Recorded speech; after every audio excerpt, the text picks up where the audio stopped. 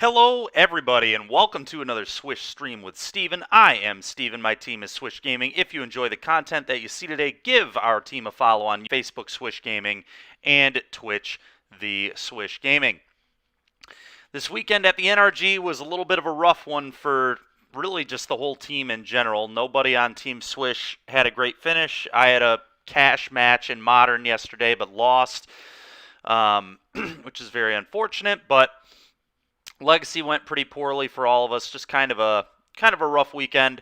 But some great news from the weekend is teammate Daniel Wharton has locked up his spot in the NRG Championships. So that's really, really awesome. Good luck to him, and that's very exciting. We hope to see him do well there and hope to help him kind of test for that in the near future. But today, we are going to take the winning list from the Modern event yesterday at the NRG, which was Sultai Infect. So this is going to be pretty sweet. This fight gets as much love or respect as it deserves. Just inherently, I don't think like the archetype Infect all that much, just because of what it does. We'll get into that in a little bit if you don't already know. But it's kind of one of those like unsung aggro decks in Modern right now. Like when people are talking about the top tier decks, they're not really talking about this deck. But honestly, it's been putting up some pretty good results. It top aided the pseudo Grand Prix in Las Vegas, and now this weekend it just won an NRG. So I think it's definitely a player in this format for sure, and I think a lot of people are kind of looking past it, and I think that really helps its rate of success, honestly. Let's kind of talk about what this deck is doing. So, for those that don't know about Infect, let's talk about it a little bit. So I've been joking around on some of the social media posts this morning saying that we're going to count to 10 today. Well, why am I saying we're going to count to 10? For those that don't know, Infect deals damage in poison counters instead of regular damage. And when you deal damage in poison counters, you only have to deal 10 points of damage to kill your opponent rather than 20, which is very effective on cards such as Blighted Agent, which is just a 2-mana 1/1 Infect that has Unblockable. We have Phyrexian Crusader, which is a 2/2 First Strike, protection from red and from white Infect creature. This card is super good in Modern right now. A lot of people are playing red and white removal. It has protection from Fury, it has protection from Solitude, it has protection from Unholy Heat, Lightning Bolt, Prismatic Ending. Pretty much all the best removal spells in Modern right now it has protection from, which is amazing. It can't be bounced by 3 mana Teferi, which is excellent. And I didn't mention this already, but Infect also deals damage to creatures in the form of neg1 counters. So Phyrexian Crusader dealing its damage in First Strike means that it will put 2 neg1 counters on whatever is blocking it before that creature gets to deal damage to Phyrexian Crusader, which could be really relevant if you're swinging into something like a 3/3. I can't think of like that many. I guess if a Darcy became Delirious in combat, well, I guess it has pro red anyway. I don't know. I can't think of a great example of a 3/3 that would jump in front of this in Modern right now. If someone else can, great. Go ahead and you can put it in chat there for us. But this card is really, really good right now. We also have 4 copies of Glistener Elf, which is a 1-mana 1/1 Infect creature, just classic Infect creature. So, what's a good thing to pair with Infect creatures when we have to get our opponent's life to, when we have to get our opponent's life total down to 10, or, deal 10 damage instead of 20 damage? Well, naturally, pump spells are very, very good with Infect creatures. So this deck's playing 4 copies of Mutagenic Growth, which is essentially 0 mana +2/+2. 2 copies of Blossoming Defense to really just stifle our opponent's interaction. 1 mana +2/+2 and Hexproof until end of turn. We've got 4 copies of Might of Old Krosa. This is an instant that gives +2/+2 until end of turn if you cast it as an instant, basically. But if you do this in your main phase, your creature gets +4/+4. So you just the whole plan of this deck is to get an Infect creature into play and then just try combo killing them with cards like Might of Old Krosa, cards like Scale Up, which makes your creature a 6/4 base power and toughness, cards like Vines of Vastwood, which gives hexproof, but then can also kick to give +4/+4. Got a lot of cool little tricks this deck can do. This deck's Nut Draw can kill people on turn 2. Turn 1, Glistener Elf. Turn 2, Scale Up, Might of Old Krosa. That's just, basically 5-card combo because you need 2 lands. But Mutagenic Growth can get thrown into the mix in those combos as well. We've got 1 copy of Become Immense, which is a Delve spell that gives +6/+6. We just got a lot of nice little tricks. Another pseudo infect creature in our deck is Inkmoth Nexus, which is also a land. So, if you've been paying attention to Modern at all, this card's really important in Hammer Time as well. Just a very, very good, aggressive land that can get people dead very quickly. Good morning, Zach. How are you doing, man? But, yeah, so we effectively, in this deck, have really 16 different creatures with Infect, which is really cool. And then we also have 8 copies of Hierarchs. We have 4 Ignoble and 4 Noble, which is really, really cool because Exalted triggers with things like Blighted Agent, things like Pyrexia, with any of the Infect creatures is just absurd. It's just like free pump spells almost and gets people dead really quick. That's good to hear you're good, Zach. Happy to hear it, man. We're going to try poisoning people today on streams. Let's see how this works out. But, yeah, so that's just kind of a very brief run through of our main deck cards. I also have this deck saved on Cardboard Live. If you want to check out the 75 there, go ahead. It's also the list that won the NRG this weekend. I didn't touch it. We're just going to play it as is, and then maybe we'll make some adjustments before we head into our second league with it. Let's go ahead and look at the sideboard here. We got 3 copies of Spell Pierce. If anyone's trying to interact with us, we're just going to tell them no. Or if they're a busted combo deck and we want to have some interaction for that, there you go. 2 copies of Fatal Push. I imagine these will be like pretty good against Hammer, stuff like that. 4 copies of Endurance, just going to be good against all those graveyard base decks, Darcy decks, things of that nature. 4 copies of Force of Vigor, very likely just for Hammer, Blood Moon decks, things of that nature. Ponza would be pretty annoying for us with all the Blood Moons. We do have some Mana Dorks, which is cool, but like a Blood Moon can be really annoying for Infect, especially 3-color Infect. So it's going to be nice to have forces for those kind of matchups.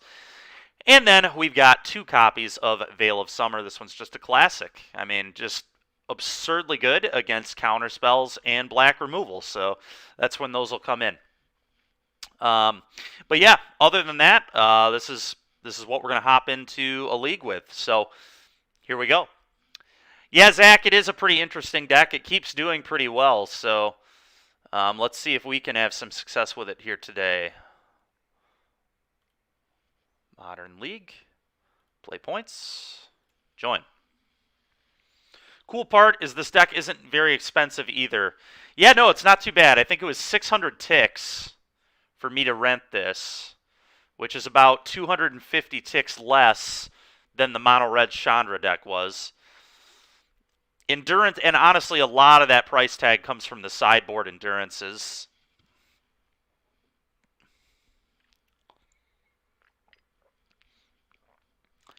Yep.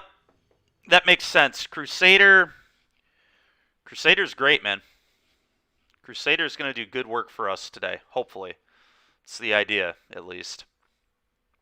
Yeah, there was only 1 printing. Only 1 printing. Very strong card. I'm surprised it hadn't jumped already after the Vegas thing. Maybe it jumped there and then jumped again after this. But deck's really good. Hopefully, I can pilot it pretty well. I mean, yeah, this hand looks pretty strong, right? I mean, we can go get... There's no copy of Watery Grave in this deck, which is awkward. No copy of Watery Grave, which means I can't play this on turn 2 unless I get Breeding Pool, which means I can't play this on turn 3. I still think I'm going to keep this hand. My mana's a little awkward, though. We're going to have to see how we want to play this, depending on what our opponent does with their turn 1. But I do think we keep this. Windswept Heath. Pass. They have no companion, so that's kind of interesting. All right, Pendelhaven. Pendelhaven. Okay. How do we want to play this game? I think against whatever this is... I mean, they've got a white land right there, so it could easily be a Solitude deck.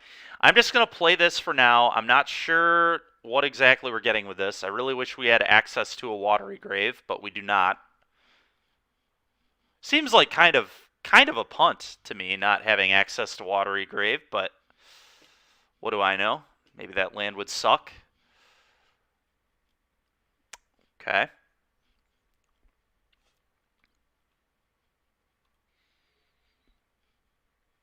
Stomping ground, snow-covered forest. Destiny Spinner. Okay, so we're playing against Enchantress. Alright, fair enough. Most of their removal is white-based, is the good news. But I'm going to get the Blighted Agent down immediately, and we're just going to try and be quick about this. I'm pretty sure, like I said, there's no copy of Watery Grave. There's not, which is pretty darn annoying. I'm just going to get the Breeding Pool.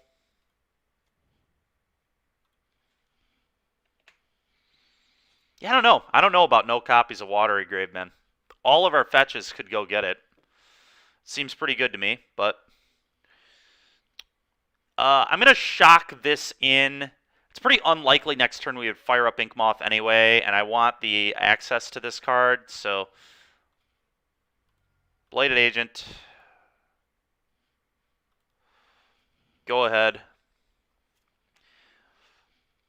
I'm being kind of greedy by putting the Agent out here and exposing it, but like if my opponent doesn't have removal, it's just like so good. A Blood Moon here will be very detrimental. I might just honestly concede to it and not waste our time.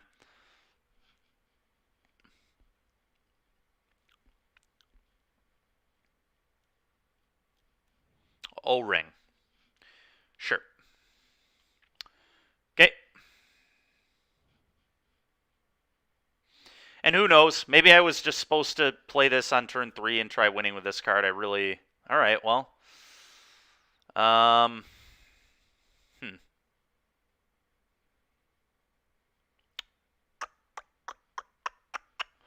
So now the question is... I think I'm going to go Inkmoth and just deploy both of these.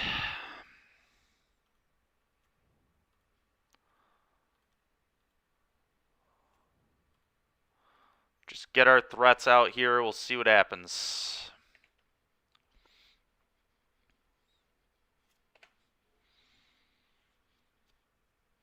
Inkmoth can technically hit for 8 with our hand the way it is.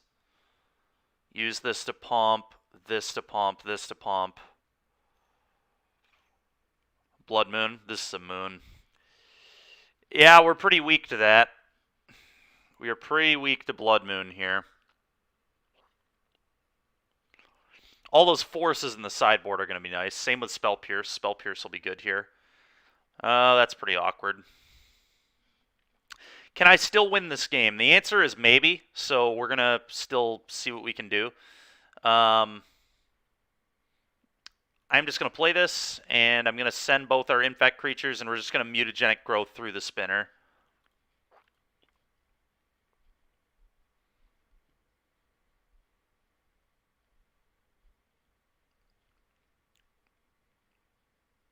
What? Why did I... Okay, well, that was certainly a misclick. I don't know what just happened. I didn't think I guess I just missed where I had priority there. That's a huge misclick. I wanted to do this. I knew we needed to do that. I just misclicked. That's all it was. All right, that's enough to just make me want to concede the game, I think. Whatever. We'll play it out. I could draw a forest, but that was just so heinous. If we could have removed this, I actually think we had a good chance still. Like, just riding this to victory was certainly possible. Yeah.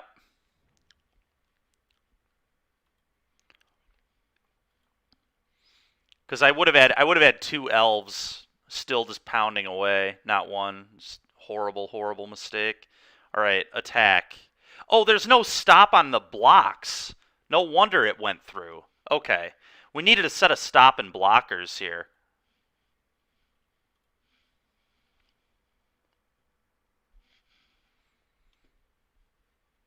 Okay, now that we have a stop and blocks, we can actually do what we need to do.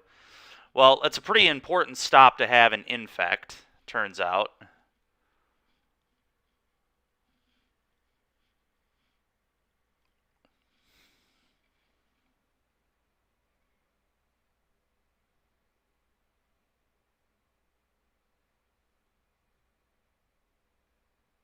One second here.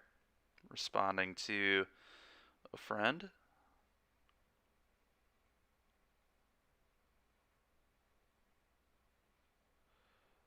Okay. Okay. Well, very unlikely to win this game, but I'm going to keep playing.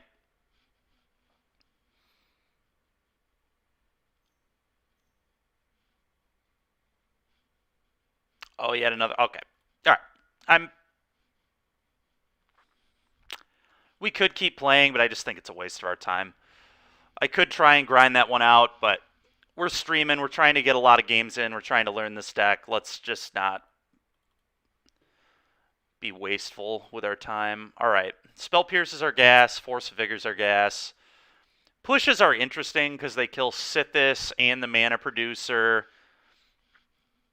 and kill Spinner if those stay in the deck. I might actually bring them in. I think... Let's see. Question is, what do I want my cuts to be here? I may just be overboarding. This may just be a little bit much. Let's not bring these in. That's probably a little much. All right. Honestly, the Spell Pierces are maybe garbage too.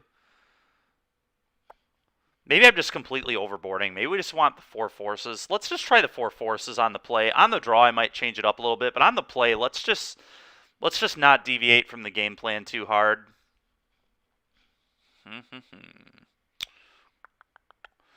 So, what are the worst spells in my deck? Mutagenic Growth getting through Blood Moon is relevant, so that might stay in here. I like Become Immense just being a huge, big-time spell on like turn 3 or whatever, potentially. Glistener Elf is definitely like one of the worst cards in the deck, but I'm going to leave it in on the play. On the draw, I might cut them. But I think on the play, it's acceptable, because it can just turn 2 my opponent. Huh.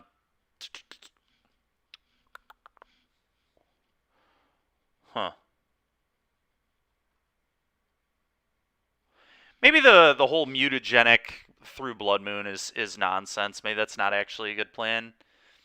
Maybe this happens a little too late. Become Immense. You would side out the Vines of Vastwood. Okay, we'll try that out. Personally, yeah, I guess they're 2 mana for +4/+4, which is pretty mana inefficient. So that makes sense. They also don't interact with us that hard.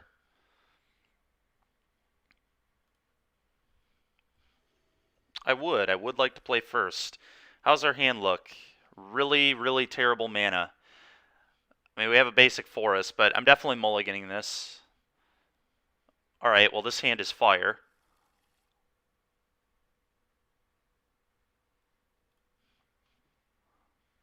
I'm definitely keeping.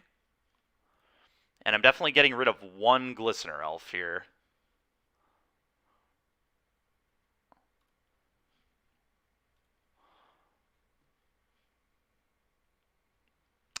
Alright. I'm going to play a Hierarch, I think, on turn 1 here, off of Overgrown Tomb.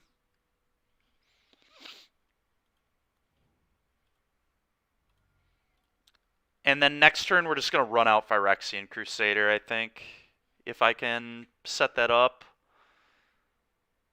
This is going to have to get a blue source to be able to cast this. I really hate that this deck's not playing Watery Grave. I don't get it. Just a one-of, man. Like, the deck's playing an Urborg. You could just play a Watery Grave instead of the Urborg. I understand what the Urborg does, but I don't know. Not loving this construction. Okay. Interesting. Yeah, I'm just going to save this in my hand, probably, in case I draw a Force ever. So this is probably never getting cast. I'm just going to run out the Crusader here. We're going to fetch Shock Breeding Pool, I guess.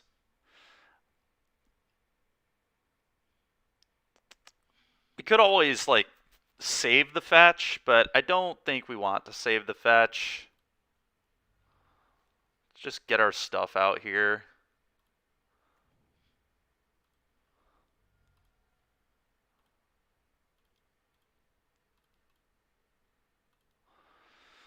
Alright, well, opponent probably can't interact with this one super well, so...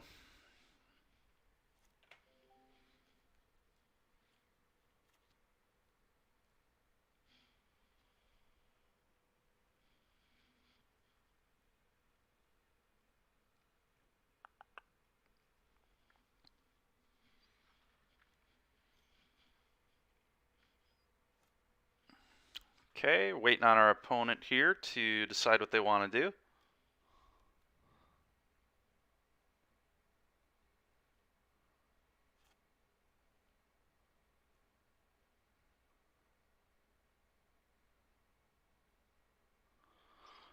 Okay, there's a Sithis. Well, we can punch our opponent for 3. So that's pretty good, I suppose. Drawing the Forest is kind of gas, too. I'm going to hide that. I'm just going to play the Pendelhaven. We're going to play this. I'm going to leave the Pendelhaven up so I could protect this from... I know sometimes people play the red enchantment, the Seal of Fire, I think. Alright, let's punch for 3. 3 poison. Get this clock rolling, baby. Funny enough, if we draw Become Immense, we can actually cast it. We have Forest, and then we've got enough mana to do it. So let's just hope our Crusader can get the job done here. Confinement's rough. Confinement's rough.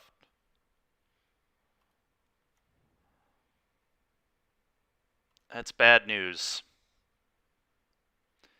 Bad news bears, as they say. I'd love to draw a Force, not another Glistener Elf. Who knows? Maybe I should have just cut the elves. How does this... I assume that they still just take no damage, even though this does Infect, because it's just a replacement effect, right? Yep, okay. Yikes. Big yikes. Well, we're in trouble here, to say the least. They're just going to discard a card and then play an Enchantress's Presence now. Yeah. Here comes a Presence, I imagine.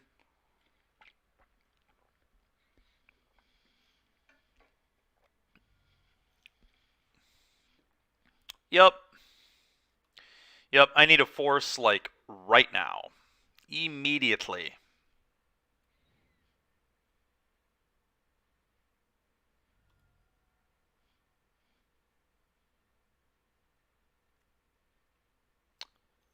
Yep.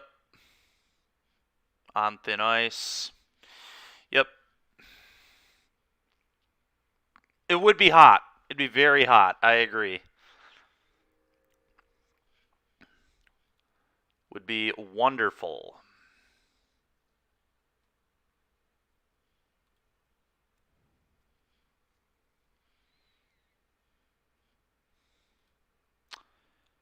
Yeah. We need a Force very badly.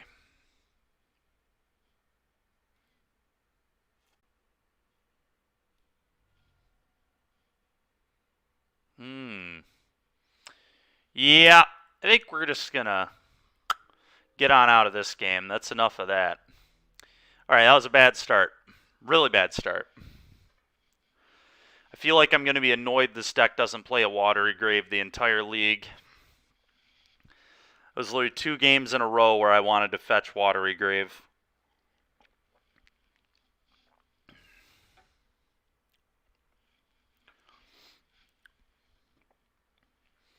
After this league, we'll probably be putting a Watery Grave in, honestly.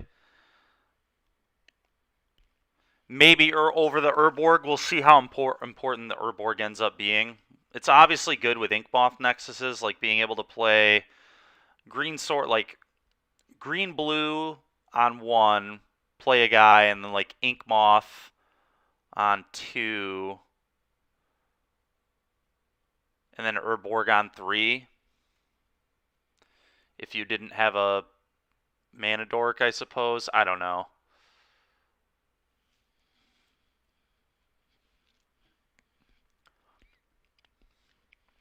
Pretty displeased with not having a Watery Grave, though,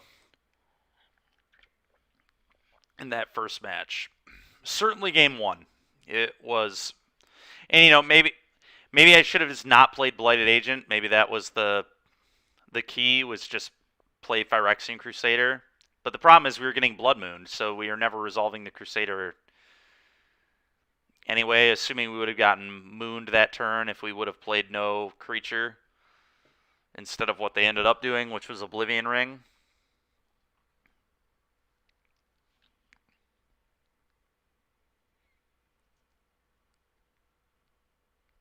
It's reasonable to assume, though, that the Blood Moon wasn't in their hand at that point, because I'd be pretty surprised if they O-ringed the Blighted Agent instead of just mooning us. Because Moon just really, like, even if I would have had, like, literal 4 mutagenic growths, they still don't die.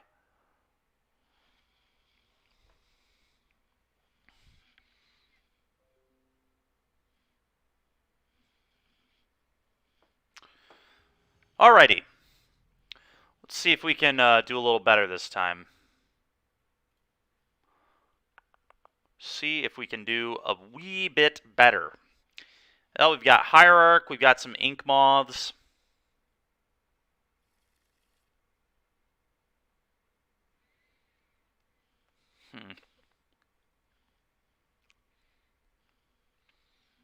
I think this hand's fine. It's not amazing, but I don't think I mulligan this. Fetch Shock, play this. Then I can play an Inkmoth. Then we get to start pounding for 2 with Inkmoth. We have some good pumps. What's their companion? Luris. They're either playing Hammer Time or they're playing one of the black-red Luris decks. I think this hand is, like, okay against either of those decks. It's a little slow against Hammer. Funny enough, we could blow out Hammer Time with Vines, though. If they play a hammer and target something, we can Vines it and stop the equip. I'm going to keep. Classic Vines of Asswood. Okay, so they have Core Outfitter, I would assume, in their hand with this play, which means I'm not even going to play this on one. I'm just going to leave up Vines, and wherever he tries to equip, I'll just tell him, no thank you.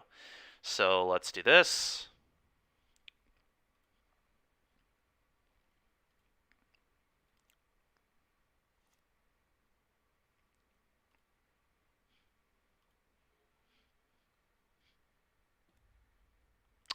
Okay.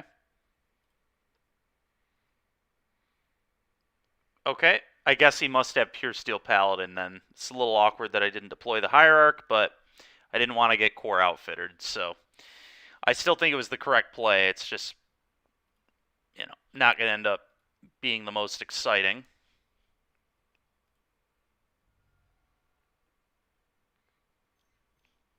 Maybe they have a Pure Steel then? Pure Steel Paladin? They probably do. Although I don't know. I'm a little surprised at some of the sequencing here, but whatever. No thanks.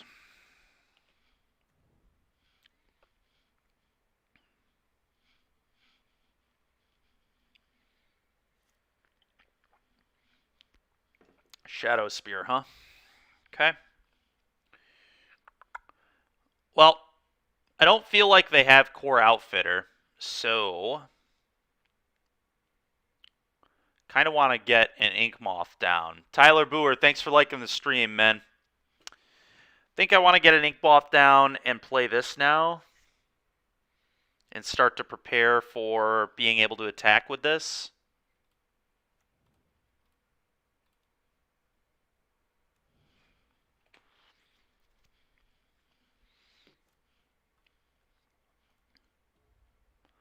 I assume their plan here is make a construct with Urza, but who knows?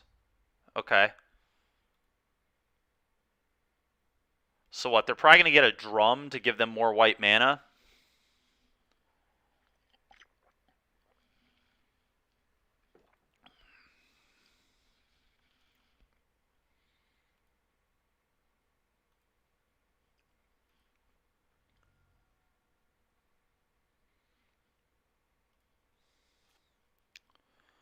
Glistener, Elf. If I fire up Inkmoth, I can hit for 2. I definitely play a land and fire up Inkmoth. There's no way I don't do that. So, let's go ahead and play, I think, a Misty here, because that makes Become Immense like a more real threat. Do I want to fire up with Hierarch? Kind of. I don't plan really on blocking with this. So I think I want to fire up with this.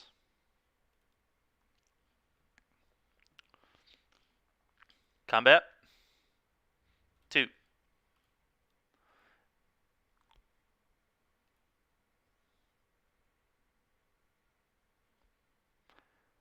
It's an interesting block. It's a very, very defensive block. I'm happy they made it. I think this was good for us. I think it was actually better for them to not block, to be completely honest. Let's play this.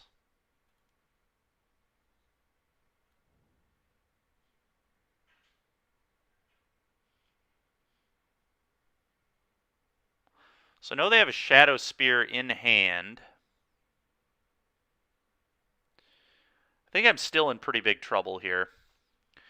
So they might just be able to one-shot us. They make a construct. If they float mana, go get Springleaf Drum, play Pierce Steel, which is certainly in their hand with how they've played this game. Then they cast Shadow Spear, draw a card, and even the Vines isn't really going to stop them because they can just move to a different creature. I don't think Vines makes their equipment fall off. I'm going to have to hope that's how it works, but I'm pretty sure that's not how it works. Yep, there's the drum that I knew they were getting. No surprise here. Yep. Cast the hammer, or they have the spear. I guess lifelink is irrelevant, is the good news.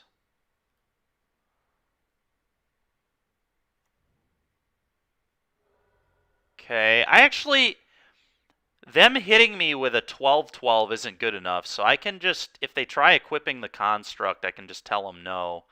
Well, that's okay. It's kind of a disaster. Draw another card, of course.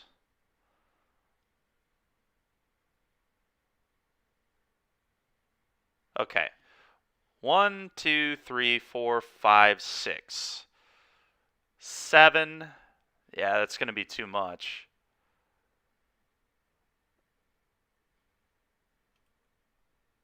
God, this card is so stupid, man. Just 0 mana to equip. All right, I'm just going to have to... I don't think it works this way, but we're just going to do this for science. I'm just going to have to hope his equipment falls off, and I don't think that's how this works at all. But I'm like 99.9% sure that's not how this works. But we're going to see if that can work, because if I do it this way, if I just do it now, then he just puts the equipment here and definitely kills me. He has 1, 2, 3, 4, 5, 6... 7 power, 17 power, 18 power of trample. So I'm dead if he moves all the stuff over to this anyway. So I'm just going to hope that this works in my favor, even though I'm like certain it doesn't.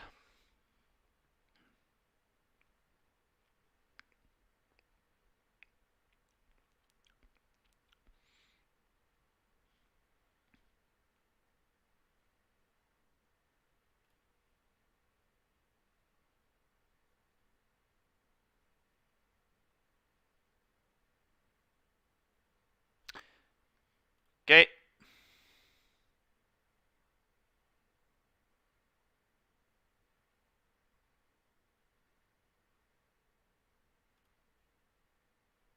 This guy just trolling me or what?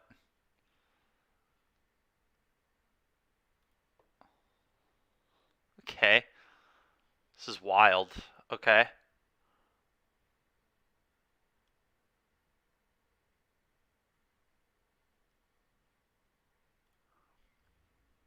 Alright, well.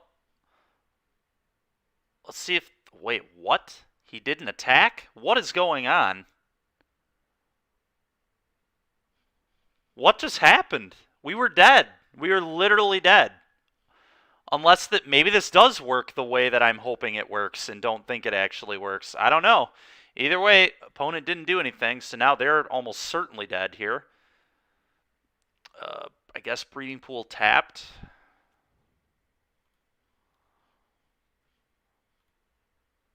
Okay. So if I fire this up, I don't even have to really play a fetch here. I can just like play Ink Moth and then fire this up, but I think just to avoid any stupid confusion, let's do this. Let's fetch a basic, I guess. Let's tap this. Nothing has reach or anything, so they've literally just killed themselves. Then I can main phase, give it +4/+4, and then kick this and kill him. Kikiku, we are absolutely dead here. Well, we were, man. I don't know what else to say, dude. Well, I can't really explain to you what just happened other than our opponent just punted a certain win.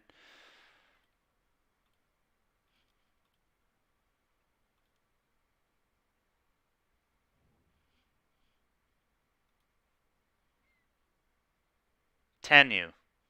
All right, great. We did it. We counted to 10. We counted to 10. Turn 4, Tenyu. Good game. All right, well, that was a miracle. But sometimes you got to get lucky when you play this game, I guess, and your opponent not understanding how to attack for lethal is part of getting lucky. Maybe I'm just an idiot and Vines does actually cause creatures to lose the equip, but I'm pretty sure that's not how that works. Can anyone else... Am I an idiot? Is that how that works? Do equipment fall off when you give them can't be targeted? I mean, they've already been targeted, so they should stay on, right? Like, they're not being targeted anymore. The target's already resolved. They're just, like, on the creature. But I guess I might be missing something to do with equipment. All right, Glistener Elf is garbage here, so that's going to be the first thing I cut. Bronze Panda, it's going pretty well, man. It's going pretty well here. We're just playing some modern Infect here. We're poisoning people. Crusader is medium here as well, honestly. I feel like Inkmoth and Blighted Agent are easily my best threats. So I almost want to trim on a couple of these and just be very all in on Blighted Agent and pump spells and reaction. I think that's the game plan. You might be wondering, well, why isn't this good? They're a mono white deck. Yes, they're a mono white deck, but they have a million artifacts. Wholesome Infect. You're right, Wholesome Infect.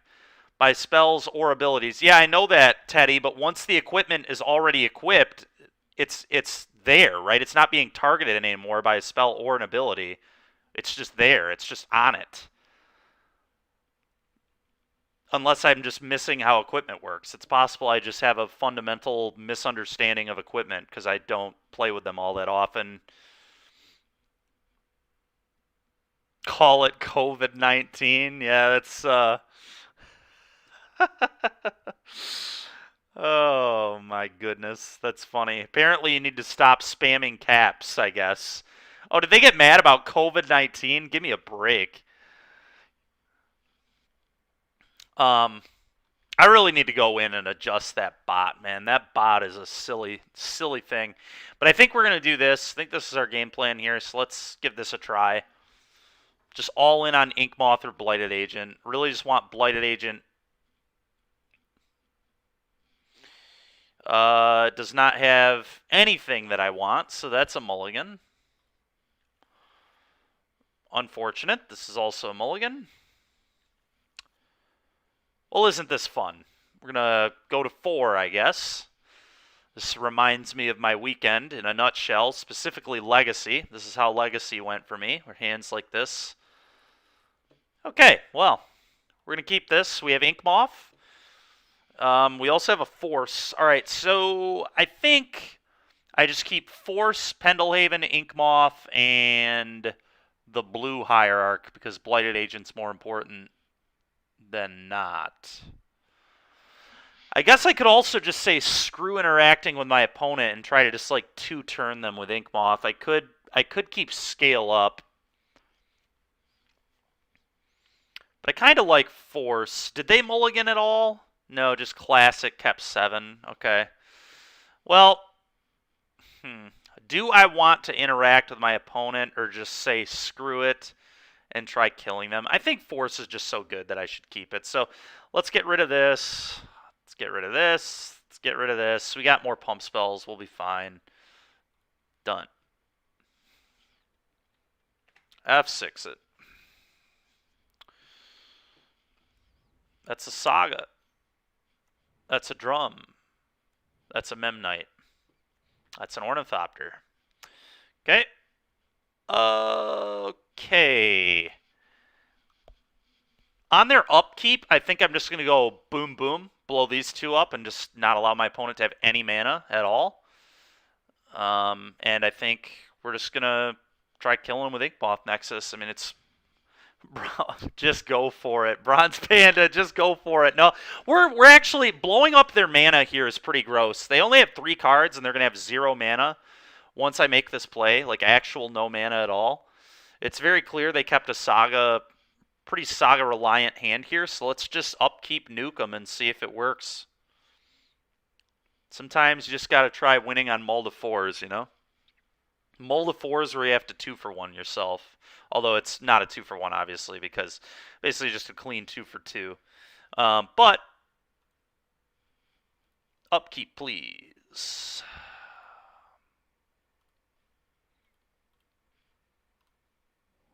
Kaboom.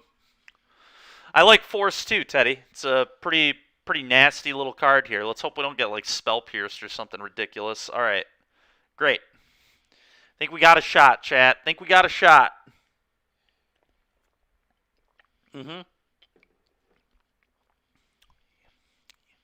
Uh-huh.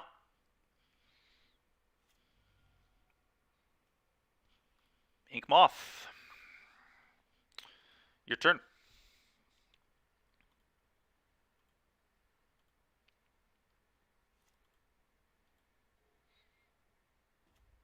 Another Saga. Okay. Okay.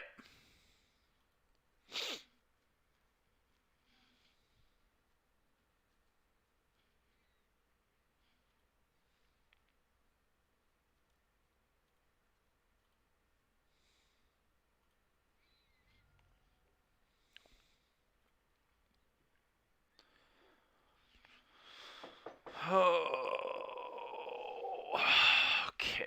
Fire up Ink Moth. Attack with Ink Moth. And I probably pump it with Haven here, I think.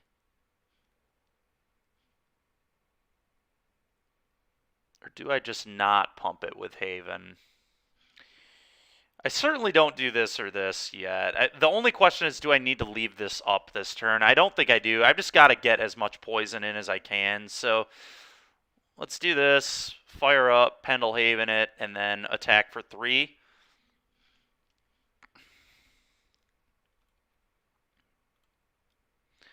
My opponent has to be kind of scared about not blocking with Ornithopter, because if I end up forcing them again, it could be a scary situation. So we'll see if they block. I think they're going to take this hit. Yeah. But that's fine. Getting three poison on them is pretty good. Okay.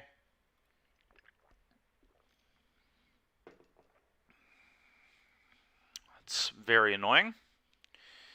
Oh, wow. Are they not going to equip right now? They should definitely equip right now because of Vines of Vastwood being a card.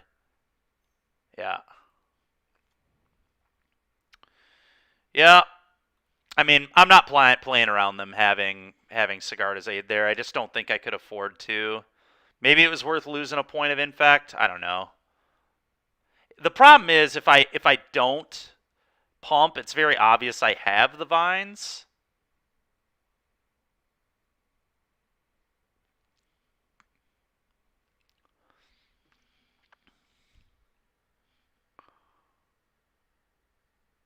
Huh.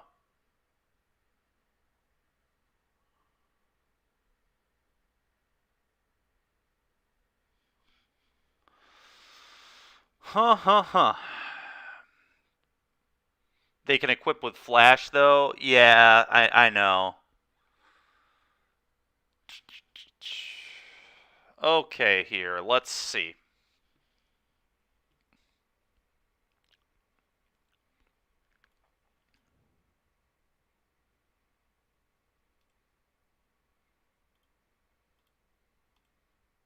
Newly controlled. So let's tap this one for mana.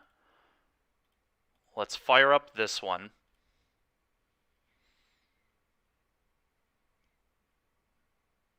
And I need to just attack and not Pendelhaven here.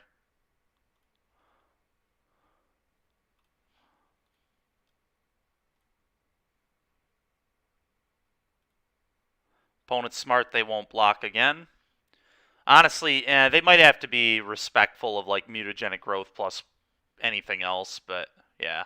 Okay, this is fine. They'll try and get Shadow Spear, and then I'll Vines their creature to make it so they can't equip it with that. I can chump with this, and then next turn I need to rip like mutagenic growth exactly.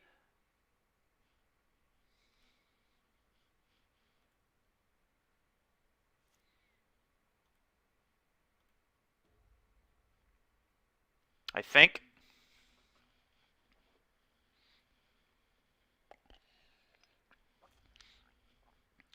Well, we're about to see if the hammer falls off. They just get another hammer.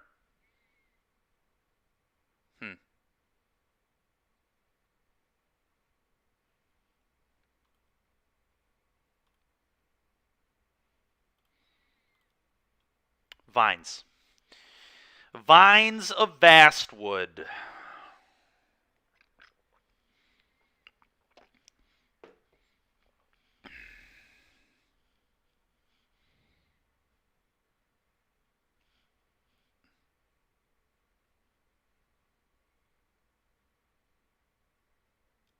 Give it the old Vines.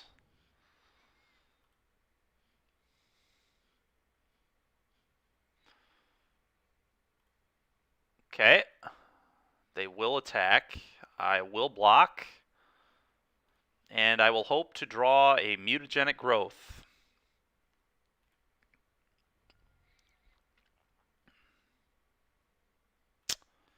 What a draw from our opponent. Kind of annoying. The Multi-4 couldn't quite get it done here.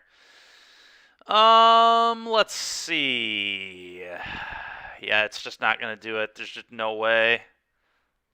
Not with the Shadow Spear, too. Yeah, just whatever. I mean, couldn't beat him on 4 cards, sure. Good work, opponent. Well done. All right,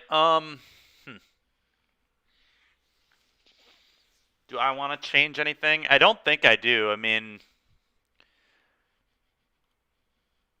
just hope to not mulligan to infinity.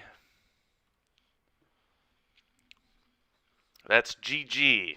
It was indeed GG. All right, well, I'm in. We're just going to try and get there with a Phyrexian Crusader.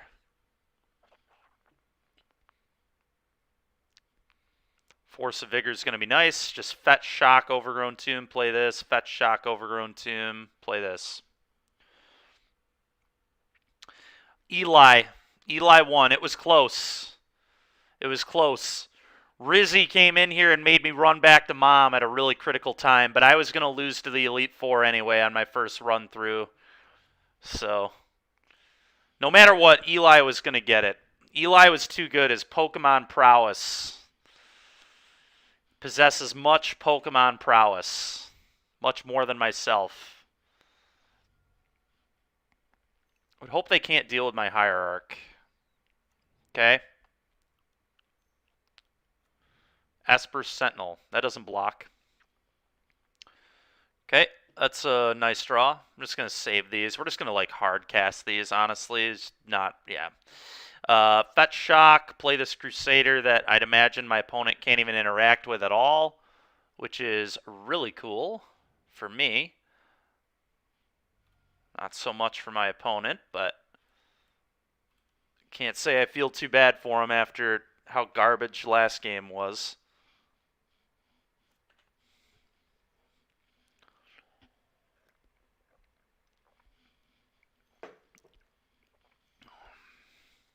Sure.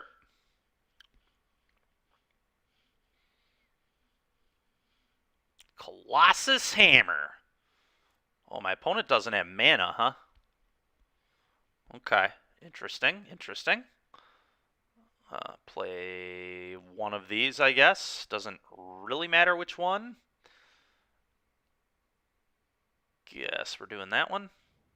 Combat. I imagine they'll chump block, but who knows?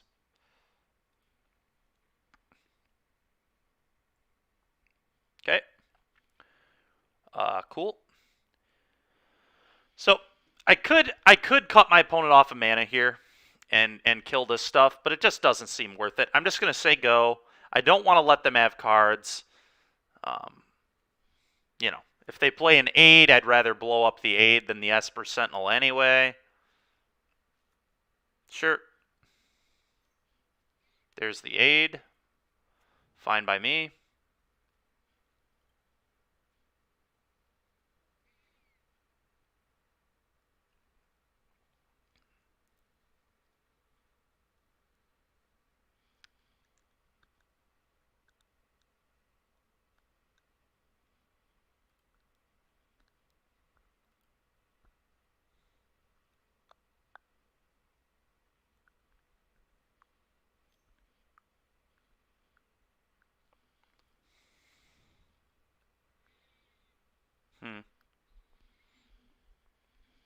Equipping there is interesting.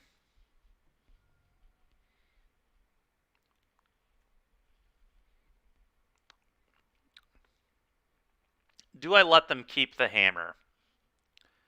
Just blow these two up and let them have hammer? I think that's fine because I have another force anyway.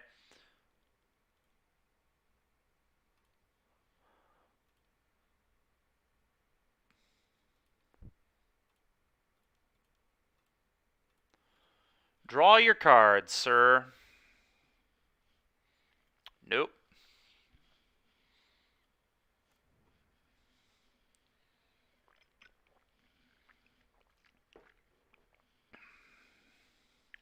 I'll take a damage. Okay, you have a Memnite.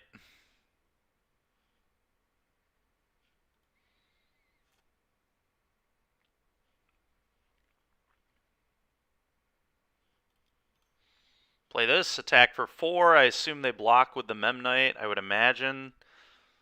Yeah, I'm just going to attack. I could play the Grove here, but I'm not super interested in that. Let's just punch. The problem is, like, my opponent... Okay, they wised up. This is definitely a smart no block on their part. Okay, play this. Go.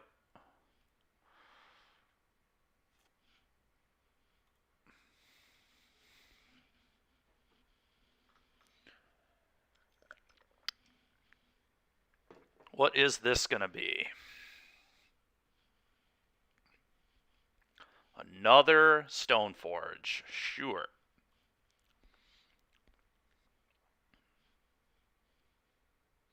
Shadow Spear. Esper Sentinel.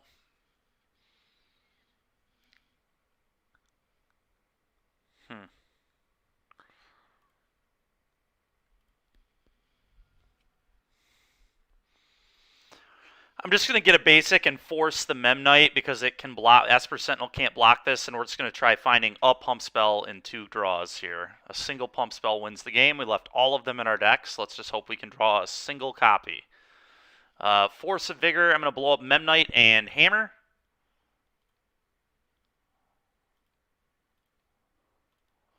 Doing this right now because I don't want my opponent drawing cards. They got one too many cards already this game for my liking.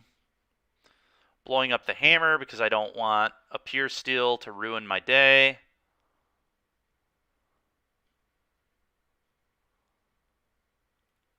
All right, we got 2 looks. Wow, opponent just concedes when they aren't dead. Gotta love it. The guy was a strong Hammer pilot. All right. Well, we'll take it. 1-1. 1-1 on the day.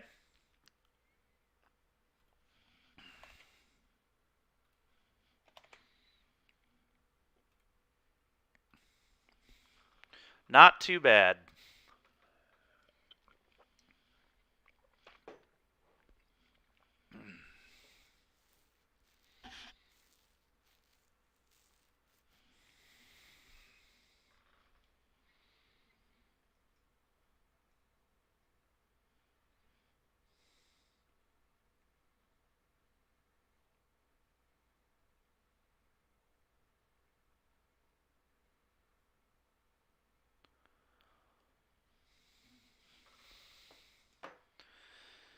Waiting on opponent.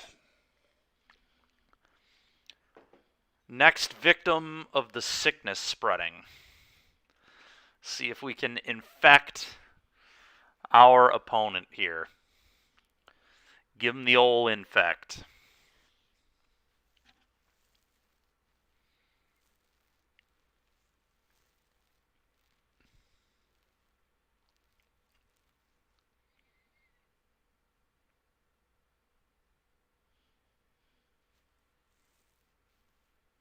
It's pretty impressive. We almost won that game on the Moldifor. Our opponent's hand was just a little too bonkers, but the Moldifor game was actually pretty interesting.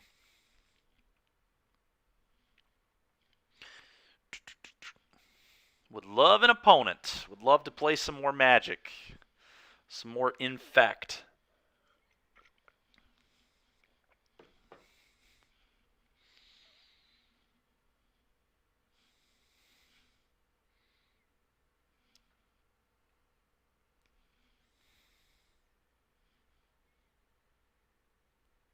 Holy smokes. Taking forever, man. Taking forever here.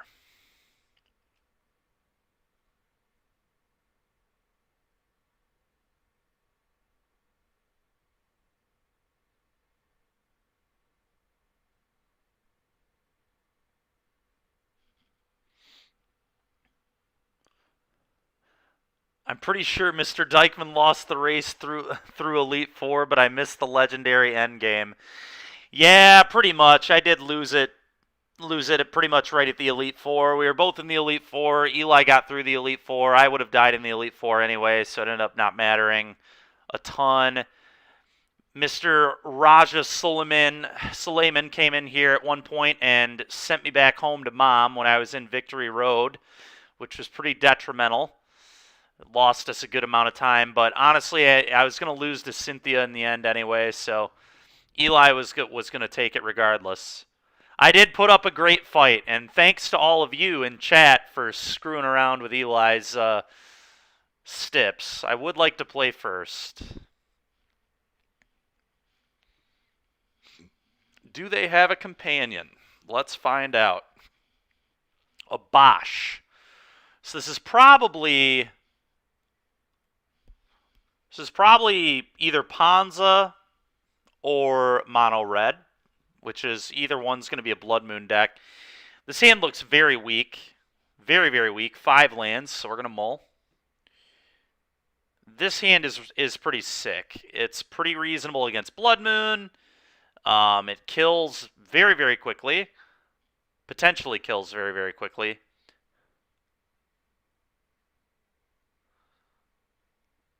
Just trying to parse out how I want to play this game. I am going to keep. What do we get rid of here? Is it the Become? It's either the Become or the Urborg. I can't decide which I like less. I guess it's the Become. Just trying to do math. 1, 2, 6, 7, 8. So that's already 8 poison. So we really don't need this. Any other pump spell is lethal. I'm just going to get rid of this, I think. Done. I'm going to lead on Hierarch here. If they kill it, it sucks, but like then I'm not losing the more important card anyway.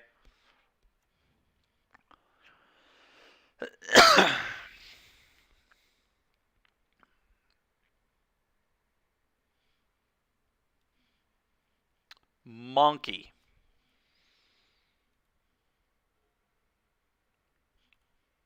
All right.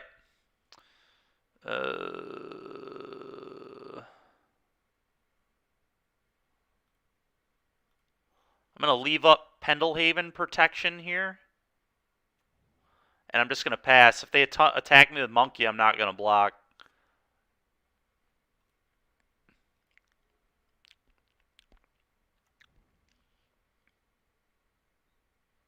Blood Moon would be annoying, but certainly beatable.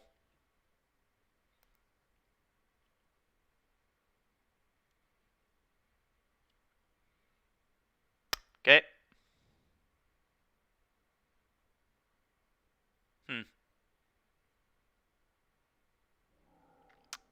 Fury. Fury. Okay.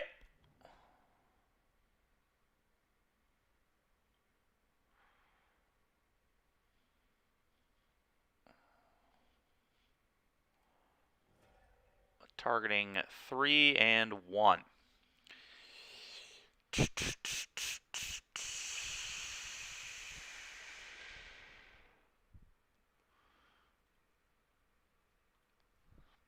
Think I have to save my elf. I can't save them both, so I'm just going to save the elf.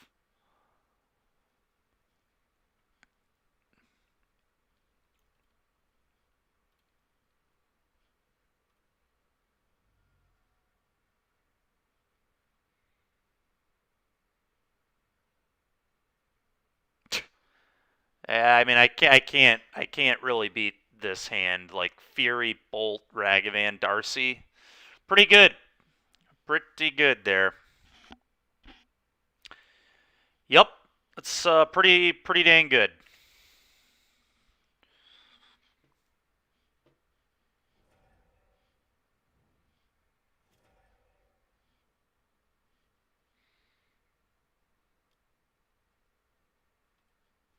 We'll keep playing for a moment here, but I don't expect this game to last much longer. That was pretty devastating. Opponent's hand was kind of unbelievable. Oh, they have more. Oh, nice. All right, a second Darcy. Why not, you know? All right, well, I guess if we were going to draw something, I can't wait for my opponent to have one more Lightning Bolt, because why not?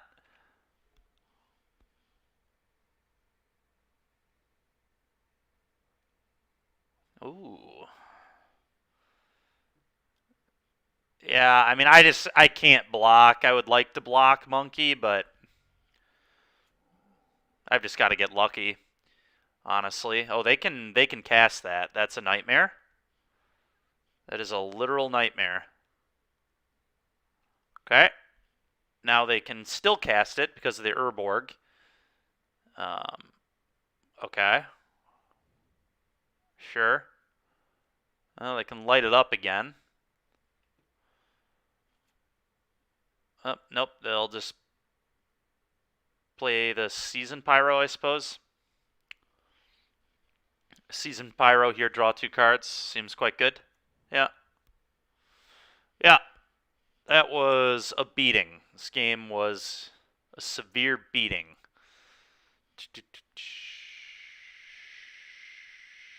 Is there any way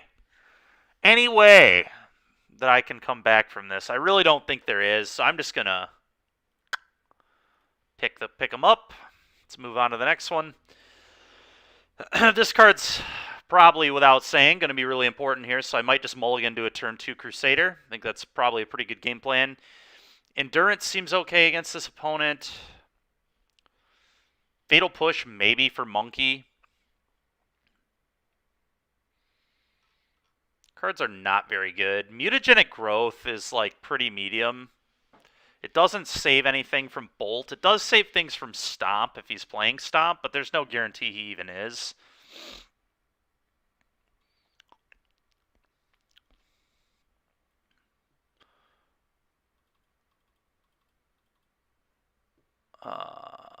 Glistener Elf feels pretty weak.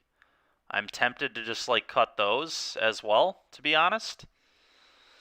But again, we're on the play, so maybe we just want to take advantage of that and keep the elf in our deck. But Glistener Elf kind of sucks. It's easily the worst creature in the deck. Not even remotely close.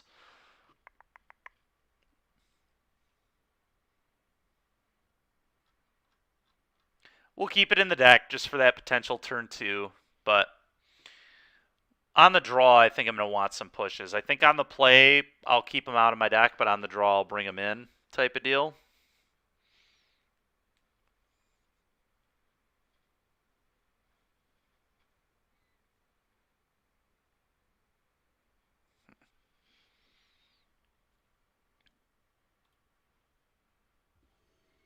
I would like to play first. Thank you.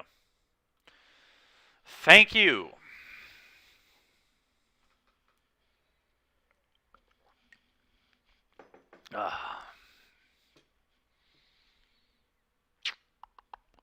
Game 1 was quite a beating. Maybe I should have left in Mutagenic Growths for Fury. I don't know.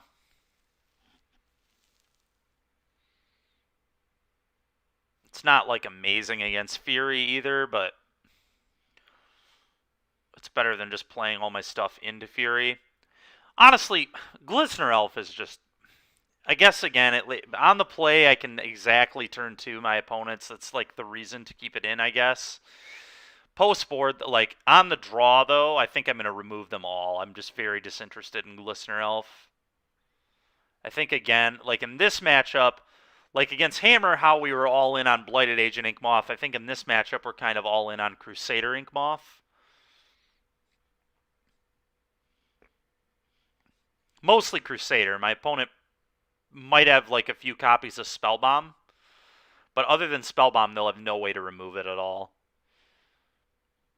They're apparently a mono red deck, so Engineered Explosives isn't going to be able to take it down unless Monkey hits me multiple times. But I can't even imagine EE's in their list.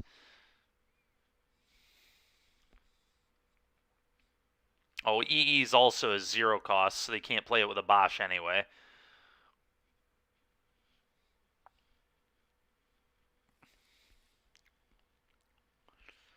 Oh, we've got Inkmoth.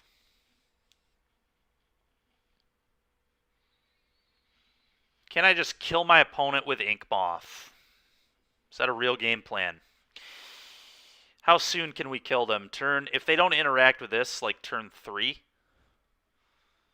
With the fetches, and go like play this, kick. Assume this might die. I think I'm going to keep the double Inkmoth hand. I think Inkmoth is going to be really good.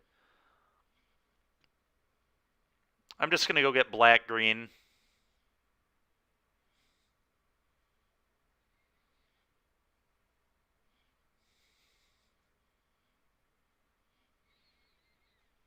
Just going to go get black-green.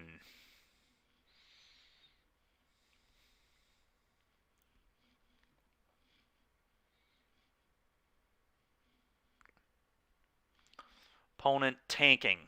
In the tank. Kept it. Okay.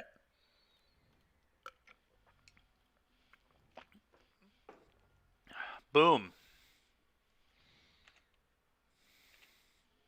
If they have removal, they'll certainly use it here, because this can just power out a turn 2 Phyrexian, which they probably can't afford to allow. Yep. Fine by me.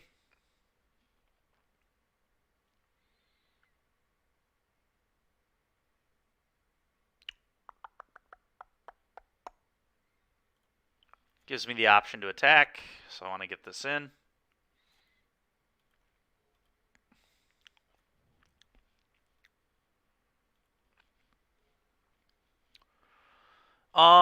There's no reason to really do anything right now. I'm just going to play a fetch land. Like, there's no reason to rush anything. I'm just going to play this and pass. I'm not trying to let my opponent use their spells right now. I'd much rather have more mana and more cards in yard. This will thin our deck.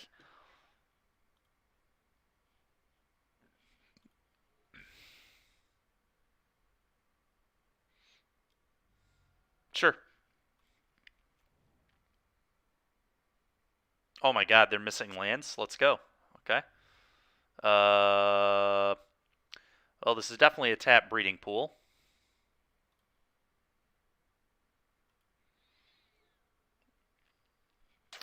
Is that just game? That might just be game. With them only having 1 mana here, unless they're playing something obscene like Gut Shot, we're good. Because I can go fetch land, fire this up, scale up, they'll respond and fetch and try to shoot it, and then I become immense.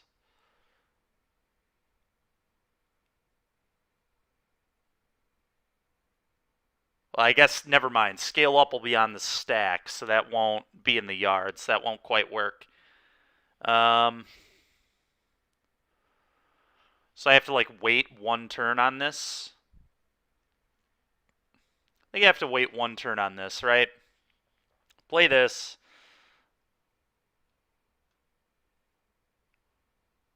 Fire up. Only have 2 mana. If I cast scale up, then they'll respond and shoot, and I won't have enough cards in yard. Doing that math right? Yeah, let's just play this. Just going to real quick run through this again, just make sure I'm not missing anything. But if I fire this up, then I were to scale up. Hey! Thank you for the follow. Cezilum I'm not sure how to say that one there. Cezilum US. You could still Vines though, right? I could Vines, but that's not good. I want to be able to just kill my opponent. I'm not trying to use this as just a protection spell. It seems pretty weak to me. I think we just be patient. Just go ahead, opponent. They only have 2 mana, so we're just going to choke their mana very hard.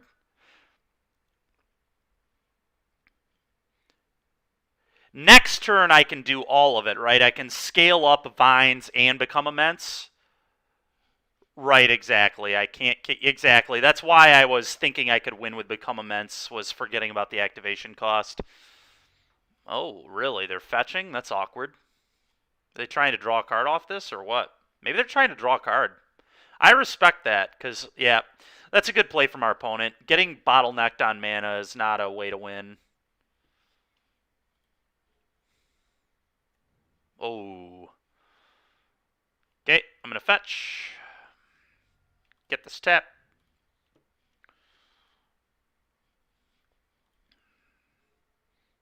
Okay. Now, I play... I suppose the Urborg is fine. Urborg's not helping my opponent out at all. It'll just avoid any stupidness happening. So play this. Animate this off this.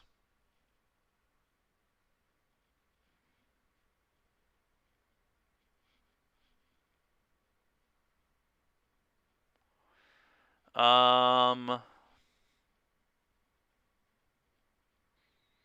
then I just scale up.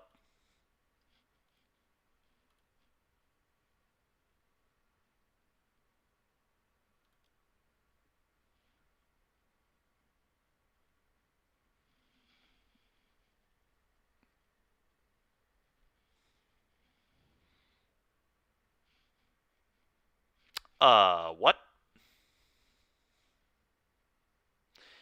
Can't say I expected that to happen. Now I think I just become immense. Them only having 2 cards, I mean, I'm just becoming immense. Like, I don't know what they have, but this seems pretty darn good here.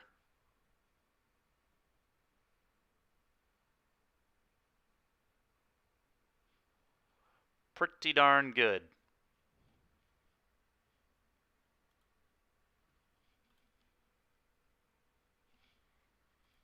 12 you. All right, we did it.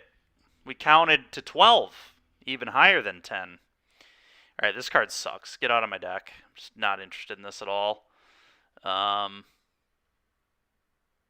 Pushes on the draw, I definitely like. Maybe a couple copies of growth.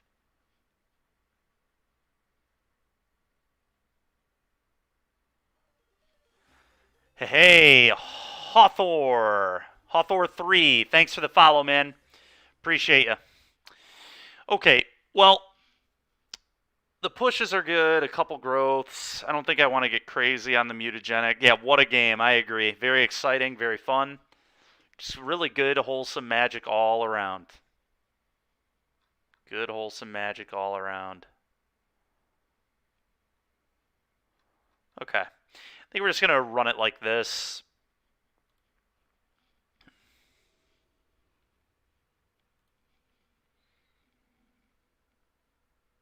Oh, cool, man. Thanks for checking it out, man. It's good to see you. We beat Hammer in this league with Infect. We're playing the list that won the event yesterday. So far, we're 1-1, and we're going to Game 3 against Mono Red Bosch.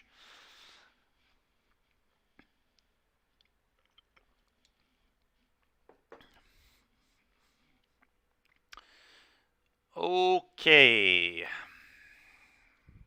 What do we think of this? No Infect creature. Yeah, this hand's just awful. We're gonna maul. The push is cool, but man, this hand's not very good either. Hand is also very bad. Very, very bad. I'm gonna mull again. Alright, well, we got Ink Moth, so good enough, I guess. Not weak to Fury. I'm gonna keep. And okay. I think I get rid of one Ink Moth.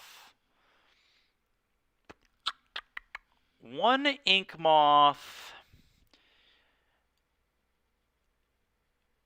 Is there a world where I just get rid of the Hierarch and just keep my pump spells?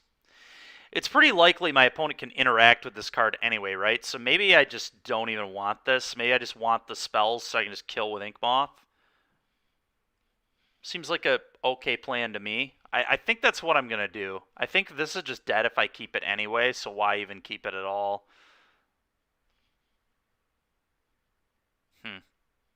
I guess this forces him to deal with it, though, is the one upside to keeping it. I could just get rid of the Might of Old Krosa, too.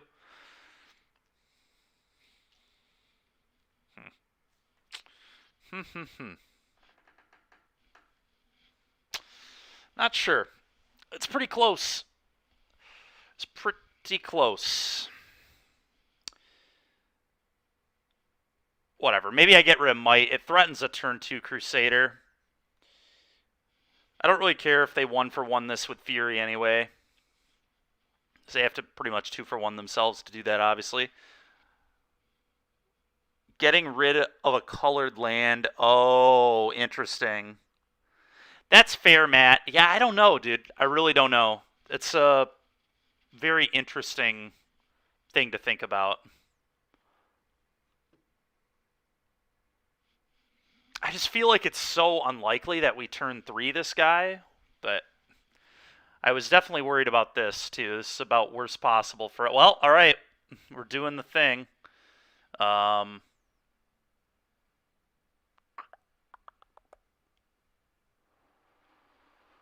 Okay.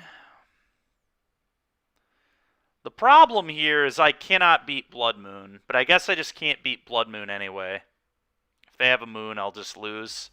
Hey, BJ Xarni, thanks for the follow, man.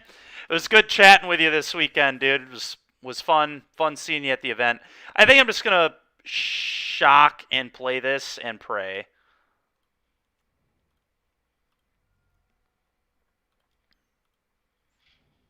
F6.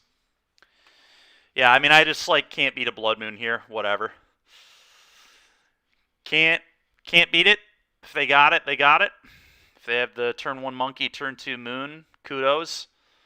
Doesn't look like that's what they have, so that's good news. You got me, man. You got me, man. Oh, my... Are you kidding me? Hits the fatal push. Well, there's Blood Moon. I cannot beat that in any conceivable way.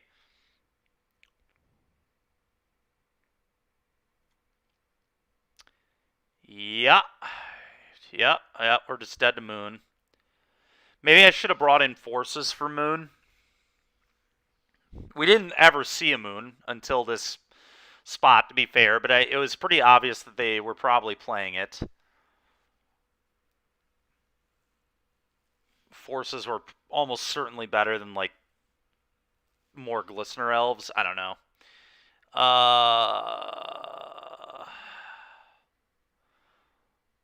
Well, I guess I just, like, play this and animate and block?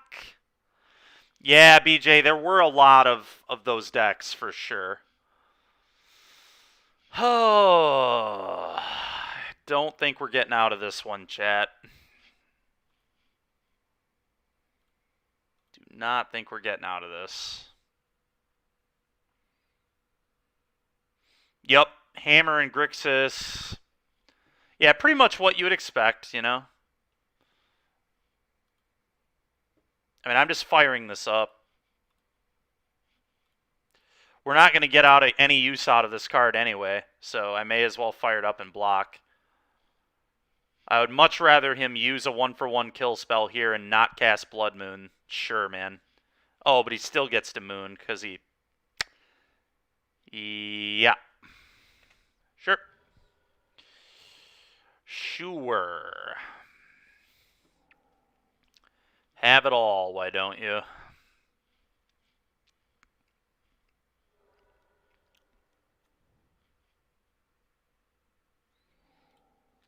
All right. 1 and 2.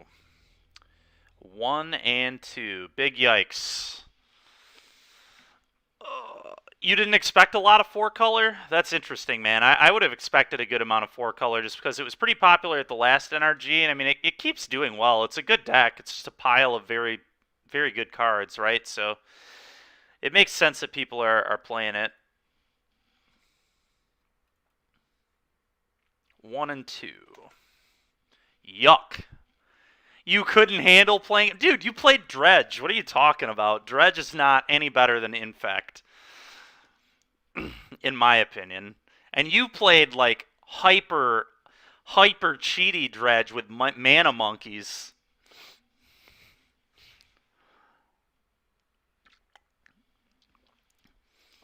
Dredge isn't the same as Infect, though. I do get... Yeah, that's fair. Just the classic ABC deck.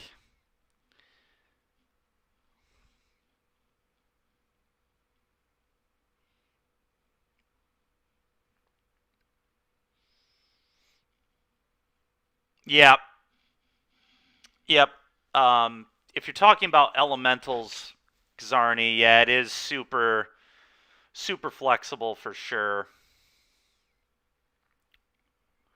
Are you going to be playing or casting tonight? Actually, it sounds like neither. Tonight we might do another stream, Larry and I. I kind of wanted to just chill at home after being gone all weekend. And it sounds like for the holidays we're gonna not do the live stream for a couple weeks, I think. Yeah, we're gonna keep this hand, I guess.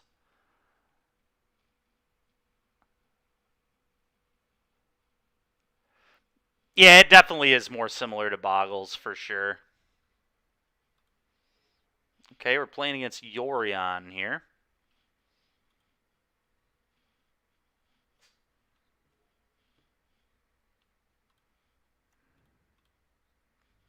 To get a breeding pool.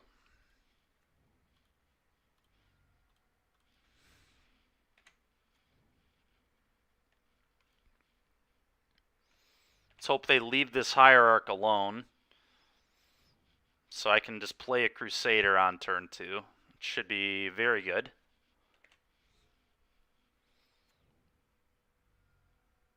You're not playing Modern until after Christmas. Yeah, that's kind of what Larry was saying. He thought for the holiday season we should just take a couple weeks off. I think it's pretty reasonable. So that's what we're doing. I'm just going to play this Urborg and slam a Phyrexian Crusader.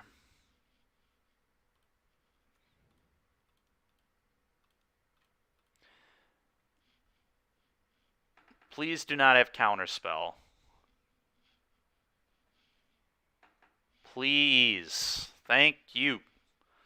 Thank you.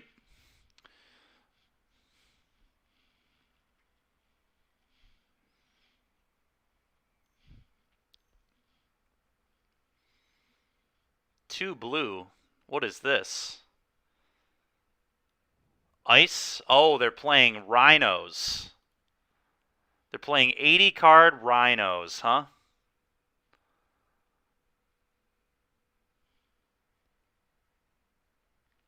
$80 Rhinos. Oh, did they miss a land? Well, that's big game. That is big game.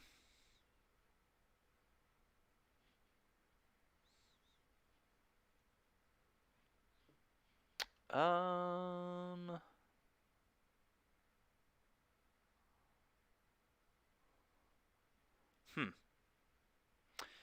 Combat.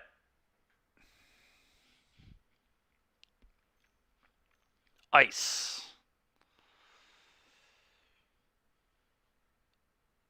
God, this is so annoying not having any pump spells at all. Just literal zero.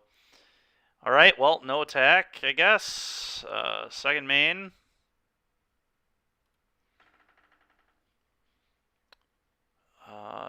Do I want to just get two blighted agents out there? Or do I want to go... Yeah, I think that's probably the best use of our resources.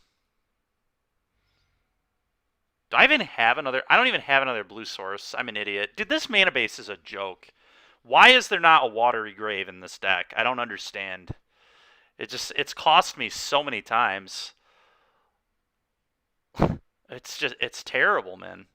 I guess we'll put that in tapped, and we'll just play this. That was bad. I should have played Inkmoth. I forgot there's not a second breeding pool in here or a water. I mean, I know there's not a Watery Grave. I've said how annoying that is twice. Are you going to Chaos Draft tonight? I don't think so. I wasn't planning on it. Is that happening at Galactic, or...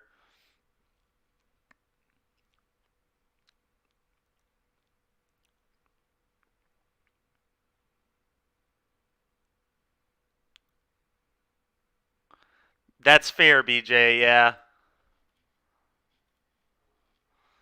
All right, Rhino me, boss. Not tonight, tomorrow. Maybe? Okay, let's see here.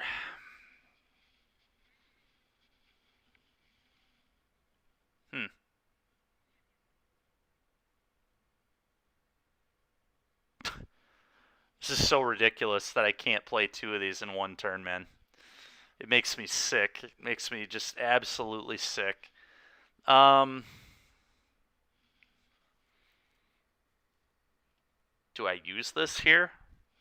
I guess I may as well. If he wants to kill it, good for him. Then I get to punch for 3, so maybe I don't care. I do lose 4 points of poison that way, though. Whatever. I'm just going to do it. If they have interaction, I don't really care. Okay. Combat. 6.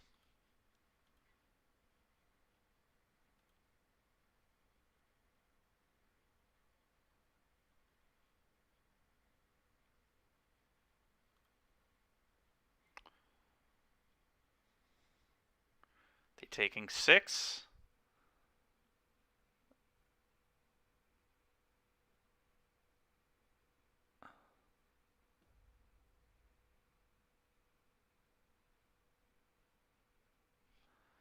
Yeah, maybe it is, BJ. All right, well, I'm just going to do this. I'm going to do this. I have 3 good Infect attackers now, so here we are.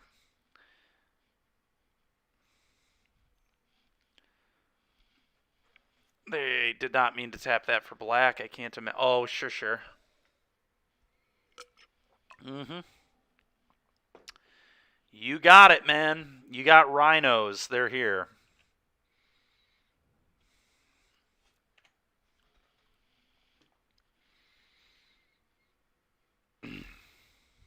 Just need to draw a pump spell.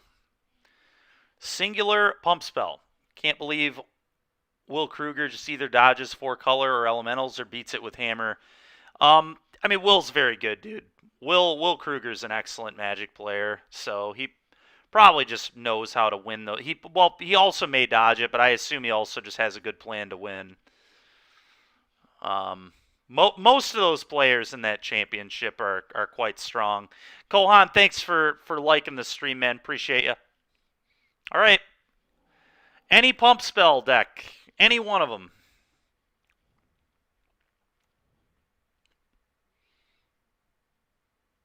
Is there any reason to block versus not block?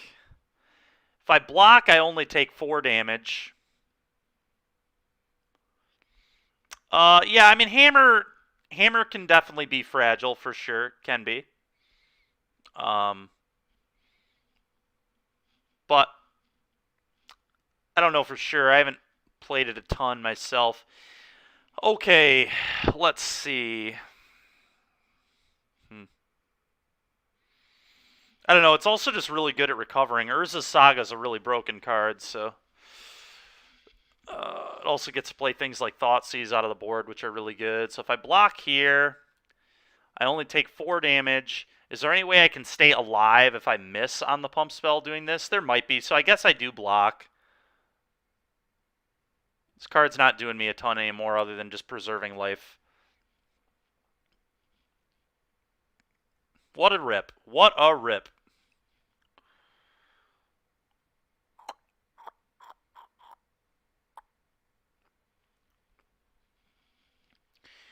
Can I survive? 4, 8. So this doesn't have trample. So 4, 8, 10, 14.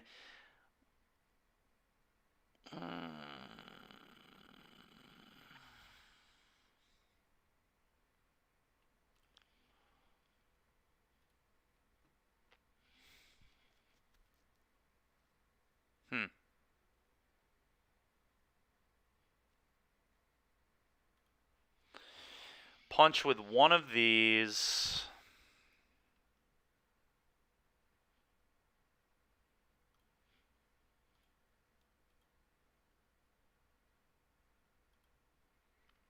Honestly, that one turn where I didn't play the Ink Moth may be coming back to haunt me, though. That turn where I thought I could double deploy agents and couldn't. Because we may be down a single point of Infect, which lost us this game, if that is the case. So if I play this, and I tap this for blue and this here,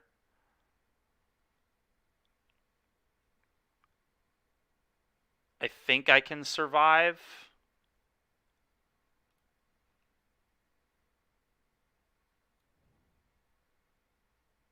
We'll find out.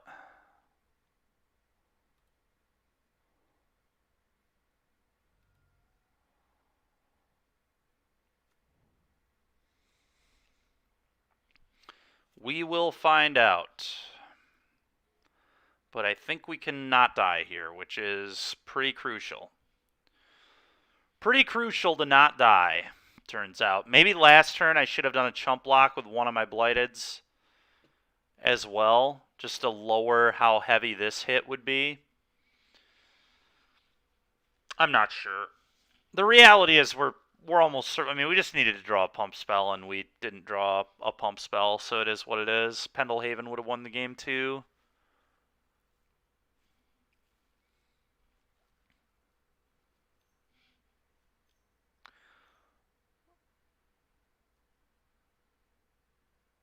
Teferi.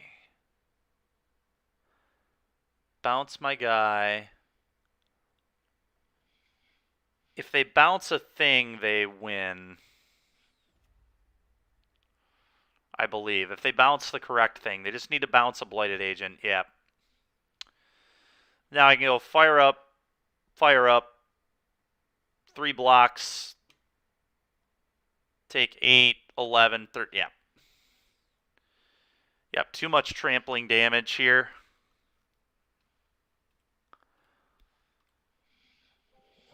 Wowza. Wowza. Been pretty tilting stuff. I think Spell Pierce good against this deck? It's got to be, right? Spell Pierce has got to be awesome here. It's probably about it, though.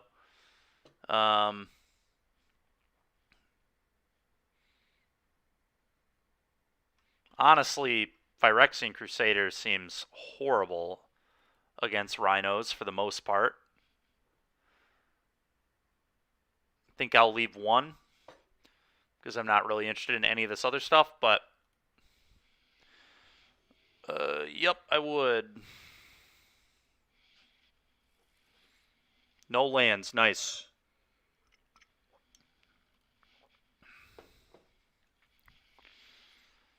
Well, yeah, I guess.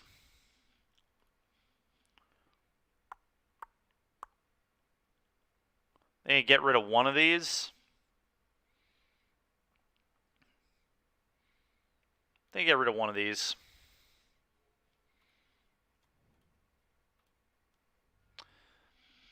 I think I like having mana as opposed to getting in for 2 poison, but maybe it's just a race and I need to get in.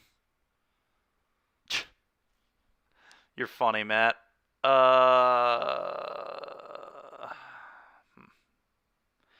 Yeah, I think I gotta play this on 1, otherwise Fire Ice just like beats me. Just stone kills me next turn if I don't play it this way. Literally anything better than Vow. It's so funny to me how much you hate Vow, dude. It's just so funny. Alright, play this, pass. Big yikes.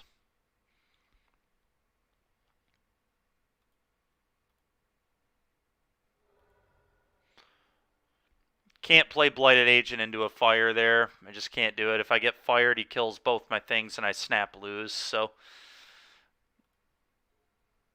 I think we just can't allow that.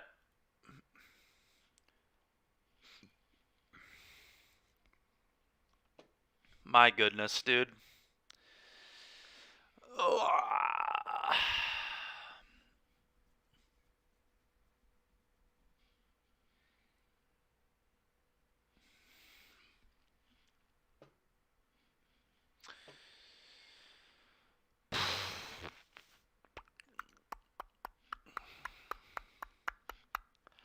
It's the best way to play around fire.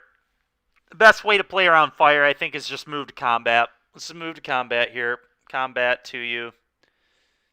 Alright, maybe they don't have it.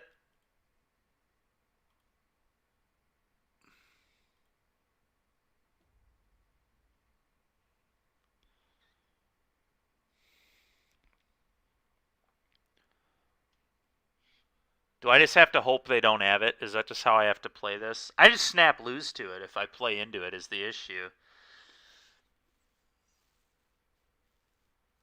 A good player, though, would have been patient here and would have just waited. I respect waiting. This card doesn't do anything. Why attack it?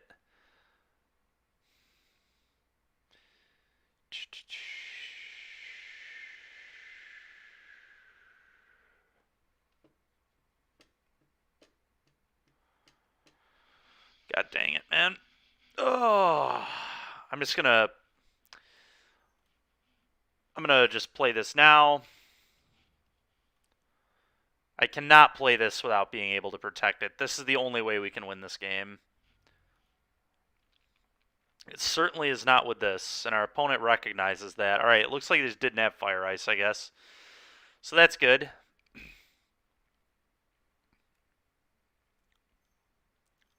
Shardless?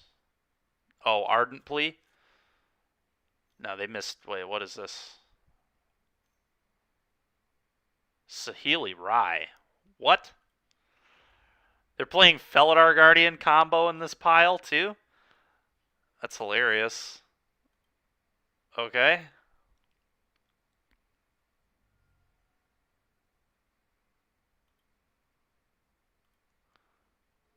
Sometimes you just gotta have combo in your Rhino deck, you know?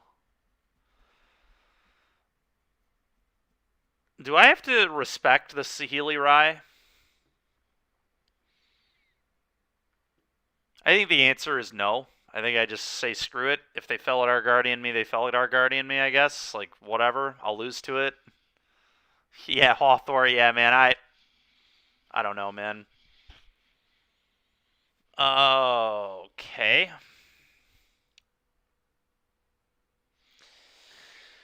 Okay. Well, if I punch my opponent for 3, it sets up lethal with it. I mean, I just, like... I'm not going to respect it, and I'm sure I'm going to lose to Guardian, but... I don't think I can afford to. I think the Rhino plan is just too good against us.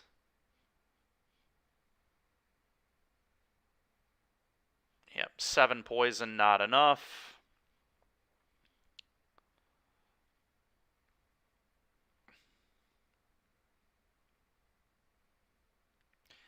I guess I could pop this and try to draw a mutagenic growth, but it seems not amazing.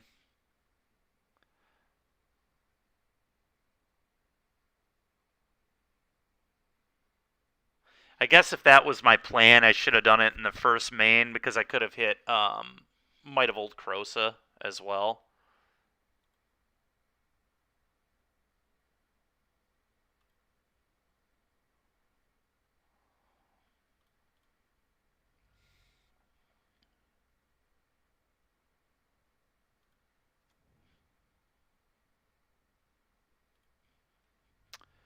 Was the wrong land to tutor up to. Doesn't bluff Spell Pierce. Not a huge deal, but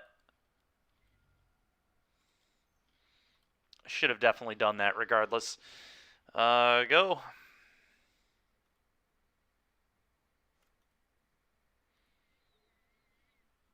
Maybe I just respected Fire Ice too much this game. I mean, obviously, turn 2, we could have got in for an extra damage, which would have been lethal with both these. I didn't expect any of this. I didn't expect Saheeli Rai. That is for darn sure.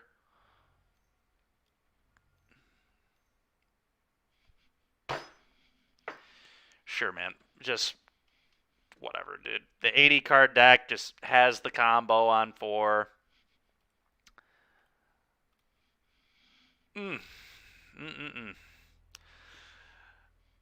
Pretty stupid. Pretty stupid. I did not expect that to happen in the slightest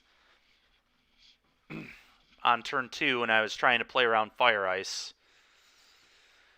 Okay, well, this league has been a disaster. 1-3.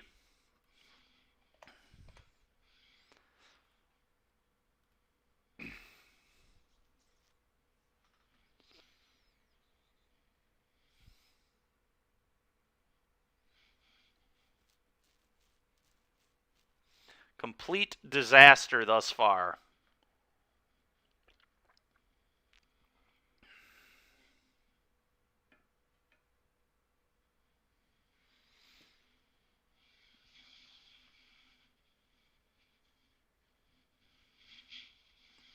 Let's hope we can at least get some amount of play points back from this league.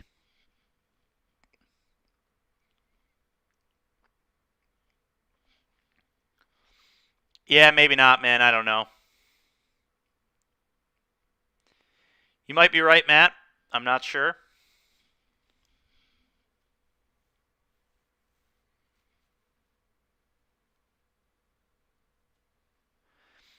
Yeah, the problem was, again, I just, like, I stone lose to Fire Ice. Like, I was trying to not just be stone dead to Fire Ice, and I feel like I was pretty much stone dead to it if I did that, but maybe not.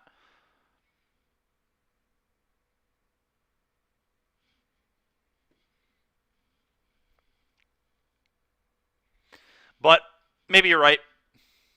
I guess I still could have saved one of the things he targeted. The problem is, though, it's still not lethal, because then I lose an Exalted trigger. But, I mean, you're right. I guess I just shouldn't have played as hard. I mean, obviously, I shouldn't have played as hard around it as I did. I could have won. I don't know.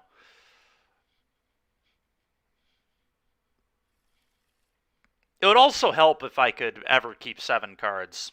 I mean, we have seen 0 lands many, many times. This hand does not have an Infector. Mulligan again. Okay. Well, this one could just kill our opponent on turn 2, and I'm on the play, so we're just getting rid of this, and we're just going to try winning the game on turn 2. All right, let's peel a land. Peel a land.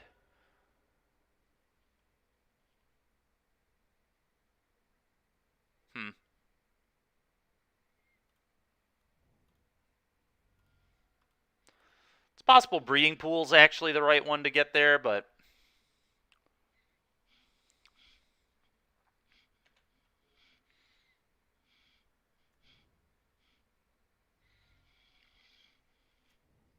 Mill. Playing against Mill, huh? Okay. Oh, that was a really good draw. Really, really good draw. Let's go. To you.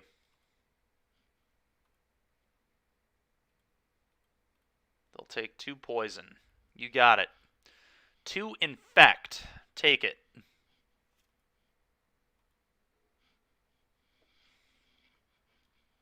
Okay.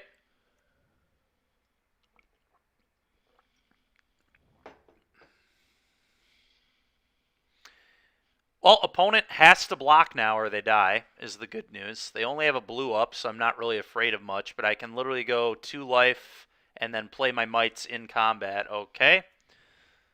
Oh, this is a little ridiculous, but it's fine.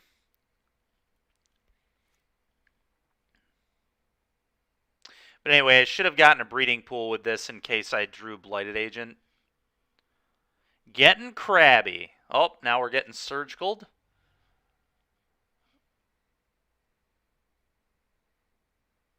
Resolves.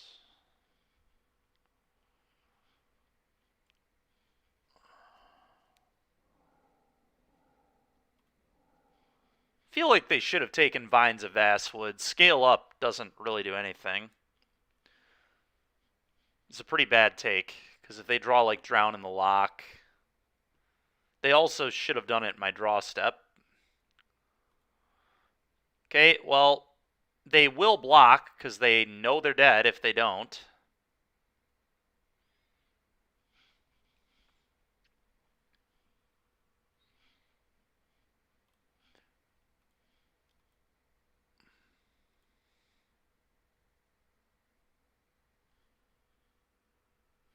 Yep.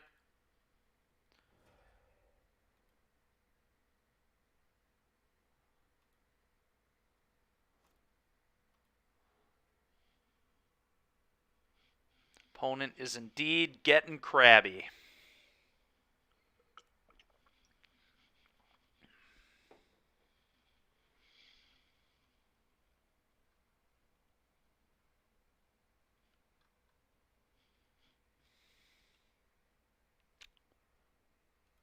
I don't understand why they didn't just put Luris in hand, but that works.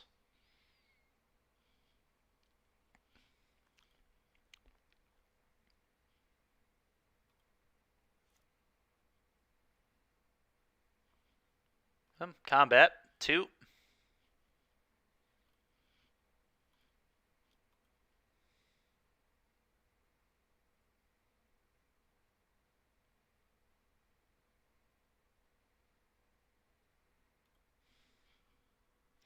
The Abyss, as they say. Yeah, that's why I thought they would put Luris in hand there, because then they could have set up just play Luris and replay Crab over and over again.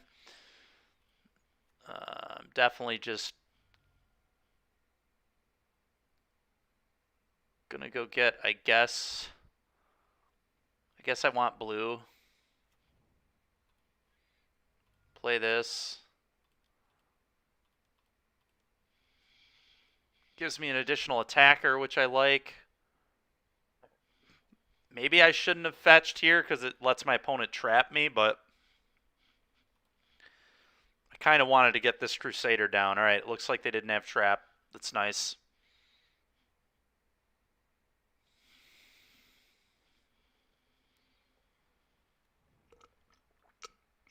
Mm-hmm.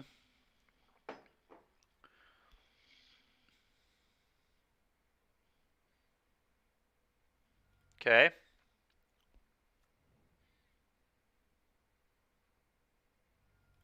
Okay.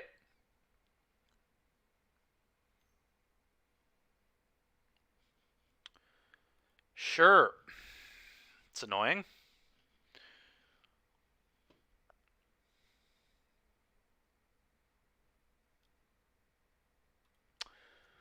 Okay.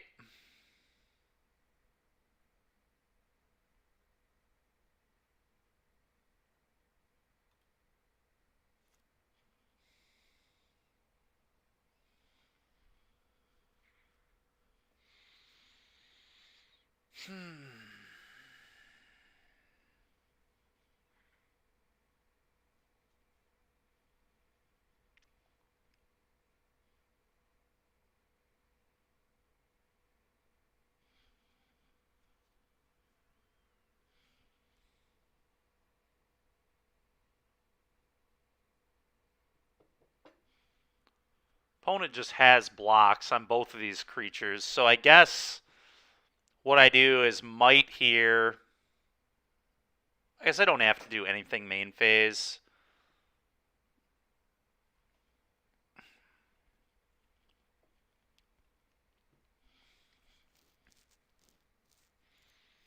Yeah, I don't actually need to do anything main phase here, right? So let's just send both, I guess.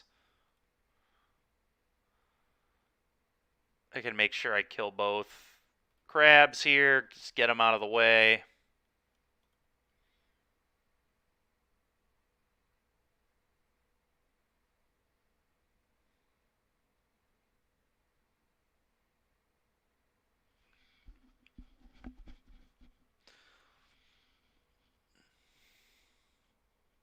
Sure. Sure.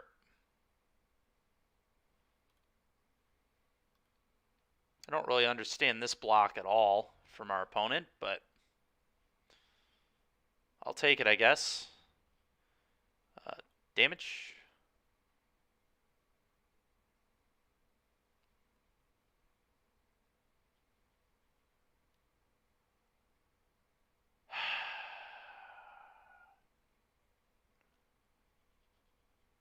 It's so annoying, man. So annoying. Okay.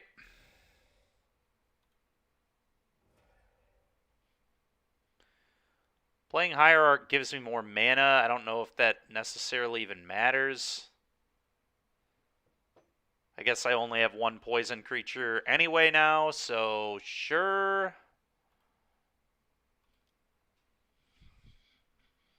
Kind of hate giving my opponent that information, but whatever.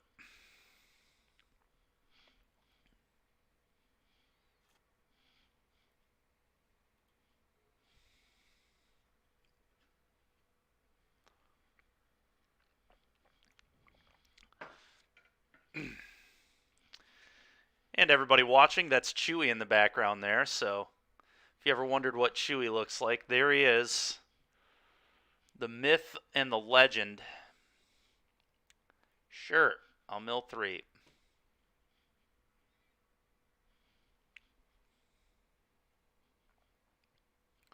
Opponent can just straight cut me off blue mana now, which they probably should do. Really.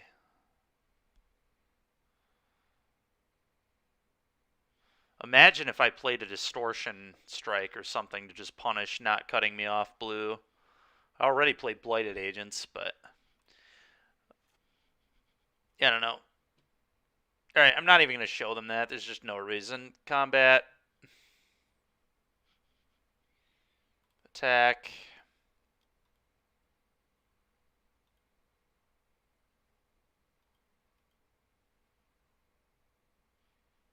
Sure. Dude, what is this guy doing? Like, we're probably dead either way, but, like, why would you not... So they must just have the trap, but the trap's free. Why would you cast it when you just field and force me to search? Like, I don't know. Just seems really terrible. Like, yeah, I know you have trap, but you could have just fielded me and just had lethal, by the way. Or had the full mill. I'm sure they have another mill spell that's just would be very fitting, but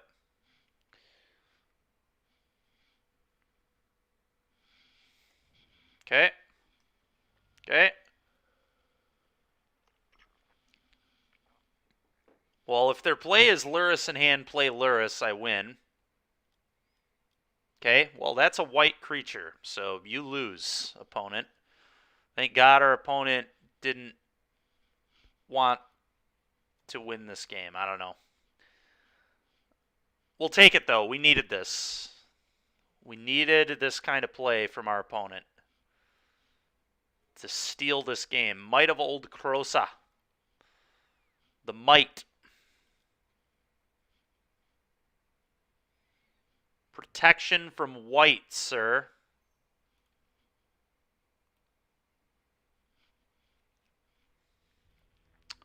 Yikes. All right, well, let's see if we can get this 2-3 here. Spell Pierce seems good.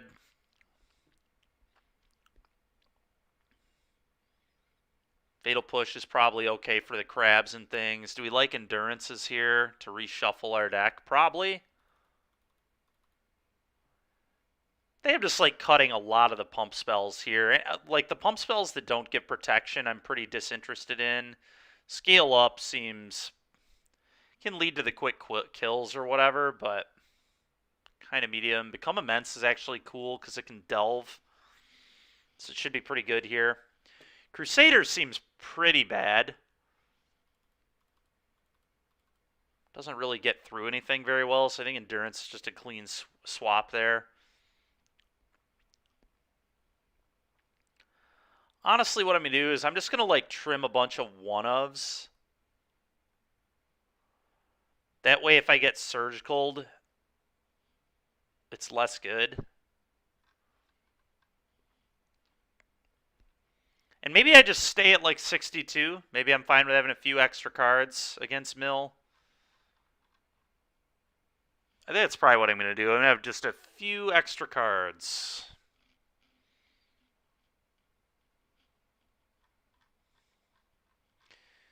Because why not? Why not?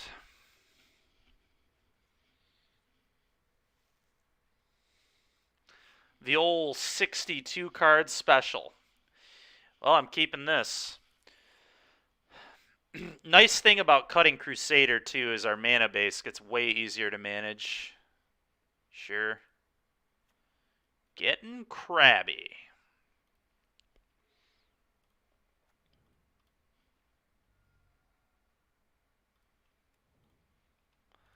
Seems like my opponent doesn't have anything, so that's good for me. Okay, not another crab is nice.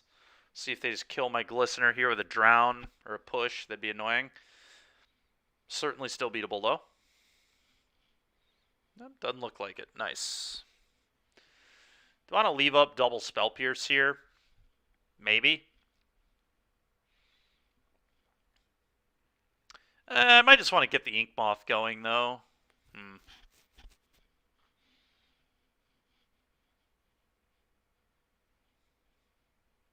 Oh, I can't even get another blue source anyway, so playing this is pretty much useless.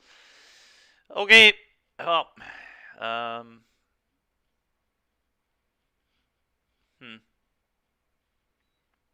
Don't really want to blow a pump spell to kill this crab, but maybe I'm supposed to.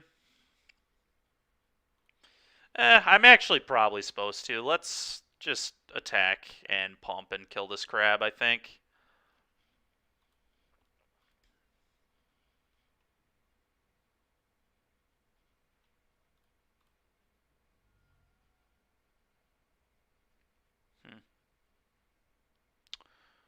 I do have Fatal Push, so I want to get this for Fatal Push, I guess. Might. Want to kill this crab, please. Absolutely not. With that Fatal Push.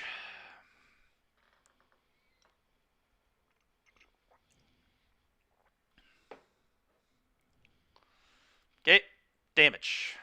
Get that crab out of here. Get it out of here. It's your crab in the graveyard.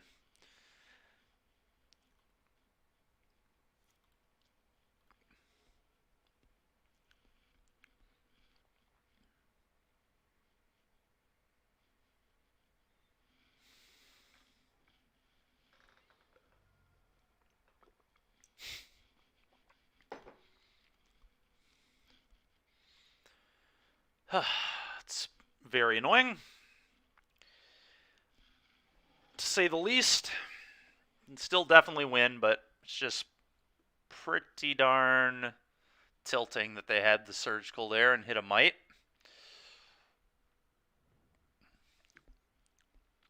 Well, I guess they didn't hit a mite. I cast the mite. Was definitely one downside of doing that, but here we are. And kill my guy now too. Sure, man. Missing a land, I guess that's some upside. All right, well, now that I drew another, I'm just going to endurance myself right now, so I cut off surgicals and I cut off drown in the lock, being able to counter these. We might just beat our opponent down with endurance this game, honestly. So cast this. Just get this right on into play. Target me. Okay. And F6.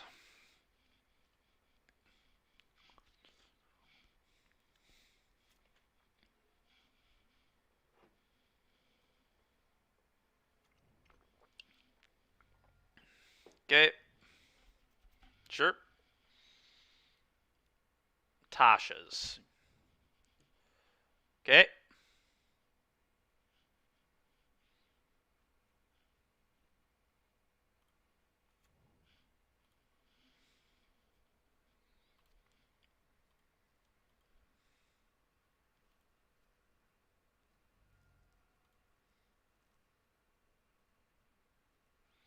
Yep, opponent's just on a 2-turn clock to 2 endurances, so I'll leave up endurance here, flash it in, probably hit my opponent's yard, so that way they can't lure us back crab.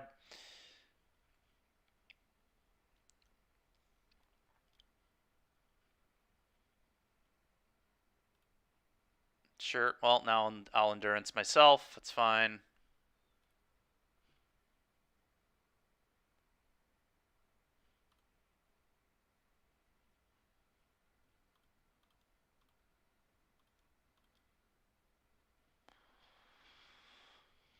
Timing on this I don't think matters that much.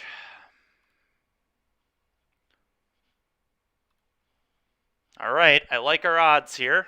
Just on opponent on 2-turn clock to some 3/4s. Flash it in. That's right, Matt. Flash it in. Oh, scale up. That isn't particularly good.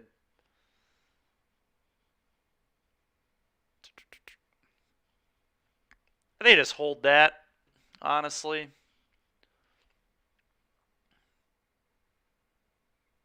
Do I want to fire one of these up? I probably do. No huge reason to not, I don't think.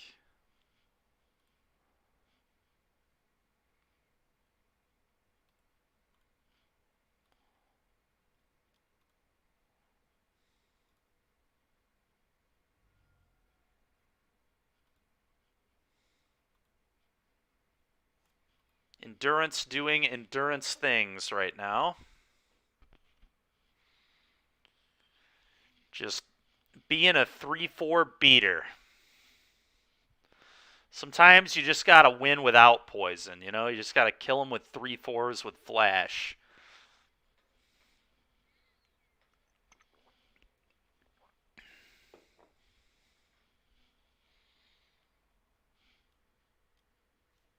Oh, no. I would like that to not resolve. Please and thank you. All right. Well, we got 50 play points, which means we only lost 50 in that league. That was pretty awful, to be honest. It's a very unexciting league. Let's go ahead and... Okay. I feel like this deck should absolutely play a single copy of Watery Grave. Screw this Waterlogged Grove.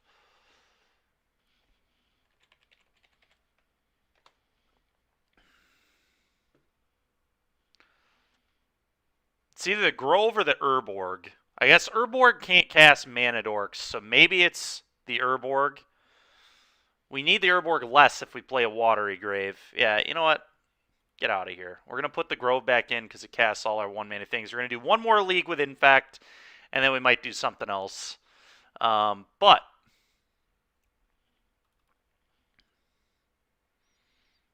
going to have to rent that Grave as well, which is fine. Grove.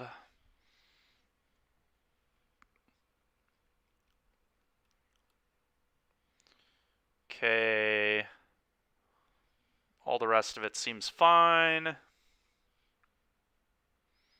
Let's go ahead and let's make that rent.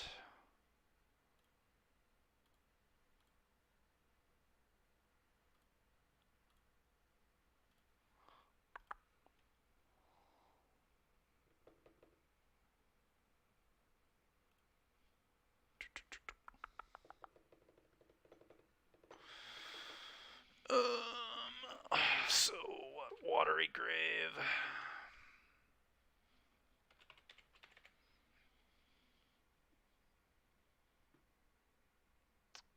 I mean, it doesn't really matter where I put it, I guess. Let's just put it there. Get rid of all these other cards so we don't rent everything again. We'll make that rent in just a moment.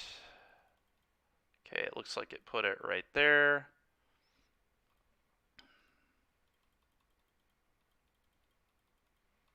Okay, let's rent this Watery Grave.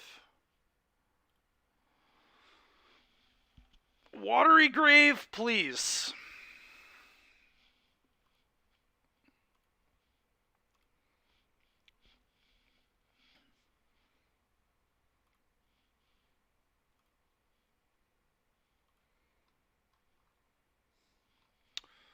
Hopefully this trade for Watery Grave won't take too long, and then we're going to hop in another one.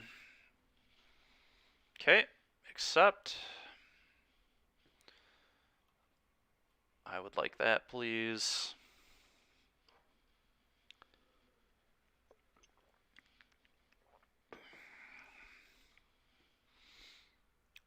Stack's mana base is a stretch, to say the least, but hopefully this league will go a little better for us. At least they go fast. At least they go fast. Okay. Let's go ahead and try this again.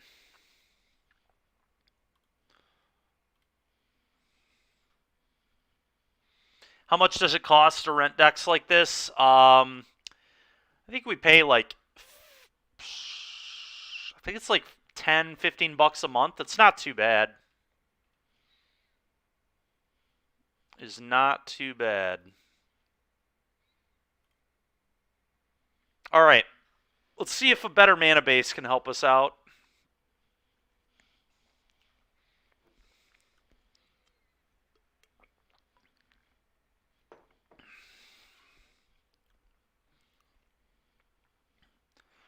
It was a pretty egregious league a moment ago. I had to mulligan a lot. I don't know if that's standard for this deck or what, but...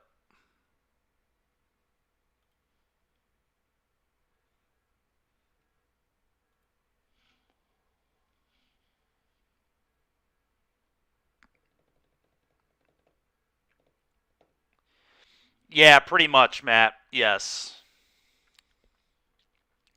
That is how it works. I don't know the best how it works because obviously this is Dewey's mana traders that I'm using right now. Usually Dewey and Larry are more like they would be better to ask about how it works in more detail. To be fair, I could just ask them and learn as well. But yeah, pretty much what you're saying is how it how it goes.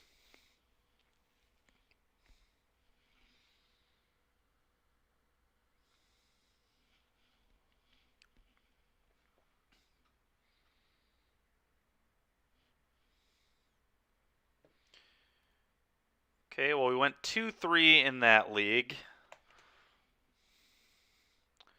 See if we can. You might use some channel points soon to have you play some Tribal Flame Zoo. It is still a thing, actually. It got like 20th this weekend or something, like 5-color Tribal Flame Zoo. But yeah, I'm in for that. Feel free to spend some channel points for that. We could definitely do that. Could be fun. There are a lot of ways to build that deck too, which is cool.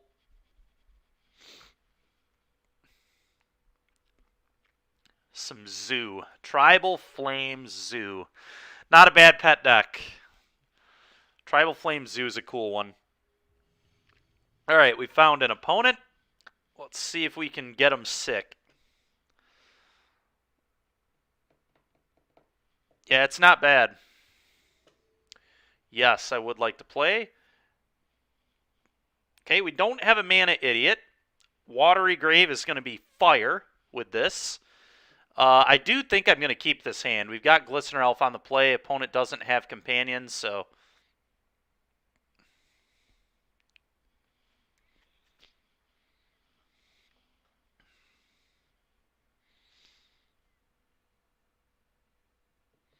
Yeah, for sure. It's gotten a lot more tools since then.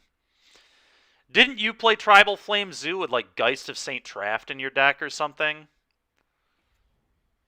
Oh, we're just going to get Blood Moon. Well, at least we have Steam Vents entered the Exile Zone. Interesting. Yeah, I mean, Glistener Elf, go. Gemstone Cavern. Guess I'll turn off auto yields. Let's hope they don't have removal spell into Blood Moon. Yeah, those indeed were the good old days. Deathrite Shaman. Man, imagine how messed up Deathrite would be in this format. Pretty stupid. Be a pretty stupid card.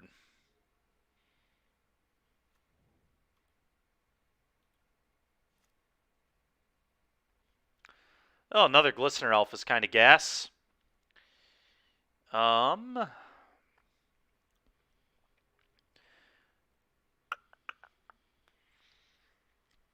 Combat Punch You, I think, is the play here.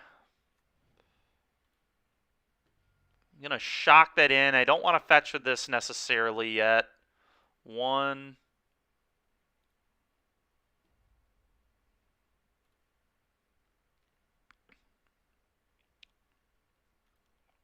Play another Elf. I can fetch a Watery Grave with this next turn.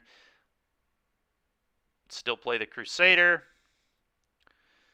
But we also have 4, 5, 6, 7, 8 points of Infect. So our opponent is pretty much at 9 poison here. Yeah, Monkey is really broken.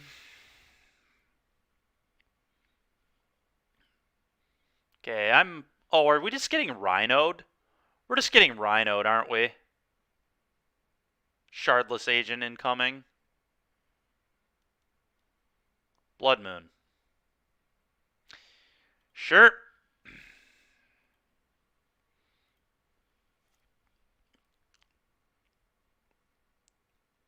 Another mutagenic growth, please.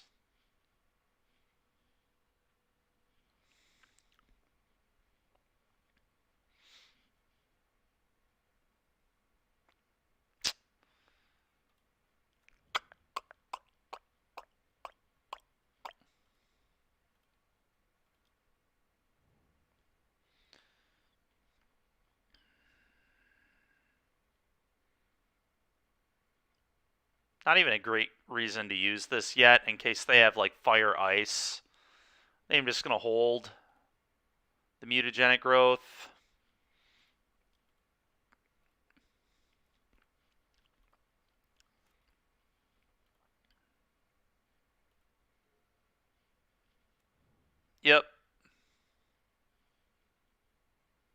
Time to get rhinoed. Okay, well, I do get rewarded at least.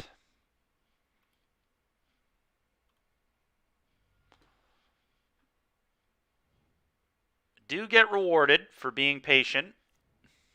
And now we win with, you know, generic pump spell, I guess. That'll do. That'll do.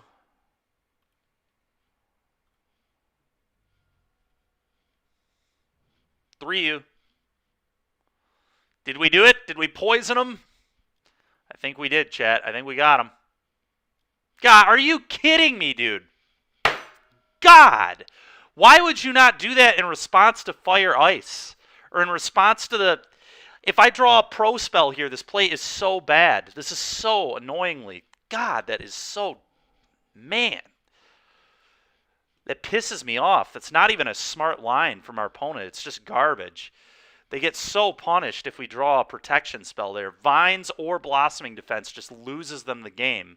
I couldn't have even protected last turn. I didn't have green. Oh my god. Of course they have another Fire Ice. Yep, sure, man.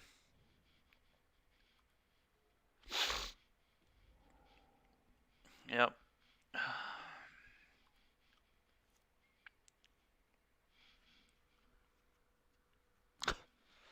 Apparently I just shouldn't have gone for lethal.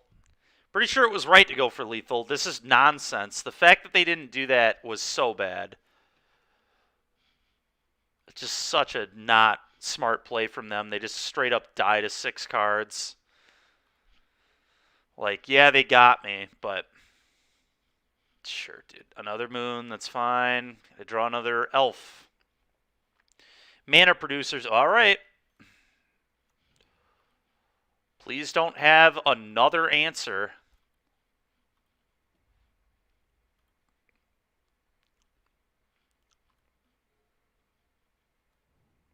Okay.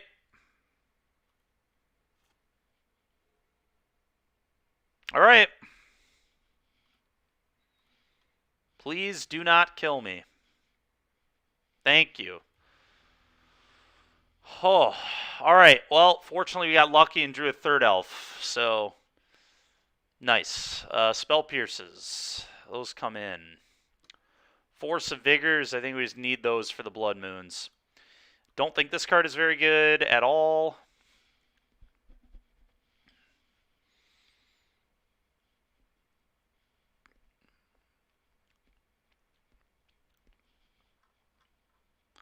What else do I not like?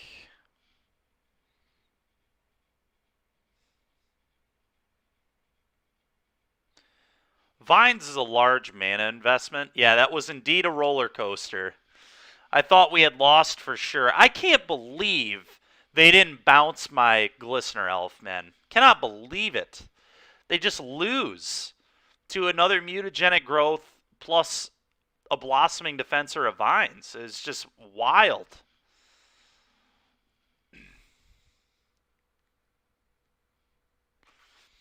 Whatever, though.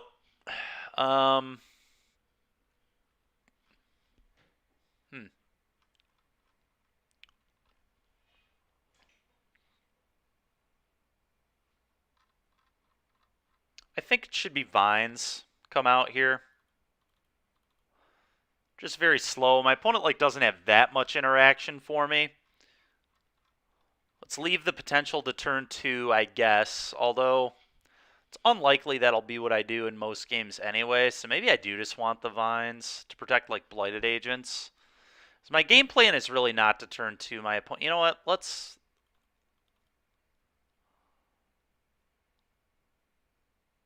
Honestly, maybe I just cut some Glistener Elves. I don't think this card is very good, especially on the draw. Its best mode is going to be that it pitches to Force. Maybe I'm getting too low on threats in this scenario, though. Because now I'm down to just Blighted Agents and Ink Moths. But I think that's fine, because I think the other ones are just very bad. Just very not good threats. I guess I do have Spell Pierce, so... Maybe I still want all those.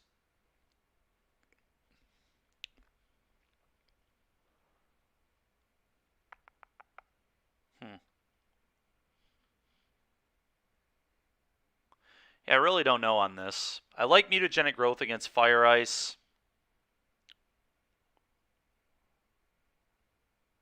Whatever. I'll go with my initial inclination, which was this. Not sure if I like that, though. Well, what a hand. We'll mull.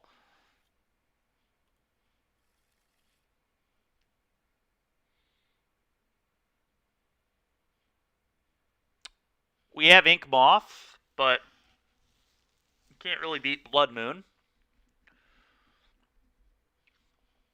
But maybe that's okay. I think I'm going to keep 6 here. We're going to try winning with Ink Moth.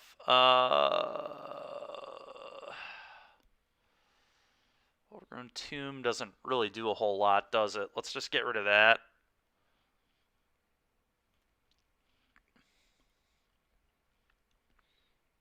We have no black spells in our deck anymore, so I'd rather this just be able to fetch out Breeding Pool.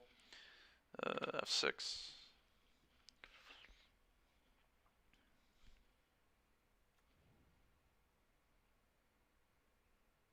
Sure.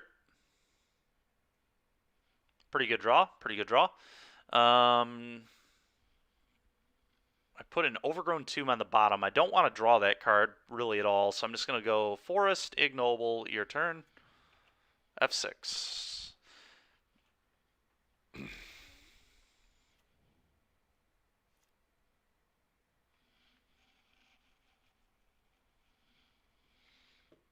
Okay.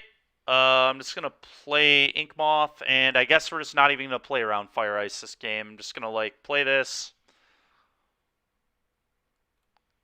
and play Ignoble and say go for it, I guess. I could save one of them, but it's probably not worth it.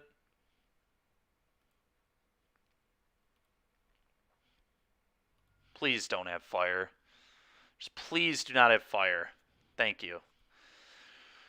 Yeah, so next turn, fire this up, scale up, hit for 9. This is actually lethal. I mean, if scale up resolves, I probably just go for it. Fury.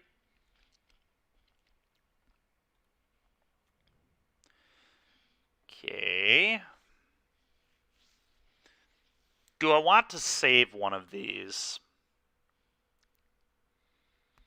I don't feel like my opponent has fire, or they probably would have used it, so I think I am going to save one of these.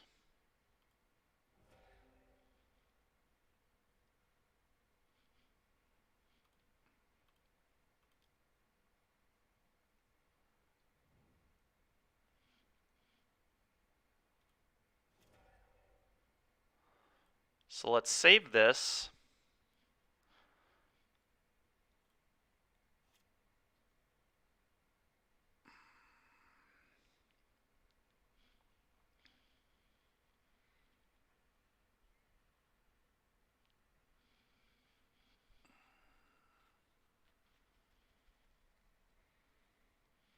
Pretty reasonable draw, all things considered. I'm going to fire it up. Like I said, I really don't think they have Fire Ice. Combat. And if they do, I'll lose to it, I guess.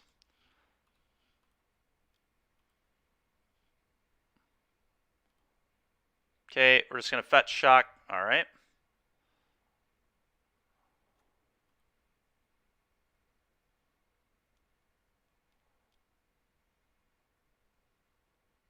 Endurance. Did not expect endurance here.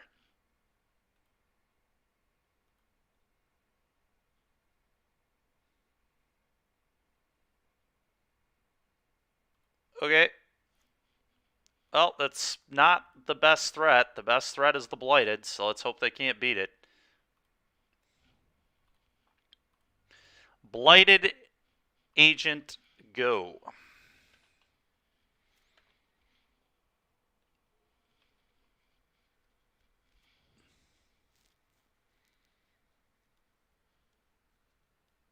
Okay. You have rhinos.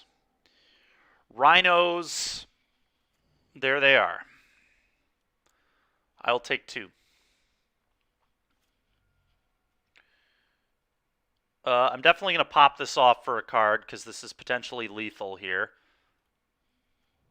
Let's tap Forest, draw a card. Not quite lethal.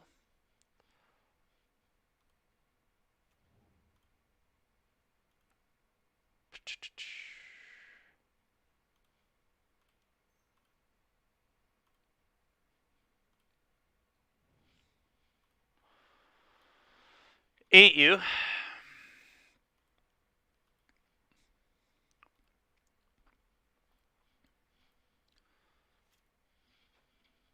Alright, don't kill me, please.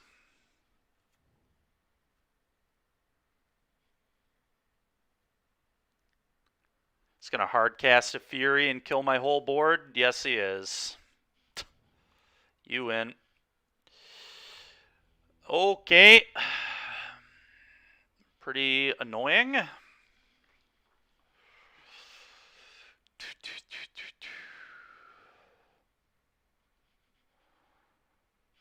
still think I'm where I want to be with this, though. Yeah, whatever.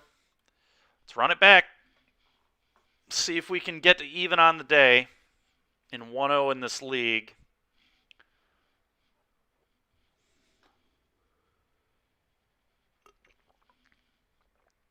Would I like to play first? I would. Can I keep this? I think I have to. It's not particularly impressive, but I am going to keep it.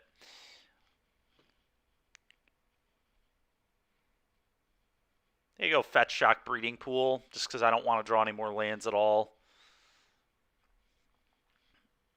Fetch Shock Breeding Pool, play Elf. This is very annoying. I'm going to have to play this game super carefully around Fury. Now that we know that is a thing that they can do to us. Spell Pierce covers us from the first Rhinos, which is nice. And also can just, like, protect our idiot.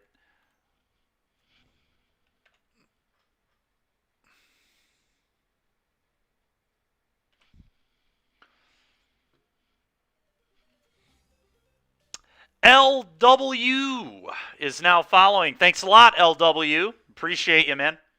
Thank you so much. Okay. What is, like, the best way to not just get completely screwed by Fury? Is there even really a way? I mean, there's really not a way. That's the stupid thing about this. I guess I just do this. I play my Hierarch off of... Yeah, the Pendelhaven doesn't even... Pendelhaven protects me from Fire Ice, though. I guess so does Spell Pierce. Spell Pierce protects me from Fire Ice.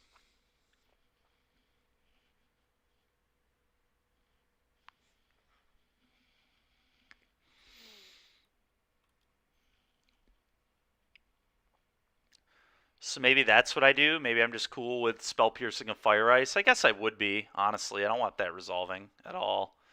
So I play this, I can attack for 2. I think I'm doing that. It's like a fairly obvious Spell Pierce, but whatever. Just need to hold the elf in my hand. The other elf.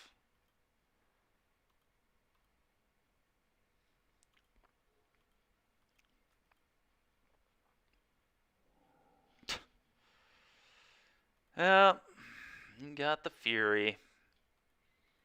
You were furious.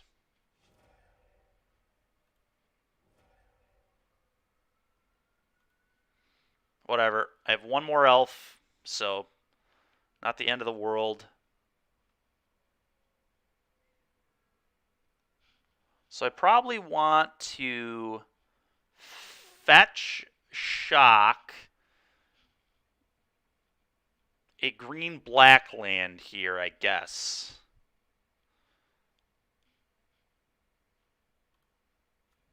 Just thin it up a little bit. I guess, no, I just get basic Forest, huh? Best against Blood Moon. I don't need black mana at all. So let's just do this. Play this. Now, Pendelhaven protects me from Fire Ice. Spell Pierce protects me from Rhinos. Sure.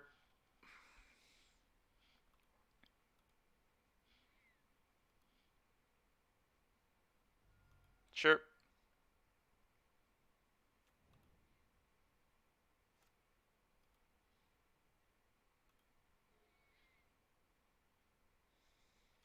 Sure. Sure. Okay. Counter the rhinos.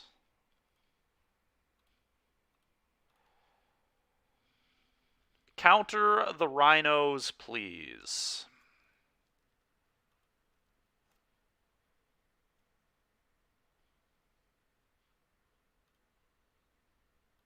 Attack. If opponent blocks, I'll just pump, obviously, with Pendelhaven. Interesting.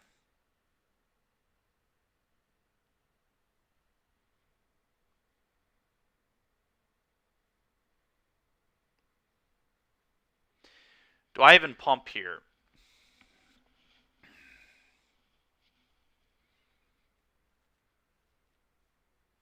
I think I just have to. I'm just going to hold cards in my hand. One reason to hold is for Groundswell, too. So one of Groundswell I can draw.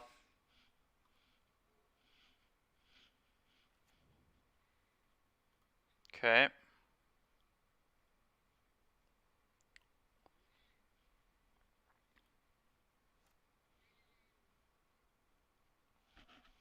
Well, I mean, sure.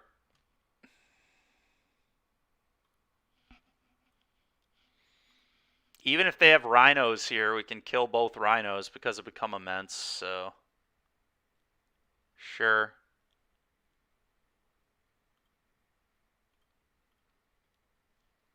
Let's do this.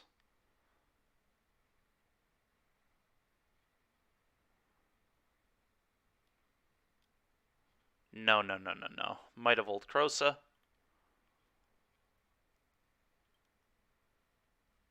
+2. Okay, looks like our opponent might be kind of out of stuff here, which is nice. Oh, they did that with the Pendelhaven on. I'm so dumb. I needed to become immense. Well, oh my god. That was a yikes. It's just me not playing Infect enough.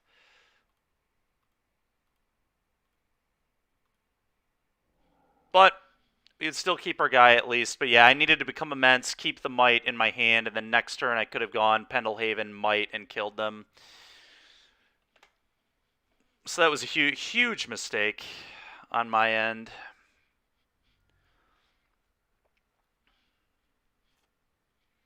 But whatever, maybe we can still pull it out. Looks like our opponent didn't draw anything particularly good. Yeah, oof indeed.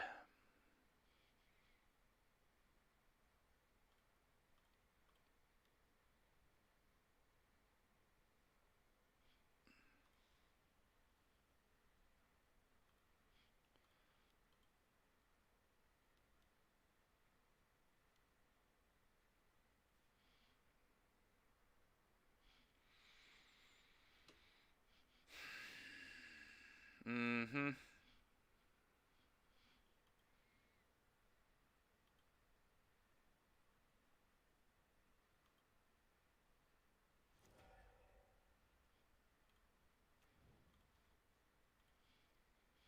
Go. Still a winnable game, but gonna be very difficult.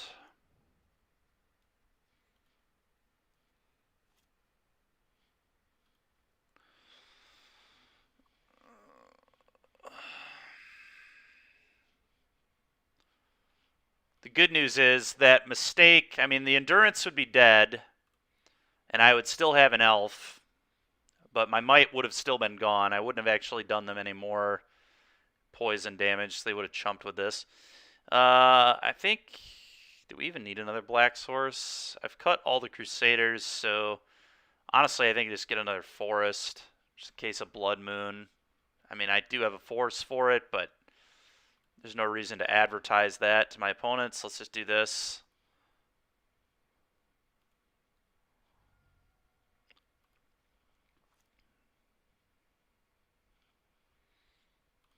play this, I guess. It's fine. Go. Need to draw a Blighted Agent, man. Blighted Agent would be very nice. Or an Ink Moth would be very nice, too. Are we getting a Petty Theft? Okay. They just want to flash it in for a threat. That makes sense. Makes sense is a good play.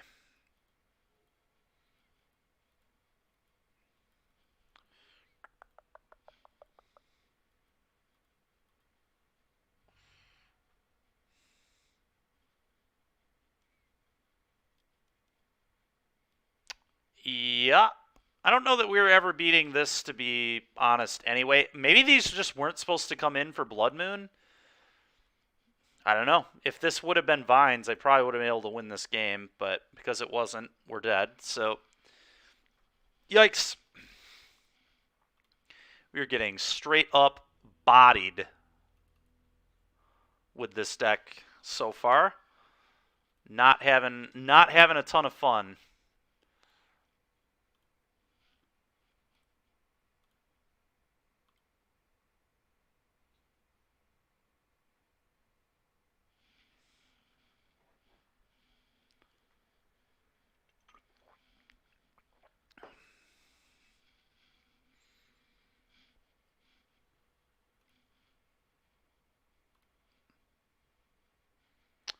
All right, on to the next one.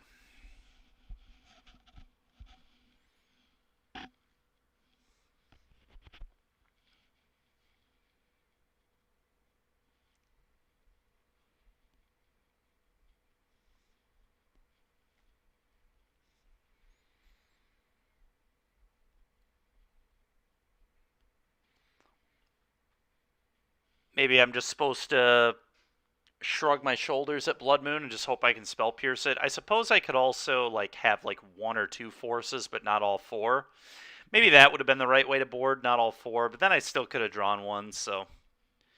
The Vines definitely should have stayed in, though. I think that's pretty clear. That deck interacts with us a lot, so Vines is nice to have.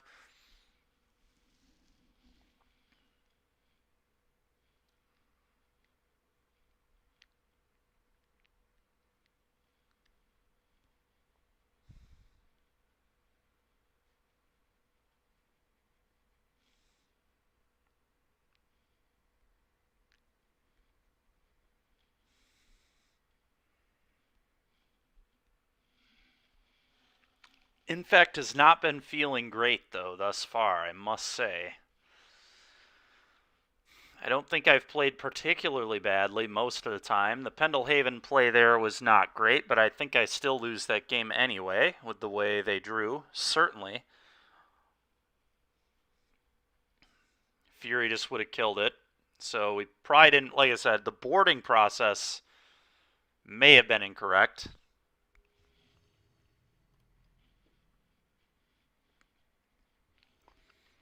Okay, we won a die roll. That's a good start. They're on 80 cards. They're Yorion, probably 4-color.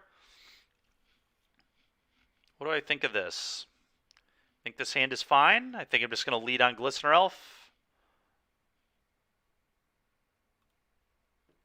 Probably. This is just kill on turn 2. I guess if they have ending, though, I'd rather them ending this. No, I lied. I'm going to play this.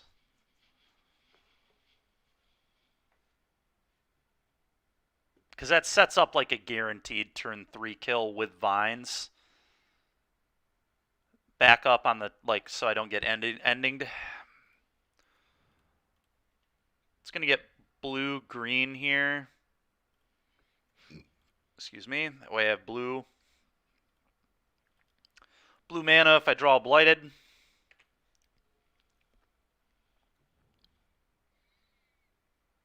Okay, no ending is nice. I'm just going to play this. Play the agent or play the elf rather and say go. I'm going to do it off this.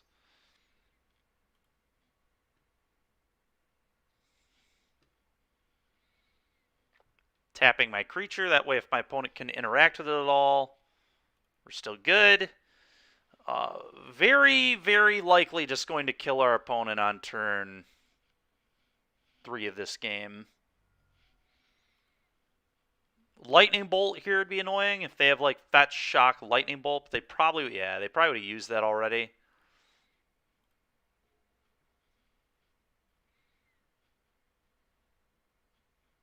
Yep. Sure. Vines.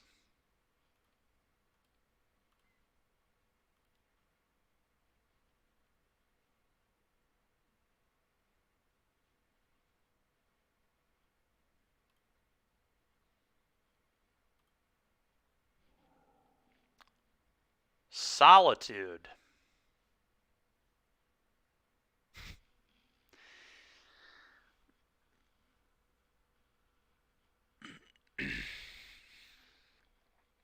I should have mutagenic growthed it. If I would have mutagenic growthed it, we wouldn't have. I should have thought more about this. This was just not a good play on my part. Like, obviously, really annoying. They have exactly Solitude white card there, but had we just mutagenic growth in response, then on my turn I can just go might. That's 10 damage. Then they go for this. Then I vines it. So this is just bad playing on my part. Nothing else to say. Okay, well, let's go get a black source, I guess.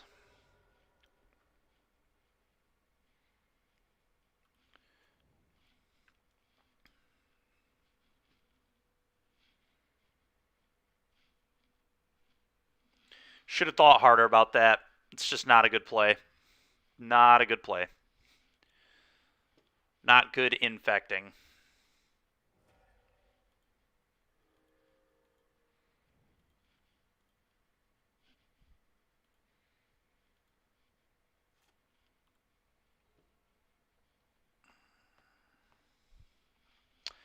Alright, we need to kill this, so I think I just pay mana, mutagenic growth, and attack. Seems reasonable. I'm going to play this just to thin.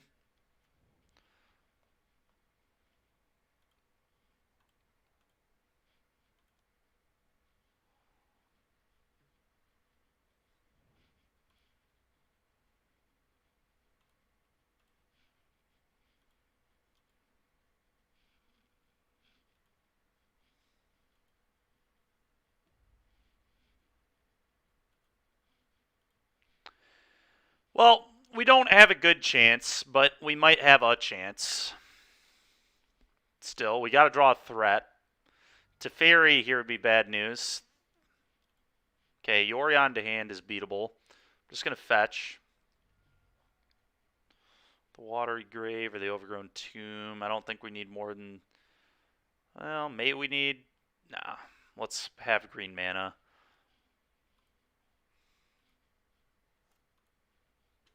Okay, that's a good draw. Combat.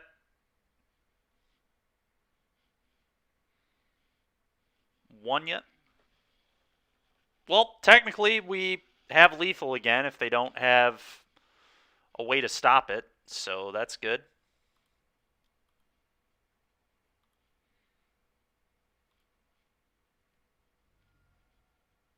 They'll need another Solitude.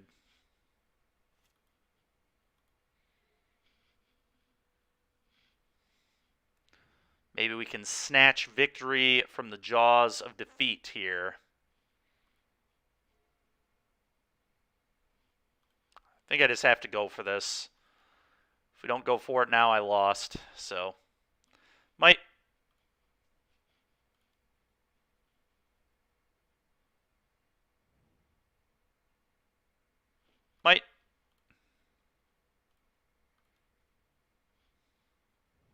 Combat.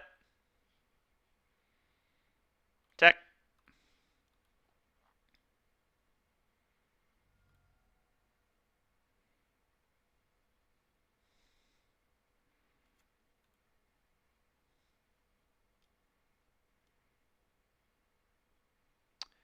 Okay, well, that's a good one to know about. A lot of lists are not playing this card anymore, but this one apparently is. Because of course they are, because it was insanely good against me here. Yep, you got it. Alright, that's enough of that.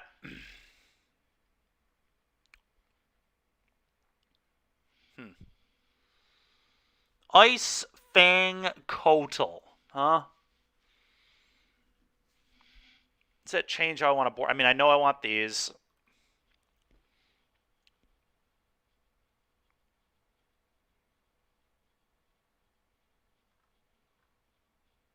I think I'm just cutting all these. These just seem horrible here. Cut those. I think I want to push to kill a Kotal, too. I think all that's coming out. Boom. I would.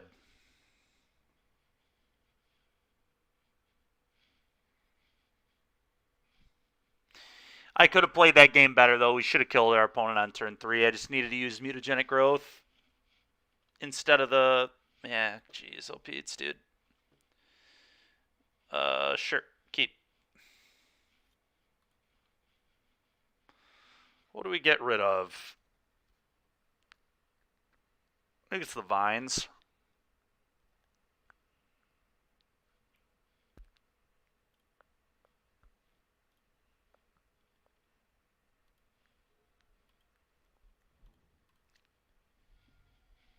Overgrown tomb.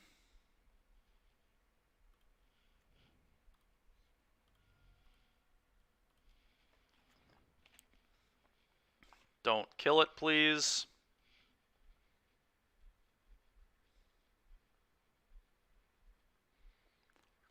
If we can play this here, we just have lethal on 3 again. We really need our opponent to not deal with our hierarch. They are going to deal with our hierarch, I think, especially if they get a white mana here or red mana. It's either going to be a bolt or an ending. Oh. All right, our opponent's in trouble. Yep, that ain't going to do it. So, all right, that'll get the job done.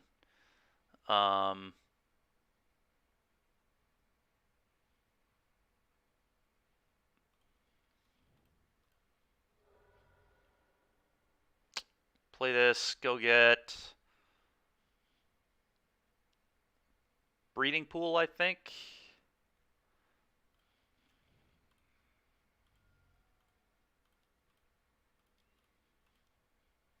Okay, F6, and next turn, play the land, and then just 10 them. Just 10 them with a Crusader.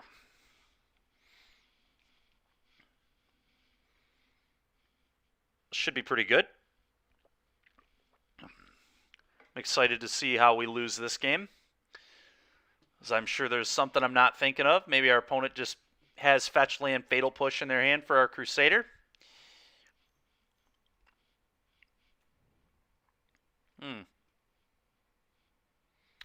Yeah, that ain't gonna do it.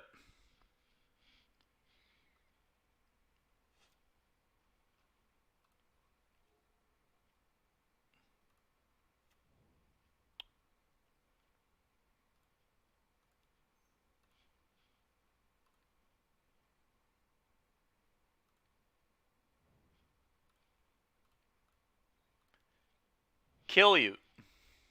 Whoops. 11 poison. All right, well, we got a game. Let's go. All right. Oh, let's see if we can get this match. Do I want a second fatal push on the draw for Iceman Kotal? Probably not. I think it's just... Although Glistener Elf is like a lot less good now. Maybe not. Maybe it's still fine. I guess it's still fine.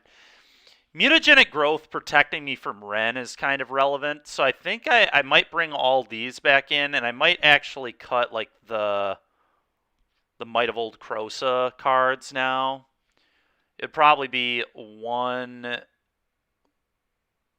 Groundswell and 3 Mites.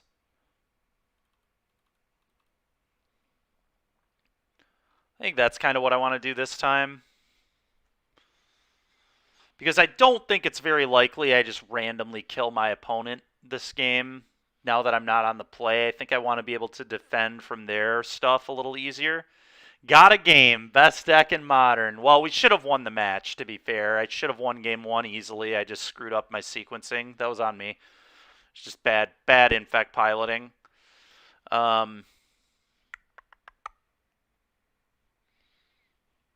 Is the Fatal Push even worth it? I think it is. I think I do want the one-up push for those stupid Codals. I think I'm fine with this. Plan here is just land a Crusader. These decks are so bad against Phyrexian Crusader, man. So bad. Inkmoth. Is double Spell Pierce Inkmoth good enough? It's actually like kind of interesting. They mold to 6.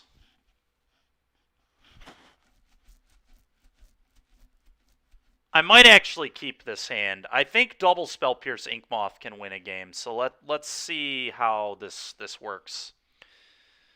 But I believe in this hand.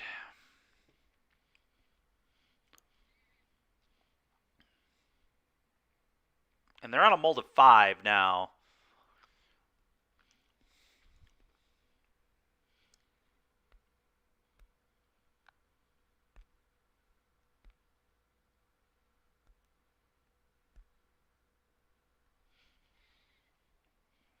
Okay, well, F6.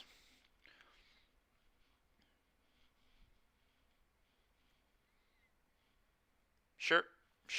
It's unfortunate I wasn't on the play. I probably would have spell pierced the heck out of that. Another Inkmoth is solid. I'm just going to play this. This can go get Watery Grave. I could just play this in Shock. That doesn't, like, lock me into the Watery Grave line, but yeah, I probably want more green mana, so I'm just going to play this and Shock and pass it over. It's a pretty obvious Spell Pierce, which is unfortunate. I don't love giving away that information, but I definitely like having Spell Pierce up, I'll tell you that much. Ren and 6, yeah, not resolving. Nope, not resolving. No thank you.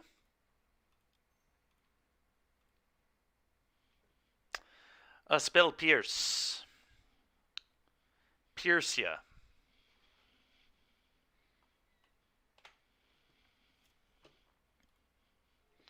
Inkmoth, go.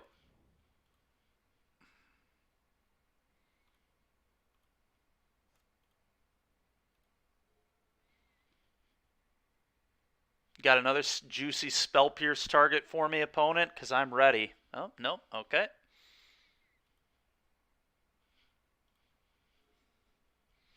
Pretty good draw. What do I like here? Fire this up and poke him for 1 is an interesting line. I don't hate the poke for 1. Scale up mutagenic growth, not lethal, but it will be next turn if I get a poke for 1. So I guess the poke for 1 is pretty relevant here. I think I also probably play another Inkmoth. That way, if he can kill this, I don't have to fight, although I probably would still fight. But I like having, like, if I lose the fight, if he has, like, Solitude plus Bolt or something, I still have another thing. Yeah, let's do this. Newly. So that one's the newly controlled. This one is not the newly controlled. So let's tap this. Animate this.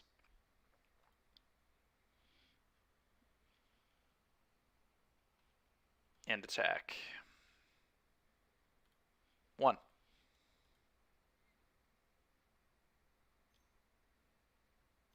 Codal.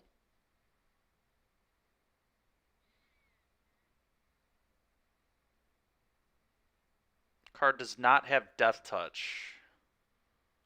I don't believe. It does not. So mutagenic growth can at least get us out of that, which is good. Could also just let it. I could also just let the Inkmoth die and save this for later. But I think it's much better to just keep 2 threats. So I think I'm going to just spew this here.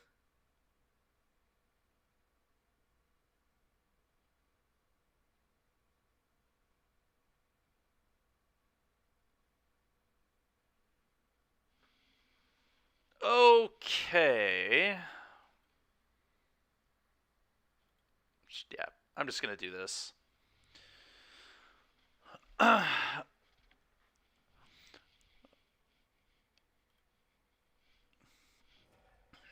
Okay. Wacky Nightbot. Yeah, very much wacky Nightbot. I need to go in and get rid of that silly Nightbot, man. That Nightbot is doing a terrible job of moderating.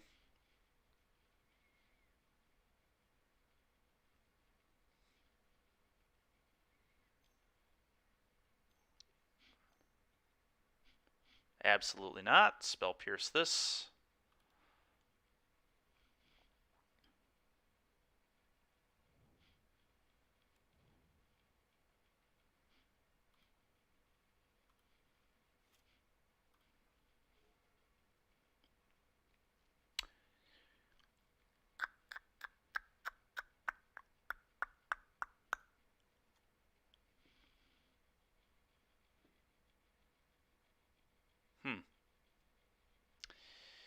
I could go for lethal. I could go for lethal. I think I am definitely going to consider it. Fire this up.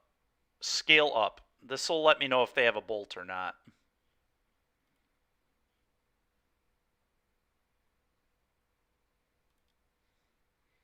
And if they have bolt, I just might and kill them. Do we play around Solitude? It has to be exactly Solitude now. It's the only card. And then they're Hellbent. I still have another Ink Moth, so it's not like I snap lose. I think I just go for it. If they have it, they have it. If they don't, I win.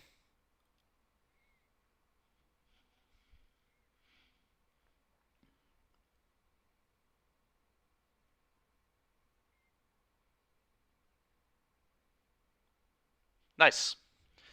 Nice. Let's go!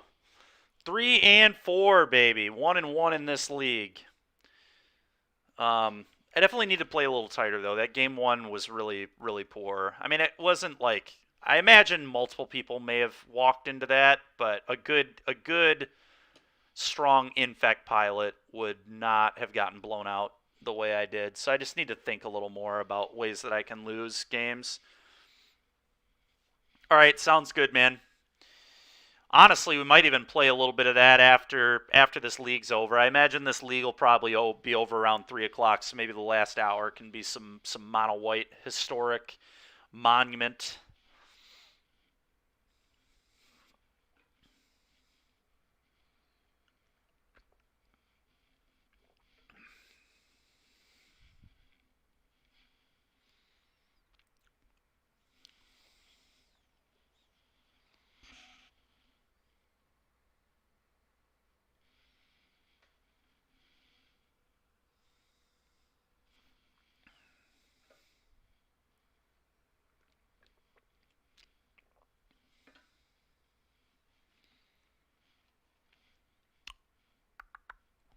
Come on, opponent.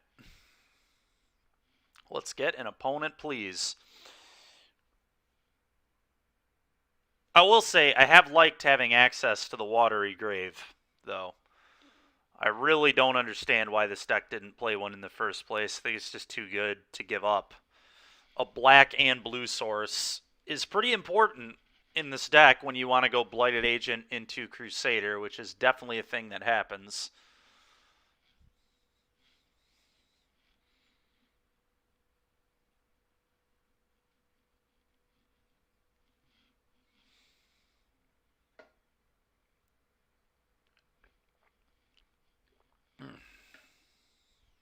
All right. Let's see who we can get this time.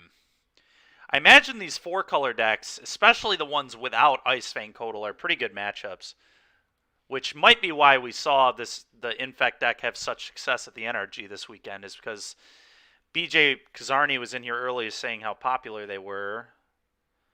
Well, I'm on the play, and I've got a pretty quick hand.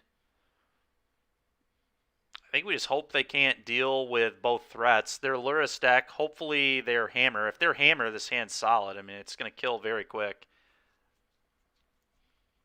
Especially if we draw a land, right? So, yeah, whatever. Let's do it. It's a good old turn 3 kill if we don't get interacted with. Excuse me, jeez.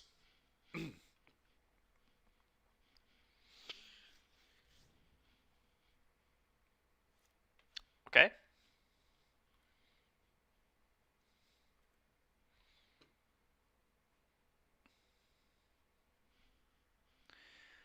Do you think they play Fatal Push?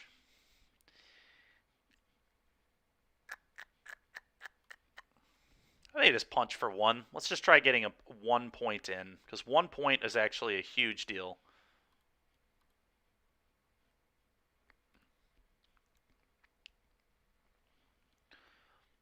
Alright, do I cast this? I think I do. I can protect it from red removal, and this could be like mill or something. I think I'm going to go with this. And let's just hope our opponent doesn't have like 3 removal spells. This fetch is... Okay, so they're... Yep, so they're going to Unholy Heat. Cling. Okay. What the heck are we playing against? Cling to Dust? Is this some very strange version of Shadow? Or is this just a, like, weird control deck? I don't even know, man. Don't even know.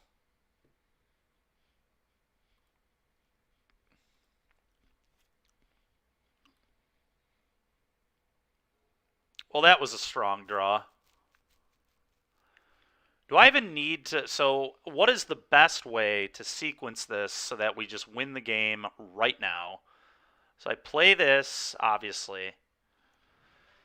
I think we can definitely win the game this turn. It's just what is the best way to sequence our spells to not get blown out by anything ridiculous. So I think I just start by playing and kicking this and seeing, and I'm going to do it here, and we see what they do. Play this, kick this here. If he has a burn spell, I can just go double mutagenic growth, and then if he has anything else, then I can also vines again. So that's got to be the right way, right? I beat literal Unholy Heat push. The only thing I won't beat is exactly double Fatal Push. Double Fatal Push just seems so unlikely, especially because they fetched and clung to dust.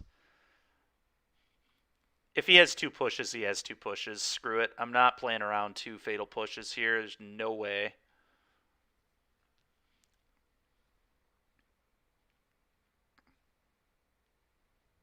Okay.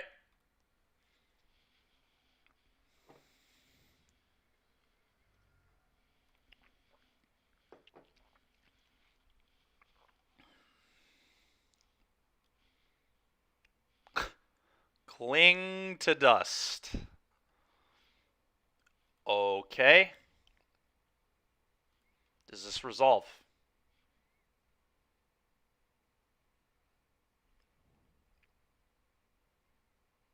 Okay.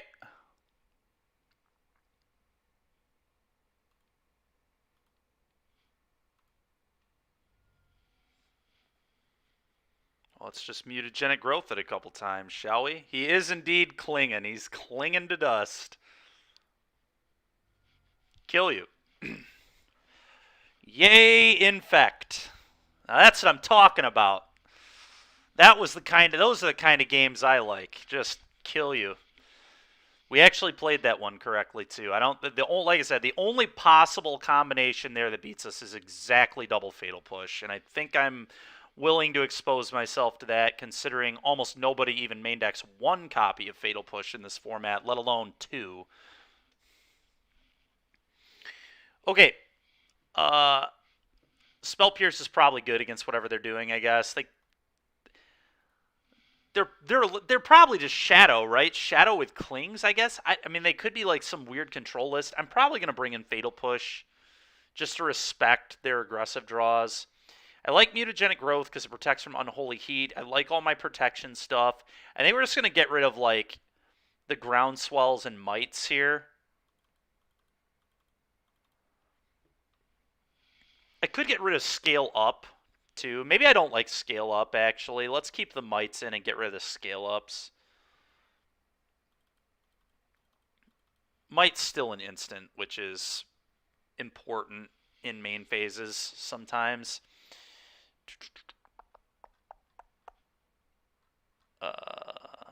Yeah, I think we're just going to do this. Become Immense is a little awkward if he keeps in the clings, but I can't imagine he's going to keep in the clings. I could bring in Endurance here, too. Because they are a Luris deck. They're probably a Croxa deck.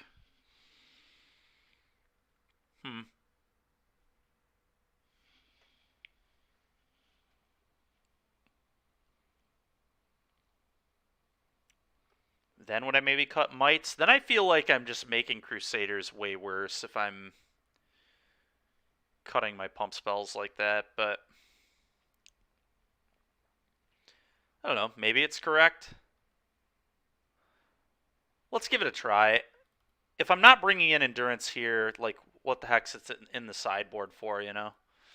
So we're just going to have way less pump spells and a lot more action. And I think that's fine. Just, like, counter spell. The Spell Pierces maybe don't belong in this matchup, but I still think they're going to be okay. I just... oh, Veil of Summer should be in here, too. We're only going to bring in one Spell Pierce because of that.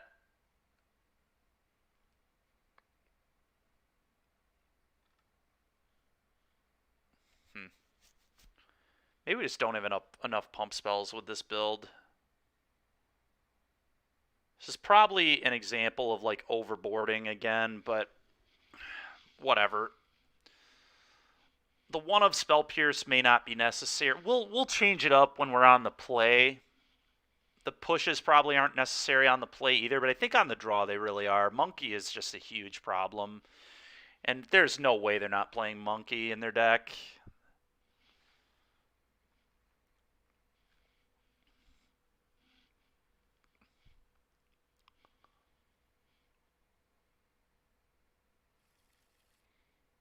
Well, the Watery Grave... I mean, it looks better than Urborg here, to be fair. But I still think this hand is awful, so we're going to mulligan. Sure. I'm just going to get rid of the Overgrown Tomb, I think. I could actually get rid of Basic Forest. Yeah, I'm going to get rid of Basic Forest because this allows me to have double black and a blue, potentially. Inkmoth's a good threat to keep. I definitely want to keep Become Immense. I definitely want Push for Monkey. Yep. Which threat? Which threat you playing? You're inking me. Sure. Probably take Ignoble Hierarch, I assume, but maybe the push. Okay, sure. Draw. Play this. Go.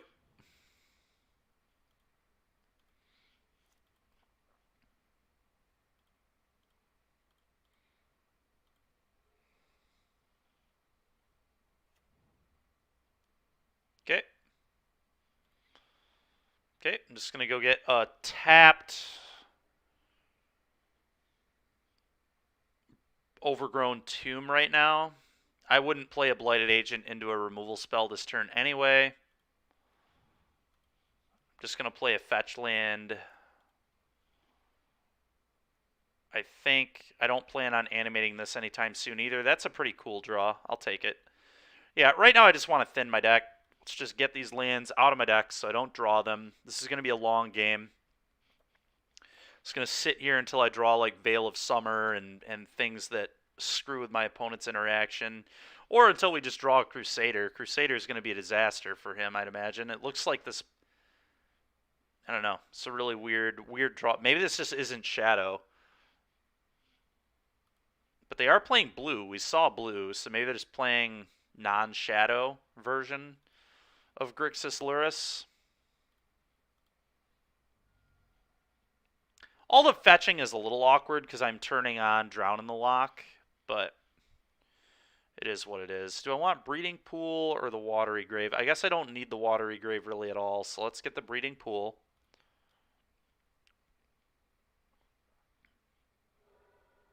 Sure.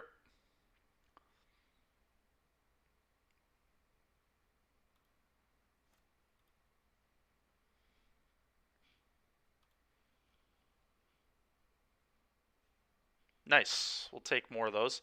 I'm just going to play Ink Moth and say go. We're just going to flash in an Endurance.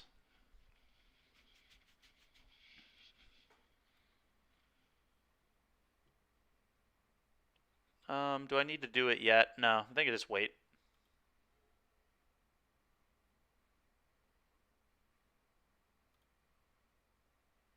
Endurance. Cast. Okay. So, I don't think their Delirium matters as much as just killing. Well, I guess they don't even have blue mana for Drown in the Lock right now anyway. Alright, them hitting Delirium definitely matters, so let's just do this. Fine and dandy.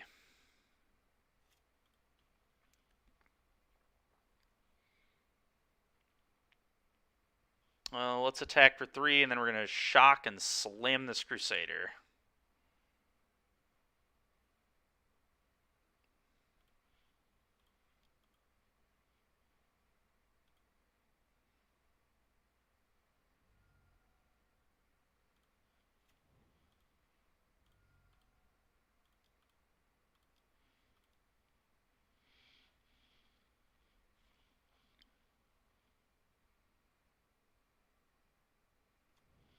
And this one should be an issue for them, I'd imagine.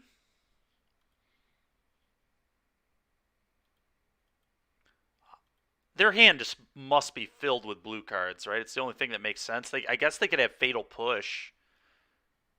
Inquisition. Sure, you got my push. Well done. My opponent is just very nearly dead to this Become Immense. Blighted Agent.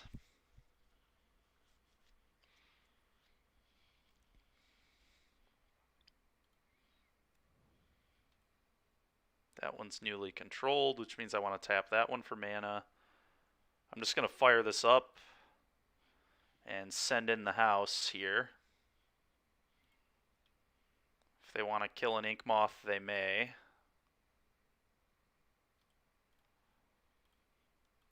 If they tried to kill it, I'm not going to blow Become Immense. I'd rather just save that for Crusader, but yep, that's fine. Resolves. You got it.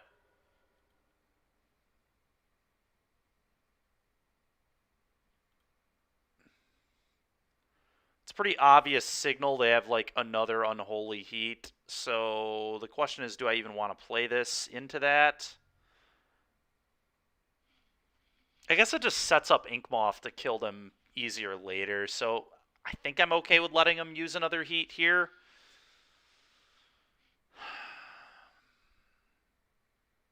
Yeah, that's fine. Let's get these cards out of their hand.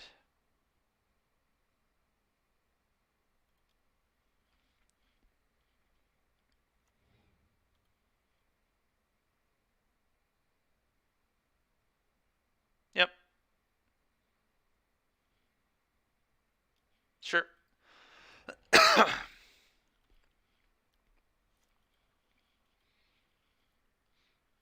possible I'm not supposed to be playing these cards into the very obvious Unholy Heats in my opponent's hand, but oh my god. Well, please don't have Fatal Push. Dress Down would be a problem too, but at least at this point we've gotten some Unholy Heats out of our opponent's hand. I'm just going to save this Become Immense. I'm not playing it this turn. I'm very confident that our opponent could have something, so just no reason to get blown out. I am going to fire this up, though. I think I fire that up.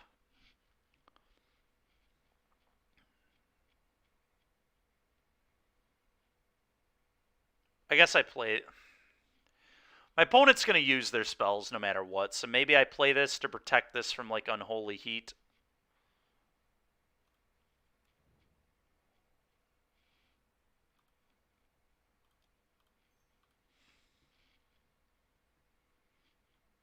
Combat. Funny thing is, Drown in the Loch doesn't actually do anything because I can exile my graveyard in response.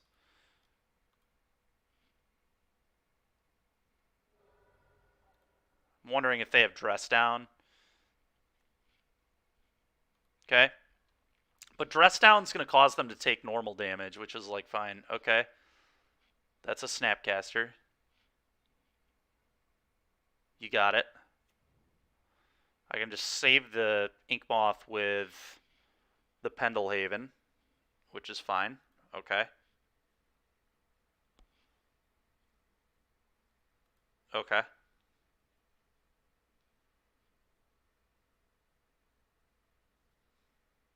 You may block. Sure. May we go to damage. Cool. Take a poison. Go. They'll try killing Inkmoth. I will save it. Ooh, they have 4 types now. That's gross. That is gross. Because of the mage going to the graveyard.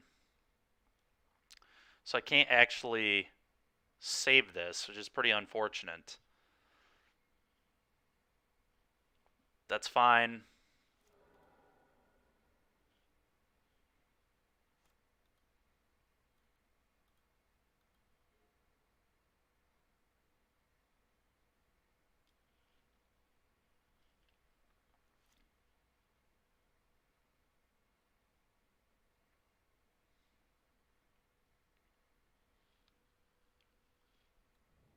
Okay. The funny thing is, this Become Immense is becoming very dangerous with the Endurance as well. My opponent literally has to deal with, like, both these threats. They're both a big deal. It's nice that Snapcaster can't block Crusader and, like, profitably. It just has to, like, jump in front of it, which is good news. They're gonna make me. They're gonna K-Command, make me discard a card, return Snap. That's annoying.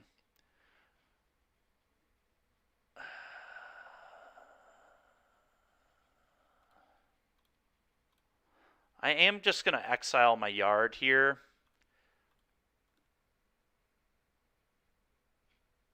Because I want to make future Drowns worse if he is playing Drown.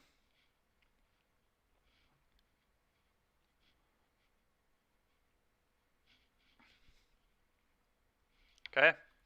Combat.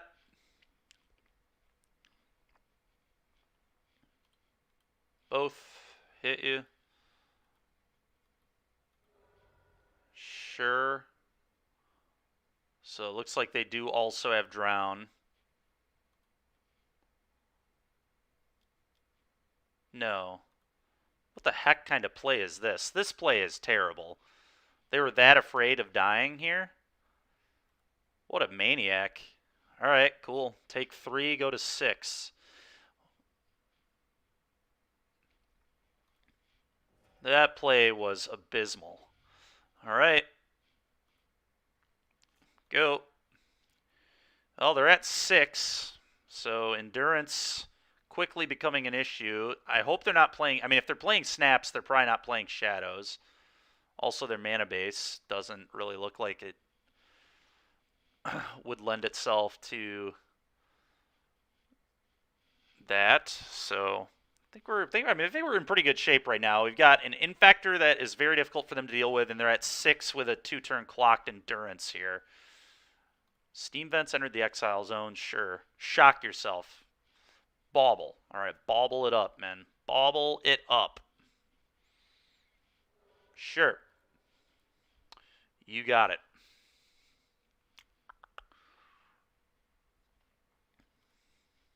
Okay. Didn't they... Okay. I was going to say, didn't they just exile a Steam Vents? They just chose to not do that. Did they bauble themselves? Maybe they did. I don't know. Well, mutagenic growth is lethal on the endurance now, which is pretty hot. We're just going to sandbag it, I think. Let's just draw a hexproof spell, please. You have so many of them. Thank you. All right, well, now we're going to definitely go for this. The question is, do I just go for it on the Crusader? Huh. Let's see what our opponent does. They know I drew vines, so...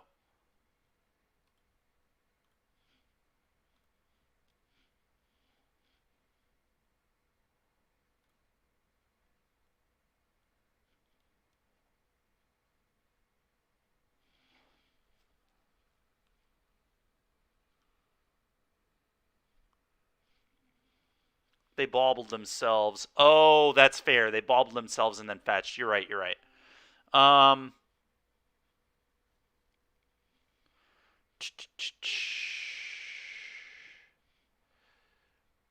Yeah, I can't. This is fine. If he blocks the Crusade... Honestly, if he blocks either one, he's dead. So... Yep, target the heat. That's fine. And then whichever one he doesn't block, I mutagenic growth.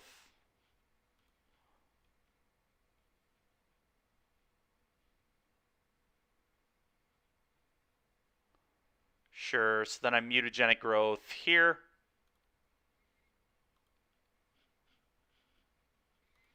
Pay the life because I am a savage, and then Vines of Vast Wood it for game.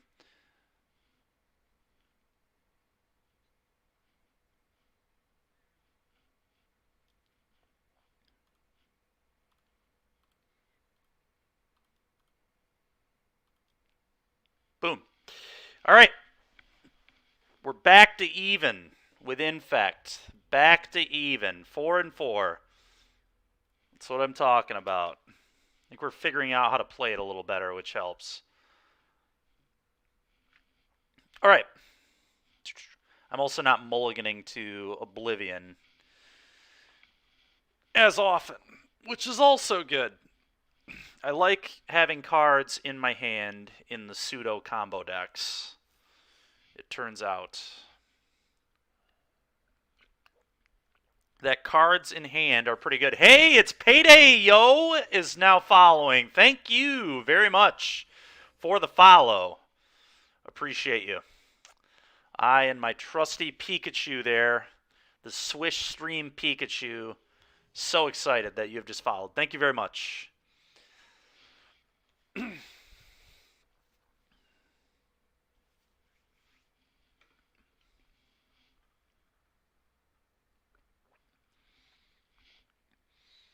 Oh, come on, opponent. Get over here. Pikachu, not a sponsor of Swish Gaming. Yeah, you're right. Pikachu is not a sponsor of Swish Gaming. You are correct.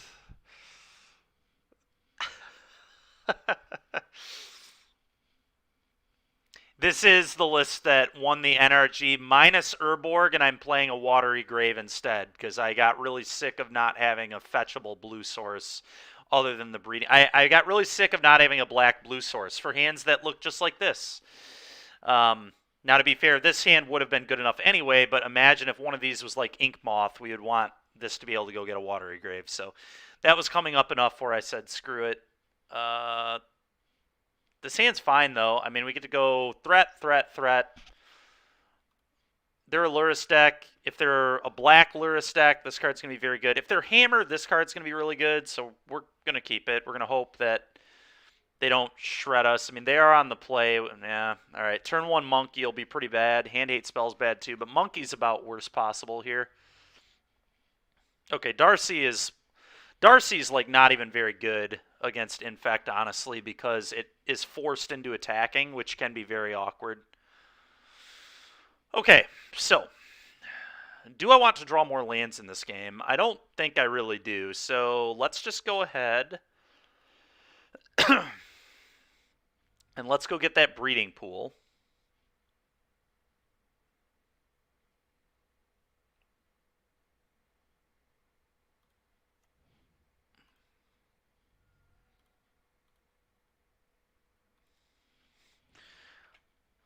I suppose I could have gotten Forest and then committed this to getting Watery Grave, but that's fine.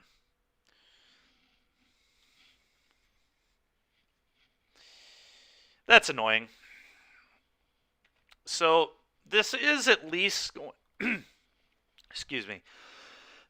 This is at least going to kind of give us insight as to what their hand looks like. If they don't take Crusader, that means they certainly have removal and probably another hand hate spell.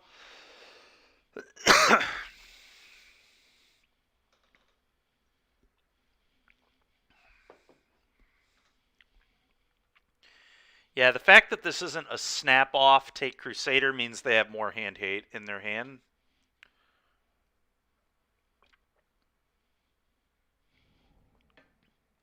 Okay.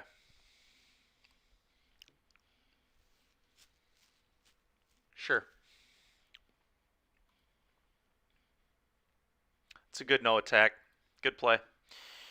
Good play from our opponent. It's a pretty good draw, though.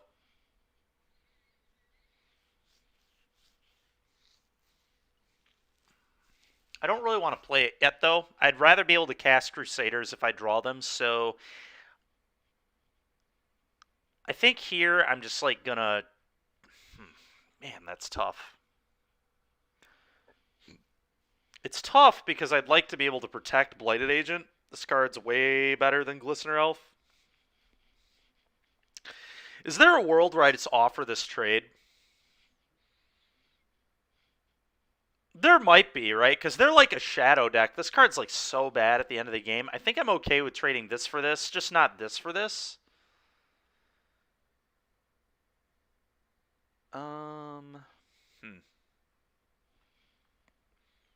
All right, I'm in for the trade. Let's do it.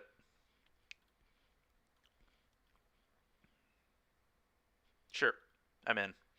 No effects. Let's do this. Thin out that deck a little bit. They're probably going to fetch Shock, I assume.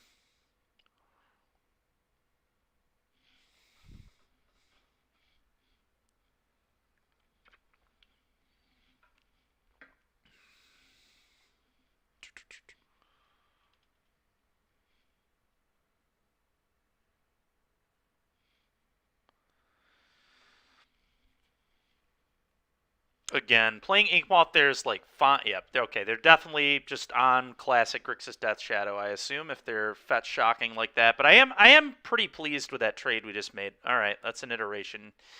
Yep. Pretty pleased with the trade though. Glistener Elf really not very good, especially as the game goes on. It gets worse and worse and worse because Shadows just completely blanket.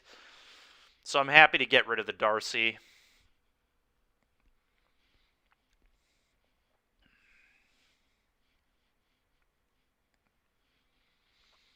Alright, so their iteration is clearly an interesting one. So we'll go get black-green.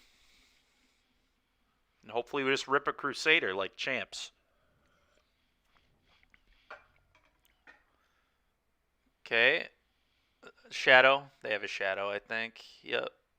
Is that what they put into... Oh, they're thought-seizing me. Alright, sure. Just going to go get an Overgrown Tomb. I imagine they might actually take the Vines here.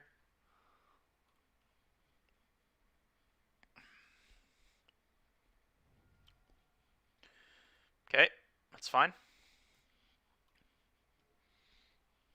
Inkmoth, go.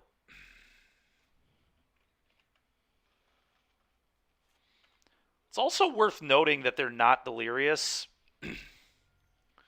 Shadow number 1. Shadow number 2. Sure. Draw.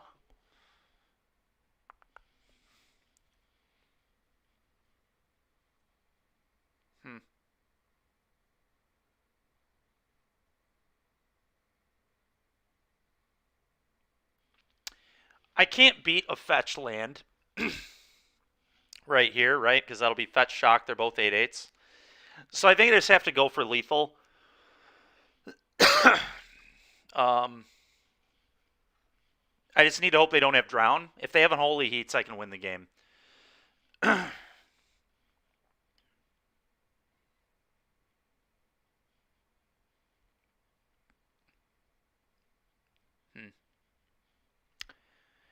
If they have 2 unholy heats, I can't win the game. But if they have 1 unholy heat, I certainly beat it. If they have 2, have I tried Yawgmoth? I have not, but Yawgmoth actually makes sense. I could definitely see a Yawg over a forest. It doesn't even seem that costly at all. The Urborg felt like nonsense to me. What's the best way to sequence this? Fetch. Oh, I can't even do both anyway. Yikes. I guess I just need to accept that I'm dead to a fetch. I'm certainly not trying to block. I was forgetting about having to pay a mana to fire this up. I have to kick this. So I guess I just need to play a tap land here, and do I leave the option to block? I think I need the damage, right? The damage could be very relevant, so I think I'm just going to fire it up and hit for 1. If they have a fetch, I lose. It's just whatever.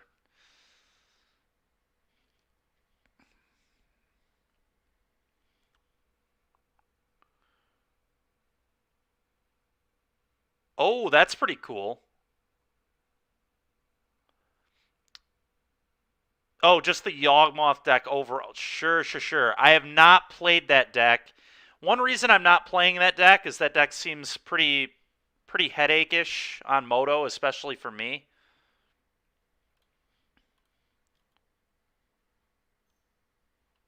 So they have an Unholy Heat.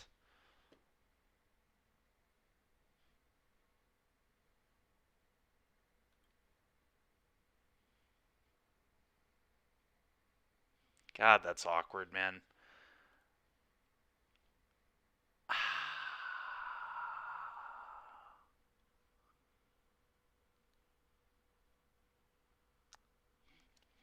Losing 2 life is so awkward because then I also just lose to a shock. It does seem like a lot of clicking, and I am not the best at manning Moto right now.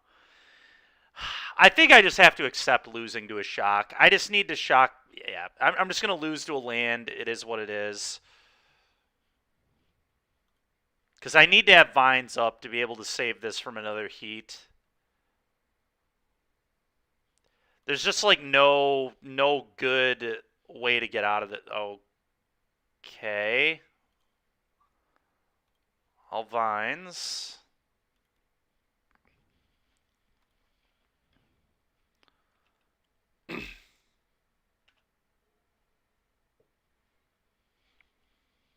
Okay.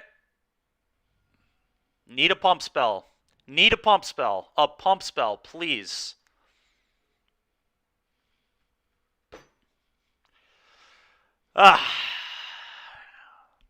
We've missed on every time I've been like, man, we just need to draw this. We've missed today. That's not how you play Infect. That is not how you play Infect. All right, we need to draw this. Whiff. Whiff Aru. All right, well, we're dead.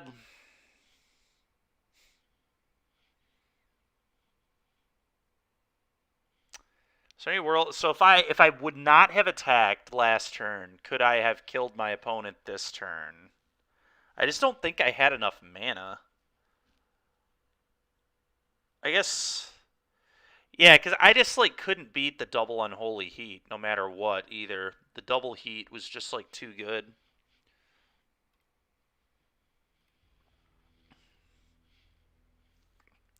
Because had I waited, I could have gone fire up, main phase the might, then they respond, and yeah, just because I have to lead on the hexproof card.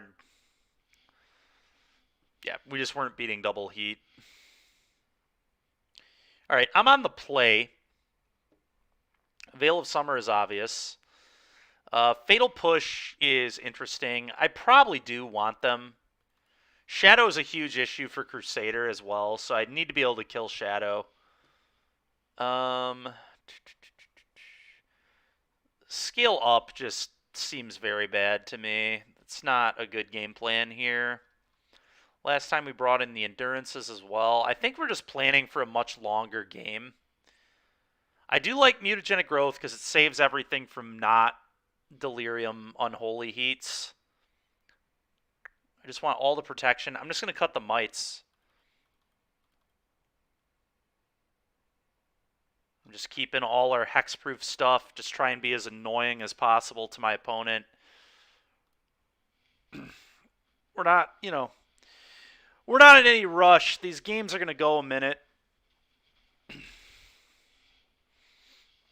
The nice thing is Endurance gives us like a very good way to just kill our opponent through normal damage, which is actually pretty relevant when your opponent's just killing themselves because they're a Shadow deck. So let's see how this works out for us. Yeah, I think I'm into this. We got one of the best cards in the matchup. It's not, like, amazing, but I think it's good enough to keep.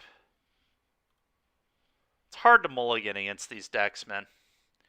Hard to mulligan. But I do like that we're going to have good mana. Pretty good mana, at least.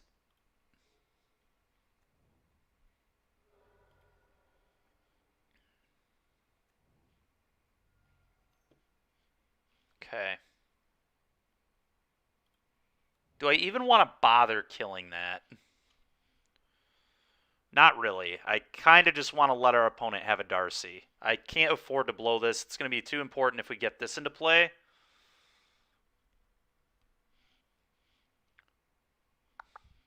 I don't know. Maybe I do want to kill it. I guess I just want to play Blighted Agent next turn, so maybe we don't just let our opponent keep Darcying. Yeah, I don't know. This one's close. There are arguments for both. Definitely arguments to not killing it, but there are certainly arguments to nuke it too, and I'm just going to decide to kill it.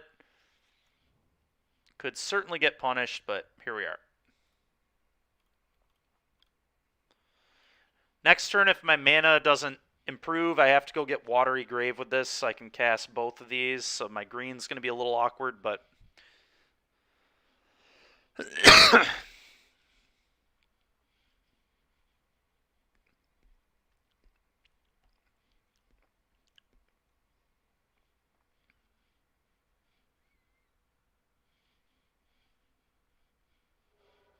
Okay, bobbling me, you got it. I'd really like a land. A land would be nice. Okay, thank you very much. That was a very good draw. Now this can go get... Yeah, I'm just going to shock in and play Blighted Agent here.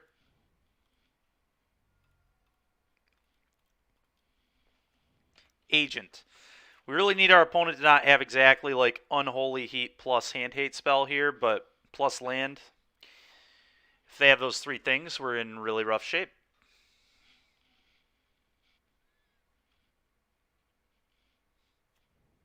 Sure.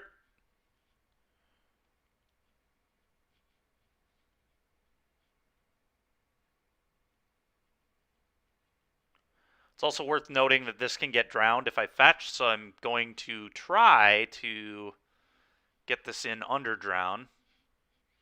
They have to let me untap. To hold up drown, though, they're going to have to let the Blighted Agent live, which I guess is okay with me. We'll just try winning with Blighted Agent at that point.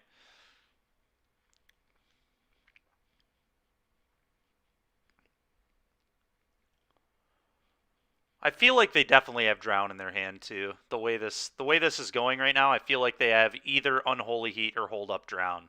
Holding up drown's so awkward if I just have the Overgrown Tomb, though. I don't think they can afford to hold up drown. Or are they just going to drown this? What's this? Dash, Monkey, Block. This may look weird, but I'm not trying to let my opponent get mana. And this card's just going to be such an issue in the long term. I think I'm just supposed to trade off that guarantees that I'm going to be able to resolve this and that they're not going to hand hate spell me, I'm just going to trade.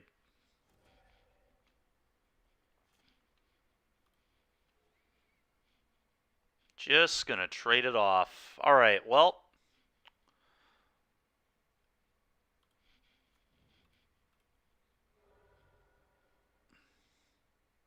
Overgrown Tomb.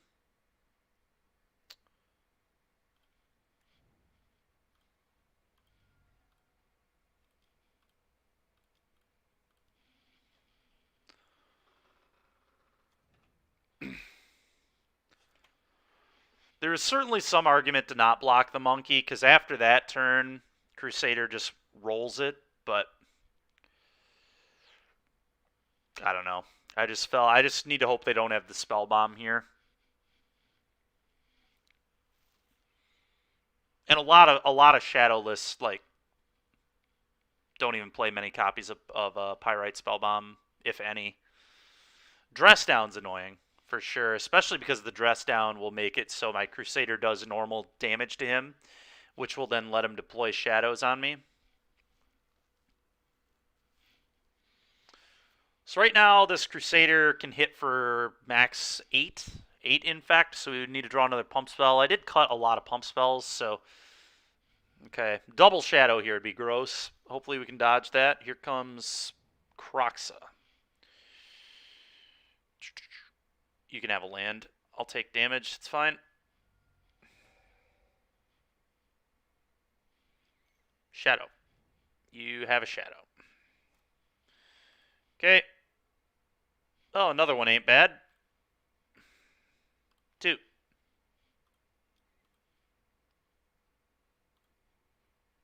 Play another one. And now, now we should be able to kill our opponent next turn, unless... I mean, they could have like a Drown or something. Drown in the Lock's very good right now, but...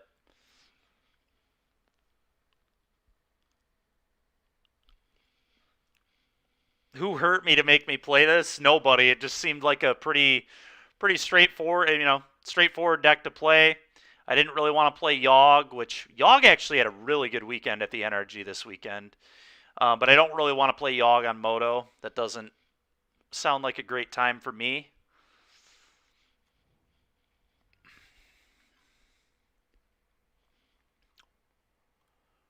Okay, so this is a very obvious stress down.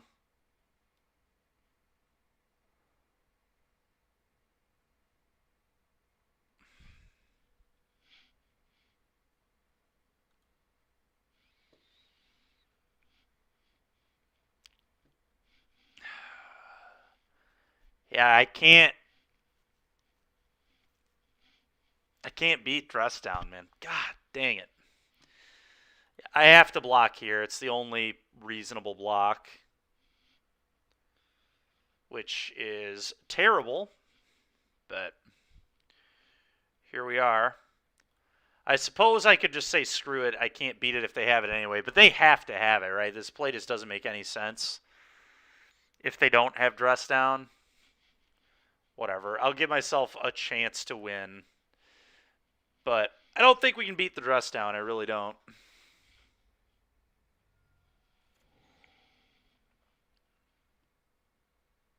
Oh, I forgot that that doesn't kill this, though. Okay, we actually can beat the dress down then, because we kill him with both regular and infect damage here. It doesn't even matter. So I just kick this and then, kick this on one of them and then attack, I guess.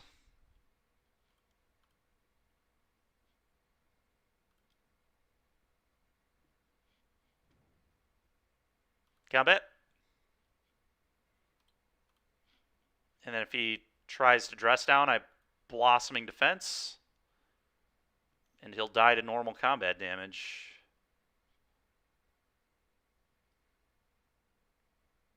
Opponent also does not have Delirium, so I'm going to Blossoming Defense here right now. Okay. Damage, take 10, die. All right, nice. We did it. We did it with normal combat damage. Let's go.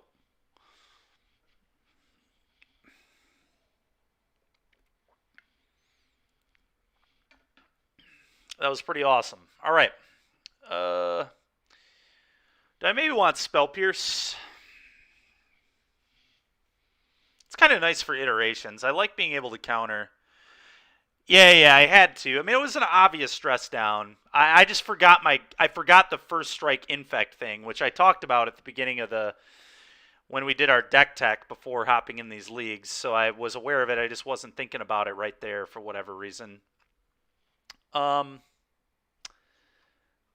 I like the idea of Spell Pierce. It's just what do I want to cut?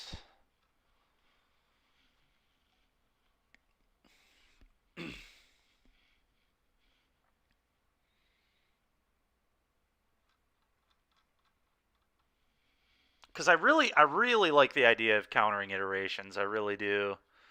The problem with it on the draw though is like it can just fall so far behind like Monkey and things. It's also nice to have for Drown because Drown counter or kill Crusader is like very relevant. Mostly counter is where I'd want to fight with Pierce because I obviously all have all the like pro spells.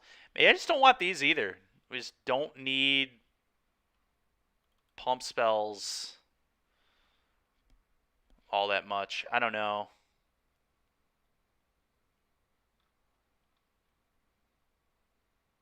Maybe I trim some elves. Elves are pretty garbage. I'm gonna trim elves.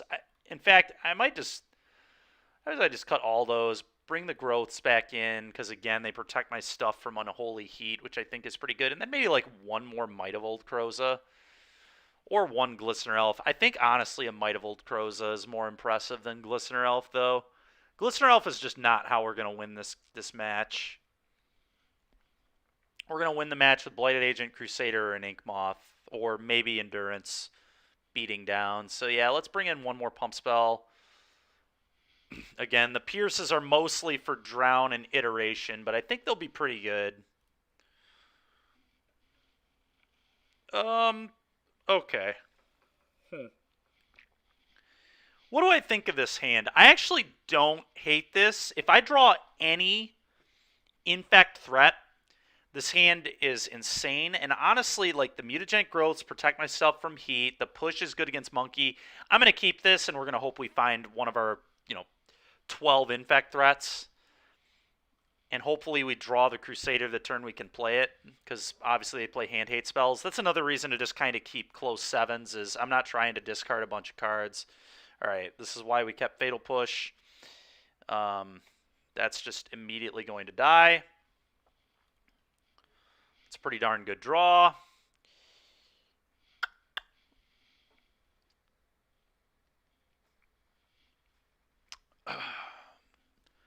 They obviously could have another Ragavan, which sucks a lot, but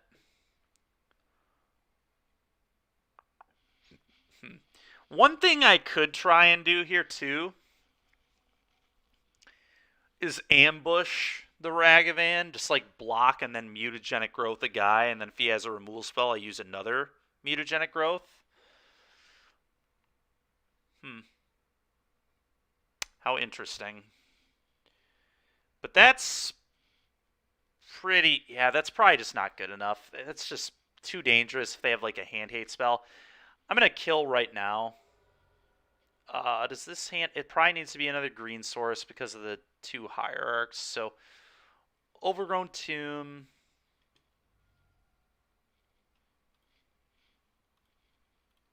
Kill this right now. I'm not trying to get drowned. Drown in the locked.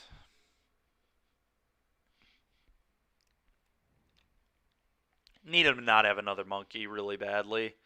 Second monkey would be a disaster, if I'm being honest. Okay. Croxa. I think I'm getting rid of a mutagenic here.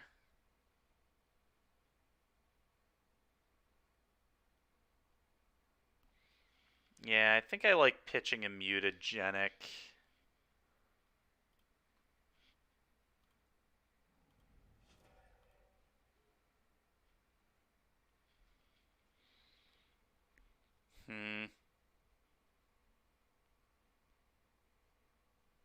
I just like 2 hierarchs, I think.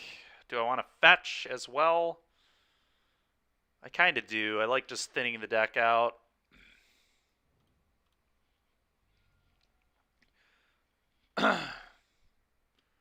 Definitely getting the other copy of Overgrown.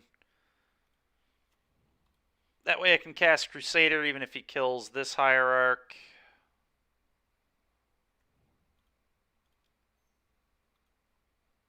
All the hierarchs.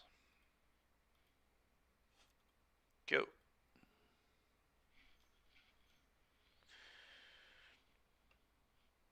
I can't F6 because if I want to counter Unholy Heat, although, would I even care? No, I am going to F6. I'm going to act like I don't have it because I would not save either of these with mutagenic growth, to be completely honest. So, Bloodstained Mire into exile, that's pretty annoying. Oh, another hierarch. Interesting. Well, I feel like they probably don't have Shadow. So am I supposed to actually just start hammering away at their actual life total? Them not fetch shocking and playing Shadow feels like they might not have, because, like, what are you trying to leave removal up here for? I think I just need to hope they don't have Shadow and just start beating in. Maybe they just left it up to interact with the Blighted Agent, I guess. Do they have Delirium? Land, creature, sorcery. No, they do not have Delirium, so that's important to keep note of.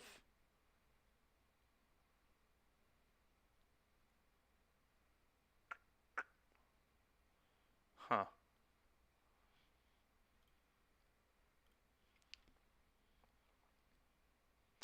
Let's go to combat.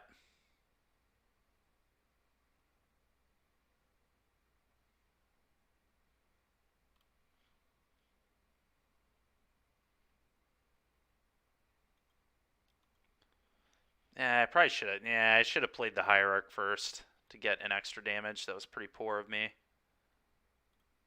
But here we are.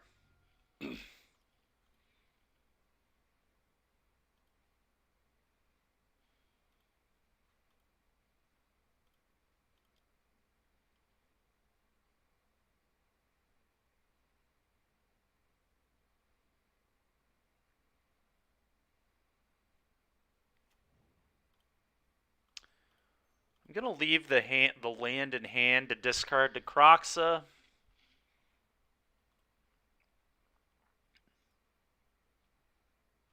Sure.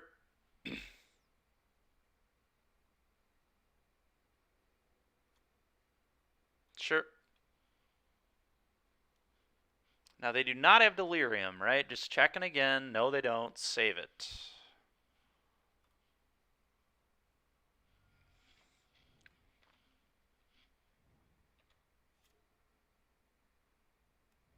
And they'll bring back Croxa here, I'd imagine. Which is fine. Going to be hard to beat, but not impossible to beat. If we draw Become Immense, we win. There's only one Become Immense in the deck, so pretty unlikely. But, you know.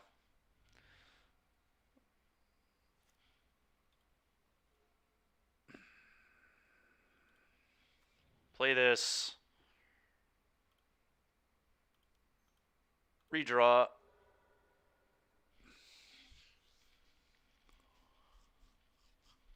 Not the timing I would have loved here, but I can make Drown in the Loch pretty bad if I just do this on myself, which I think I'm going to do.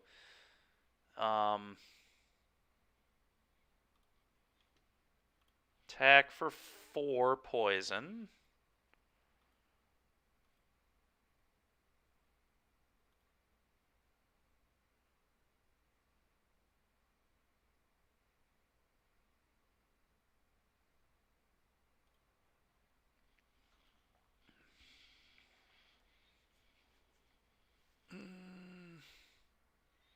Which one would I rather block with? I guess the Hierarch, potentially. I might just block with Endurance, to be honest, but target myself. Let's make Drown in the Loch not a thing.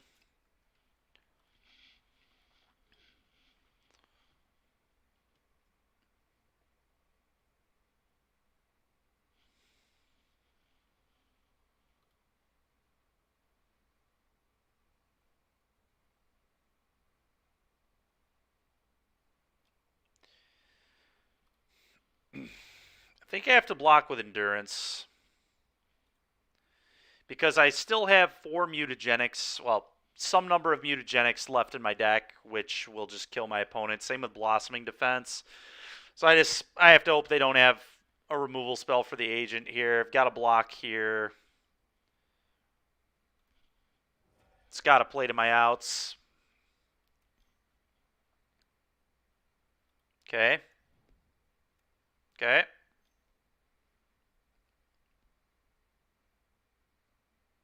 Okay. None of that really does anything. Drown, kill the Hierarch. Okay.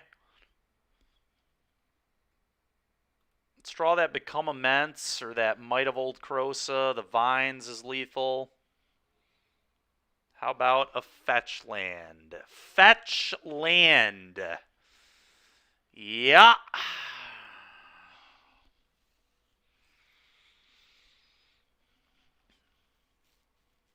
I am a bad... yeah, bad Infect pilot. Just can't draw the pump spell when I need the pump spell. It's kind of like being the burn player that can't draw the burn spell when they need the burn spell. In fact, it's almost the exact same thing. Well, we're going to punch because I'm not winning by not attacking. And then I've got to be able to block with both of these creatures. I'm going to play this because I have to discard it anyway. And then that would pump this. So, all right. Please don't kill me.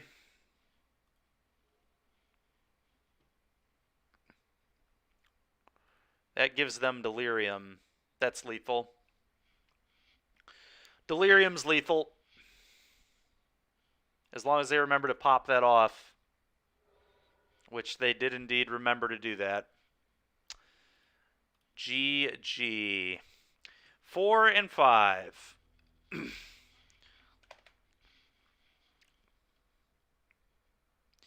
Yeah, all of them were. I mean, I didn't leave that many in the deck, but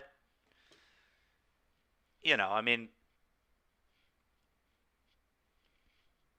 we just needed a Vines or something.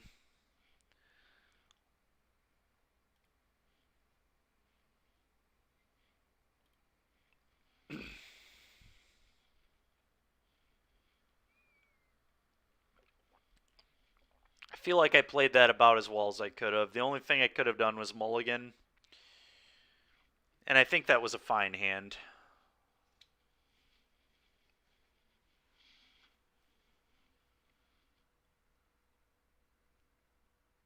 What about Veil?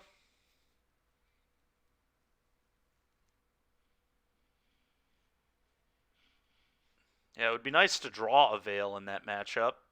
Want to buy... Are we talking about Veil of Summer? Oh.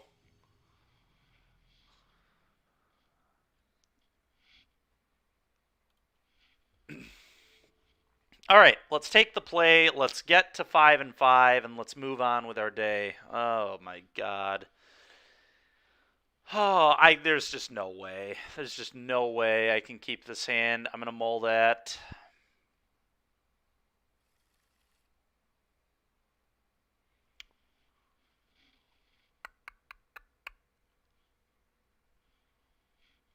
Just like no way I can keep this either. I mean, these hands are awful, man.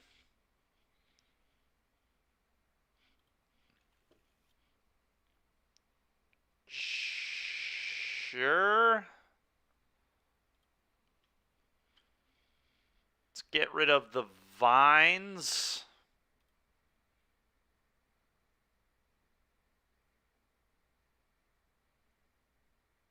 And one of the Mites. Yeah, no, there are for sure. It's gotten even worse with 3 colors as well. Oh boy, oh boy, oh boy.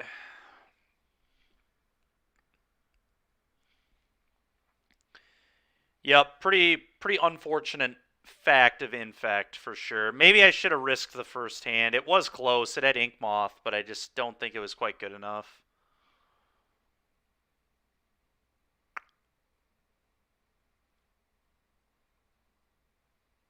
think it's got to be this.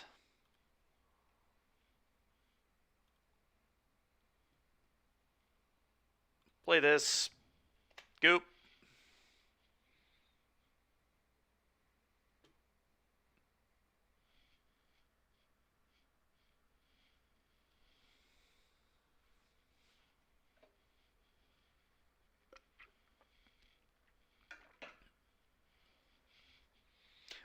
The 7 was really close. I mean, going in on Inkmoth on the play isn't like the worst thing in the world. It just doesn't win until turn 4, which is kind of loose.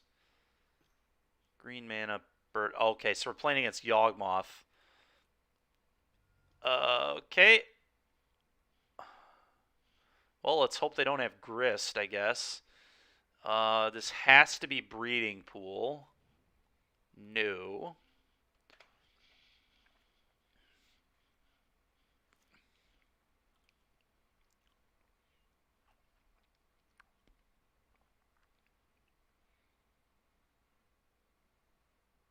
Hmm. 2, 4. Okay, let's see here. Oh, do I just... God, playing the Hierarch just doesn't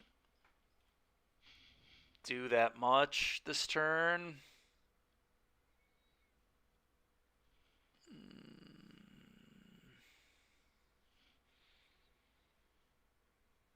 If I were to draw a land, it would maybe be better than deploying this, though.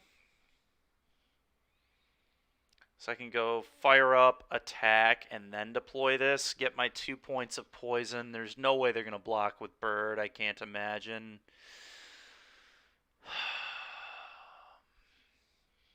This is actually pretty close. If I don't draw the land, though, I'm just kind of screwed. So I guess I just have to play this. A land is, like, fine in this situation, too, I guess. Don't grist me, please. I guess even if they grist me, they have to sack a bird, which isn't the end of the world. Wall.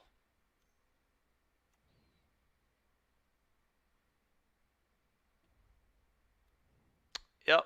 I'm excited to die next turn, because that's where we're going here. They sack the wall, they go get Yogg, and they do their thing. Another Blighted Agent.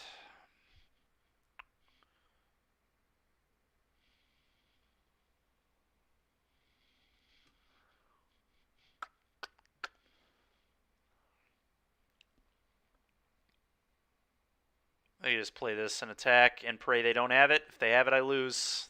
It's just it's how it is. Like,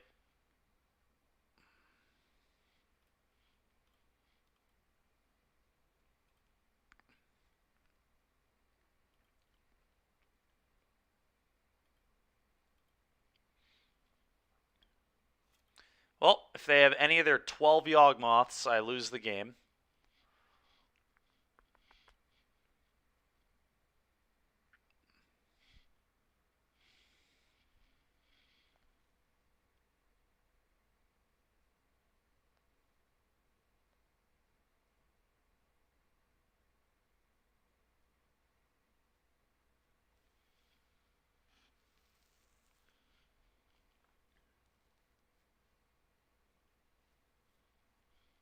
Opponent, for some reason, tanking here. There's nothing difficult about any of this. If they have Yogg, I lose.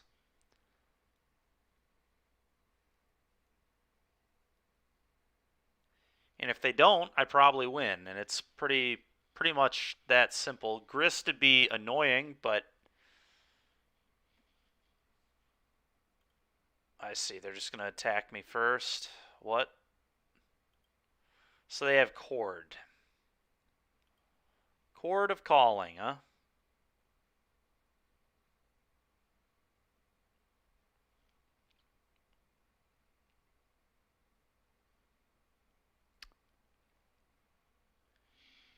If I make this a five, if I just do this, if I just pay 2 life mutagenic growth, that forces some amount of response from them, I'd imagine.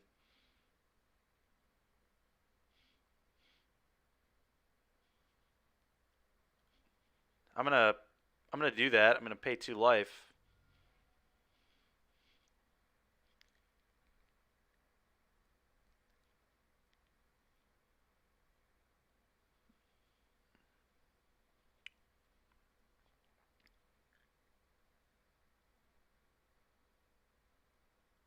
I don't understand why they waited at all. It just doesn't make any sense to me. Yeah, Court of Calling. And then I'm going to respond, and Might of Old Crosa to make it a 5/5, and then they actually just can't even kill it. I guess they can kill my Hierarch, which is a huge issue.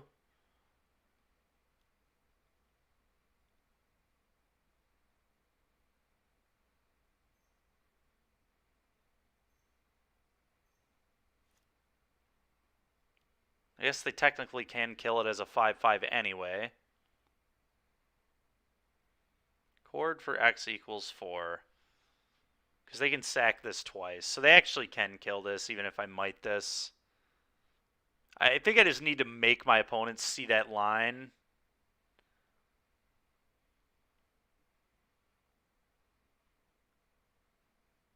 And I'm probably going to...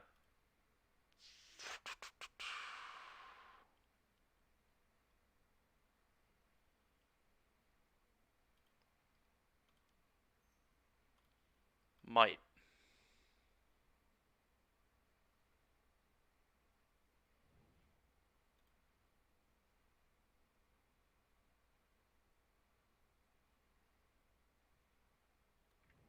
Yeah, I just need my opponent to screw up. Oh, it doesn't even... They can just...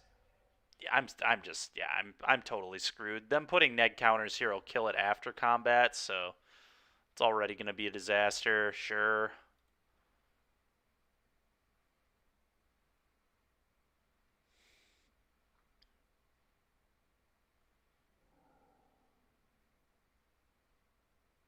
Oh, they're doing that so they can sack it. That's pretty hot. Yeah, I'm dead. I mean, I'm just very dead. I'm not even going to make my opponent play this out. It's a waste. All right. These are horrendous. Let's cut these. Spell Pierce for the chords and the evos. The pushes seem pretty good. Veils don't do anything. Forces don't do anything. Veil maybe could do something, I guess. It can, like... It's just not good enough. There's just no way. I just need to be all in on Blighted Agent. Blighted Agent or Quick Ink Moth draw.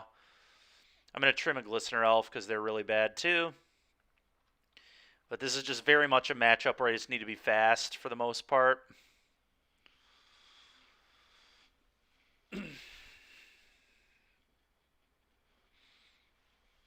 Oh boy, this has been rough. These leagues have been really rough.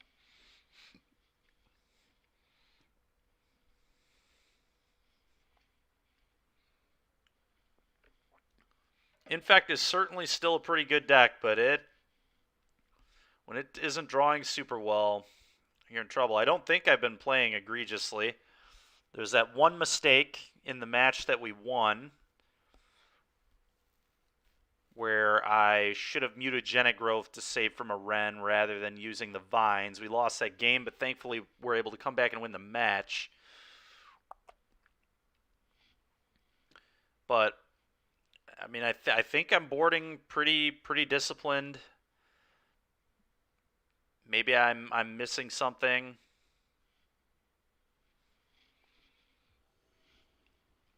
I would indeed like to play first. While this hand's great, we're gonna... God, it doesn't have blue mana. We're gonna keep it anyway. We're just gonna hope the Ink Moth's good enough. I can't... It's so hard to put 2 Hierarchs back with the Ink Moth, with good pump spells, like, whatever. And if we do draw a way to produce blue, we're in good shape, so I think we're still fine. Boom.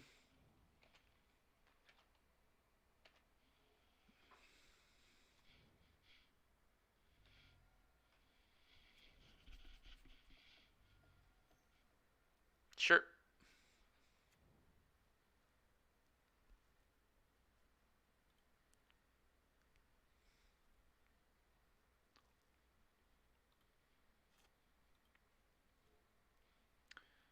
All right, this 2 hierarchs. Go. Next turn, I just go for lethal with Ink Moth. Let's hope they don't have Bird. Just fire that up and Might and Growth it. I mean, here we go. Grist. It's probably a Grist, and it's got to kill one of my Hierarchs, but I think we still have lethal even through that. And Grist sacking a Hierarch to kill a Hierarch is embarrassing. So. Oh my. Are you serious, dude? At least they had to kill their own thing. Alright, well, again, looks way better than Urborg would in this spot. Punishment. Oh, it's good to know they have punishment in their deck.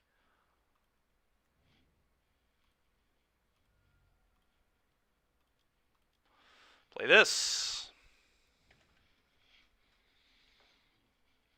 Have them on a 2-turn clock still, so not completely screwed.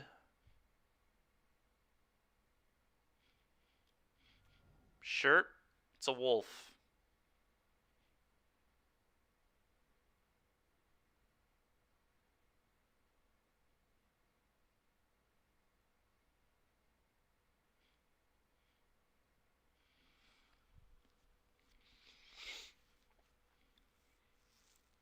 The crime and punishment was disgusting.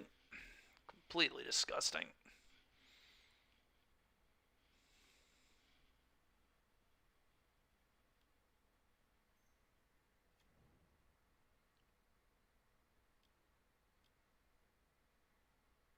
Cord for 1. Oh my god, we are getting Yawgmoth next turn. If I draw Growth, I can... No, that isn't even lethal. That's certainly not lethal.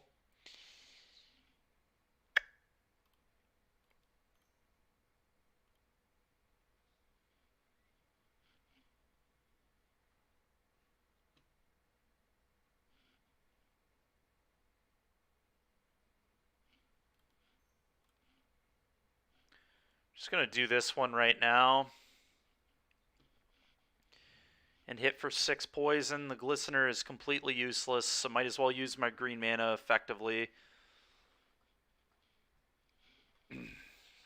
Okay, go. Yawgmoth. Yeah, I don't have any idea how I can beat this.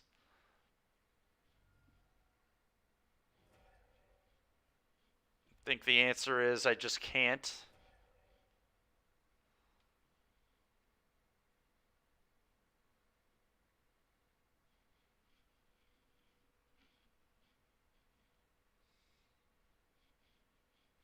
Believe the answer is I just can't.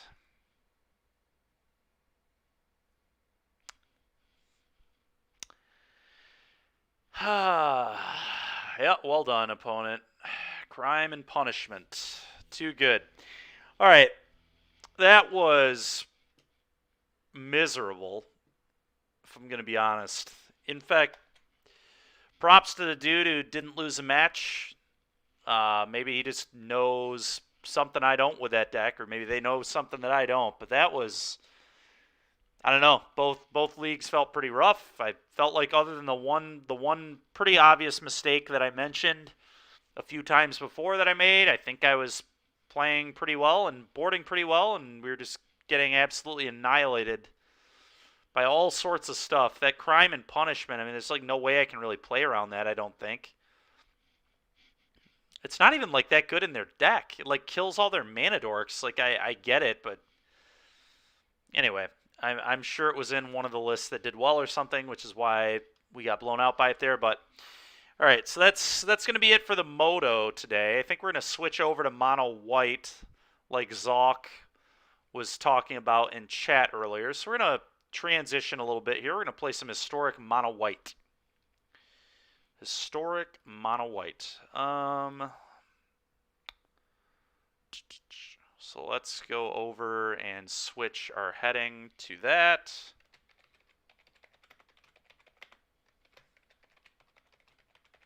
Monument.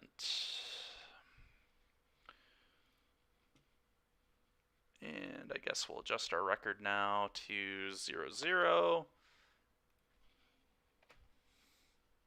Done. Let me return these cards real quick.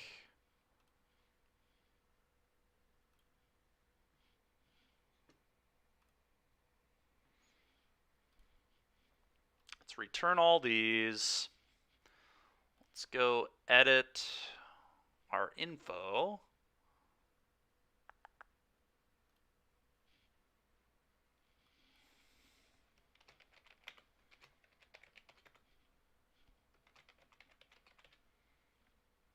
Change this to historic.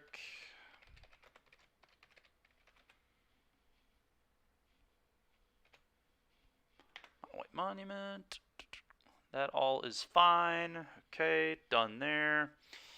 Let's head over here. Full trade list, accept. Yeah, I said accept. Okay. What? They will receive all that. 76 cards. Looks good to me. Confirm that. All right, let's hop into some arena then. Treat has been completed. We'll do the Card Horde Live thing in just a second where I put that deck list on. I'm not going to go over it into huge detail right now, but I will put it in the Cardboard Live. We'll just very briefly go over this deck. I've streamed something really, really similar before. Now, are these stupid new adjusted cards legal in Historic, or are they only legal in Alchemy? Is Alchemy just completely its own format, or does that stuff bleed into Historic now too? Does anybody know? Because I certainly don't. I really hope Historics is its own. God, dude, that's so annoying. I hate that. I hate that. I want Historic to be its own thing. Whatever, though. So that's going to probably change how we're supposed to be building and playing our deck. But that's fine. All right, so here's the deck. Real quick, going to export this, put it into the Cardboard Live.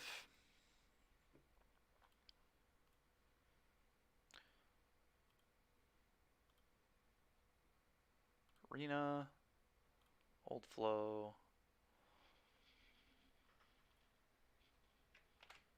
What?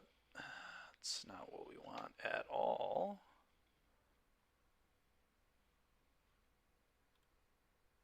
Oh, it just put it all in the sideboard, didn't it? Yuck. It always does this with these Yorion decks on Arena. Okay, so...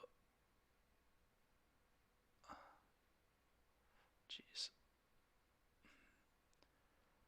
Alright, the ambitious farmhands are where it should stop. I'm going to clone this. Control V. It should be 60 cards, I hope. I guess it's more than that because we're a Yorion deck. 80 cards, but sideboard. God, I didn't delete all this. Classic. The cage. Oh my god. There we go. Delete this. I think that should hopefully look right. 80 of 60, 50. Yeah, okay. That's good. That's where we want to be.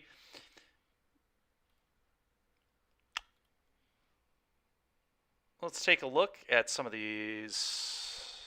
Whoops. Some of these cards here real quick. What we're going to be doing a little playing with.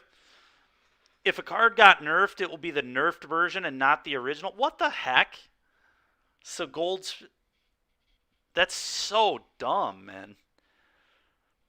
That's so stupid. That annoys me a lot. I thought Alchemy was going to be its own format, which is fine and dandy. whatever. Maybe the nerfs will be good. Maybe I'll enjoy Historic more. Yeah, I know. Did they nerf anything in my deck? I hope not. It doesn't look like it. All this stuff still looks the same, which is good. Okay, so for those that aren't going to check it out in Cardboard Live, you can check it out there, but we're just a really good ephemerate deck. We've got Oketra's Monument to power out some good white creatures. Good, great. Since my deck is unplayable, the answer is no. Wonderful. That's what we like to hear. What are some cards that they nerfed? Did they nerf 5-mana Teferi at all? Apparently they nerfed Goldspan Dragon, so I don't understand why they nerfed that one in Historic like at all. It wasn't even very good, I don't think. I kind of want to play like Cat Oven. Did they nerf Cat Oven at all?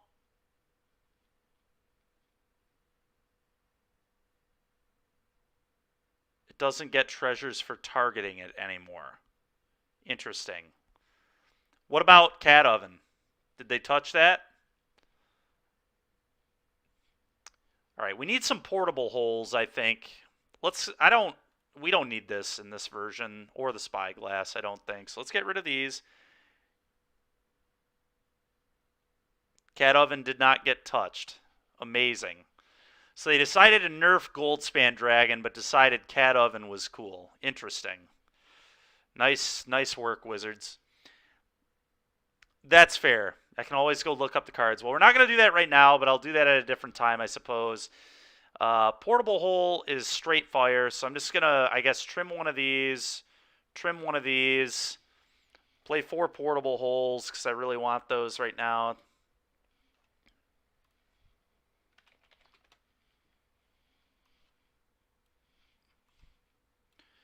And we'll just see how things go. I guess I didn't make this change before doing the Cardboard Live thing, but whatever. Weak. Yeah, I guess it is rather weak, isn't it? All right, well, let's hop into... Oh, okay. The new formatting is interesting. I would like to play Historic.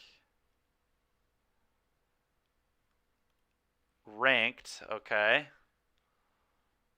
Best of 3, please.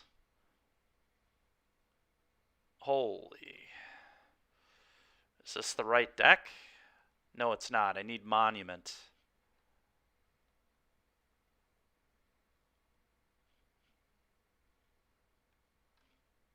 Where is my deck? Is it the first? Where is my deck? What is happening?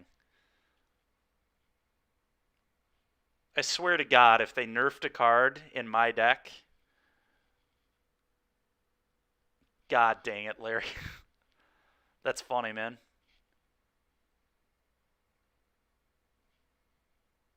Where did my deck go? Is anyone else seeing my deck?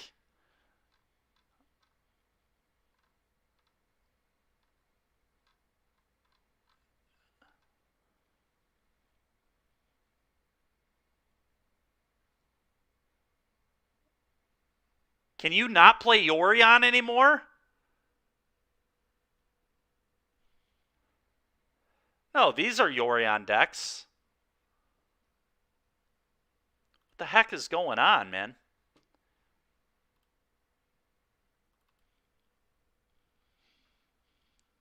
I passed it like 4 times. Did I actually pass it? Fair enough. Apparently I'm an idiot. That's fair. This new format, man. This new formatting here is really killing me. All right. Yeah, there it is. All right, interesting. And we want to play Historic. Okay, cool. It's fair, Larry. I suppose we did.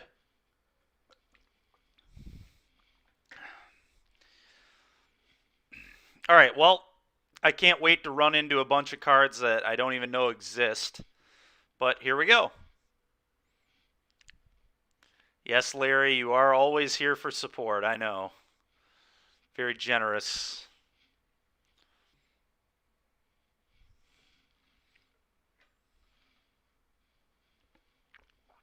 Let's go ahead and transition those changes. I didn't realize I hadn't transitioned them.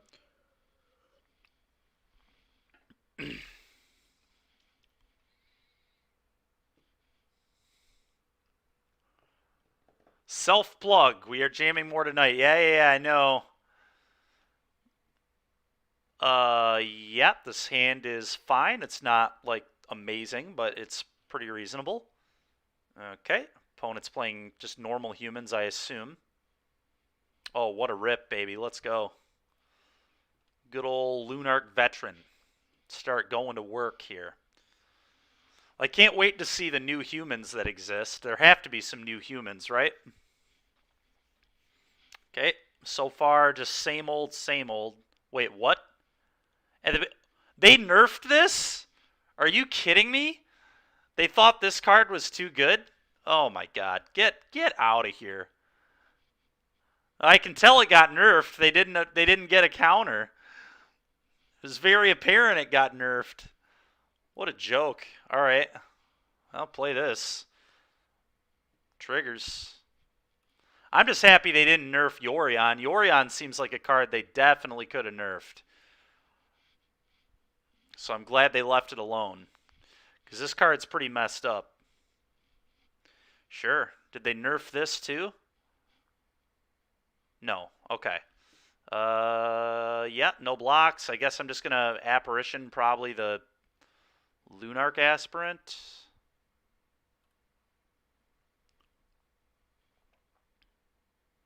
Okay, opponent just spewing their counters. That's what I like to see. It's Apparition, your 4/4. Gimme. Is there any world where I would block? Maybe. I'm going to swing with this because I don't think I'd block with this. I would maybe block with this. Probably not blocking with anything, though, for being real. But I am going to punch with this. They should have nerfed Thraben. You're right, dude. Yeah, I guess you're right, Zok. They did technically already nerf companions. Now, they should have nerfed this. This should only give you one creature. How are you gonna nerf Thalia's loot, or how are you gonna nerf Luminarch Aspirant but not touch Cat Oven, not touch Collected Company? What is that? It's just stupid, man. Okay, I'll eat your 1/1 token.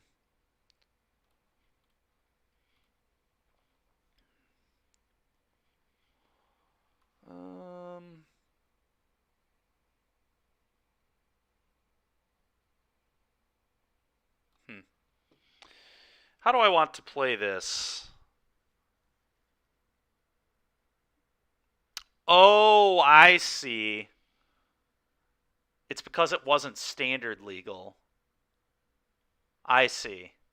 It's a nerfed standard format. Okay. I think right now I'm just going to pass turn.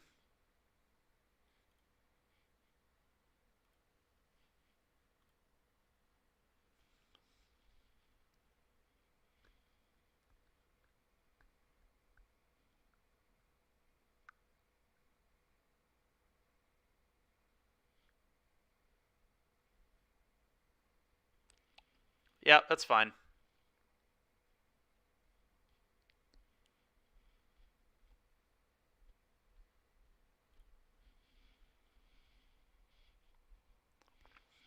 Now, do I want to eat the Adeline? I kind of think I want to just eat the Adeline here.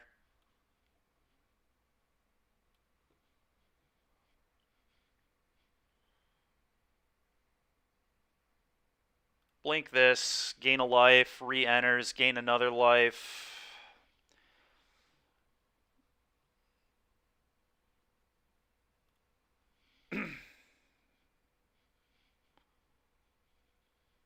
Next turn, we just start chaining the Yorion. We're in very good shape. I could also Ranger for 2 more veterans. Really just start gaining a million life. What are you doing, opponent? Just sending your Apparition into death? Interesting. I could actually double block this. It's not, like, unbelievable by any means to just double block. But we're just going to no block. That's fine. The Yorion here is going to get really stupid really quick.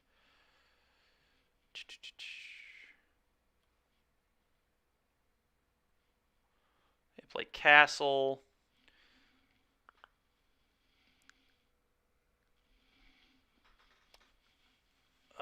Vintage Masters draft before it leaves Moto. Maybe at some point, if you want to see that, man, we can do that if you're feeling it. Just trying to think. Yorion is the best thing to do here, right? What if I just go Ranger? Ranger Veteran. He doesn't actually have good attacks right now. Like, really at all. And so this sets up a better Yorion on the following turn, a much more broken one. Because they get a 3-3 off me blinking this, which really isn't even that good for me. I think this might be a better play here.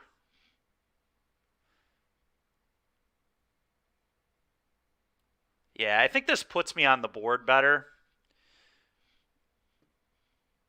And it sets up for just a completely devastating Yorion next turn. The game will very much be over, I'd imagine. I'm just going to get 2 veterans. I could get a giant killer, which is tempting, but I just don't think it's necessary. Let's just get another veteran. Let's just start looping. Looping like a madman here. No attacks. Go ahead. So they'll pop their clue. The nice thing is Thalia is literally worse for them than it is for me. It makes Coco 5 mana now, so I'm going to leave Thalia in play for as long as possible here.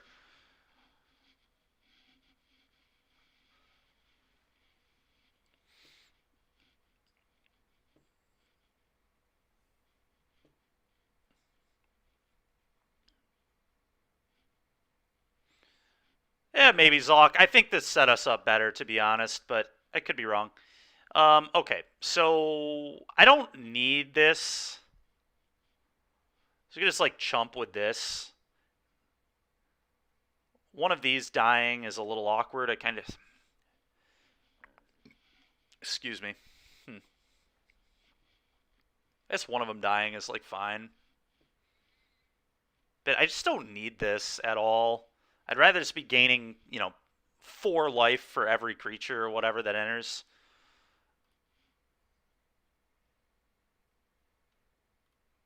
Chump here, take 8. Go to 3, and then start going off next turn.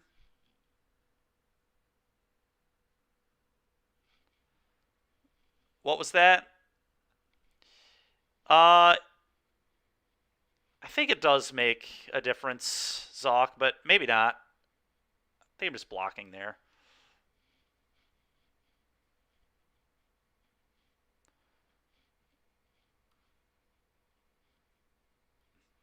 Play this, gain, attack with Angel.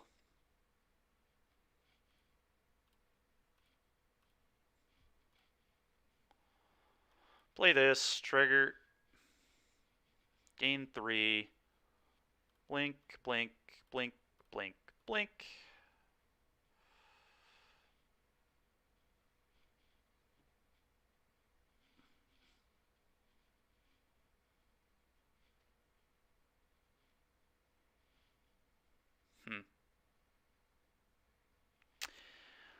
I almost want the Yorion in play to block. Yes, it is. It is gross, for sure. Whatever, we're just going to still blink this, but... Target this one, please. I think... Yeah, let's just eat this. Just gain a crap ton of life. Okay, back to 20. Take action. Re-enters. Gain more life.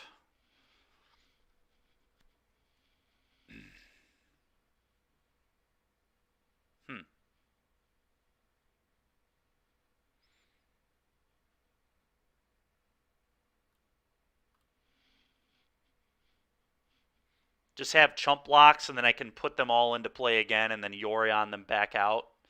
That seems quite good.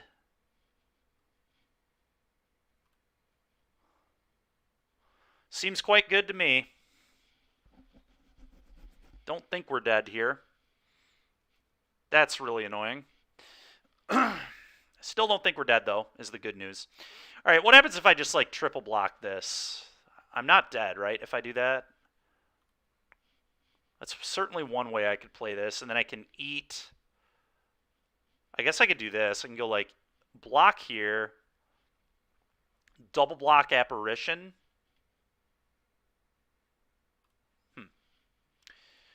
I am definitely doing this. Maybe that's all I'm doing. Then I take 3, 6, 8, 10, 14, 16, 20. Then when everything else re-enters, I'll gain a bunch of life again. I get to eat this.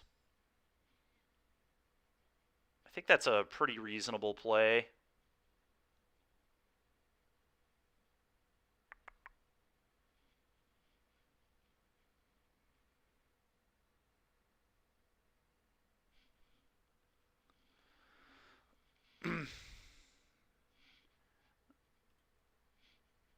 Well, what just happened is part of the reason I didn't want a Yorion any sooner than I needed to. I wanted to max value off it. But anyway, let's do this. So that's going to target there. This should eat the Thraben because the second copy is going to eat that. So let's eat the Thraben.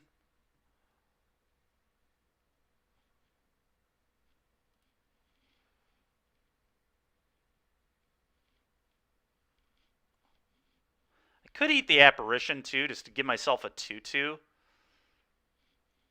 That's actually kind of reasonable. I think I'm going to do that.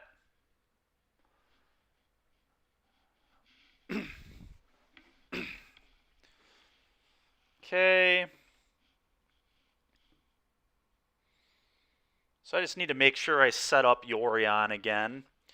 Let's play this, gain 2... I guess I just deploy everything. Play this, trigger, gain 2, get a clue. Play this, trigger, gain 2, get a clue. Put this into play, and then put Yorion in my hand.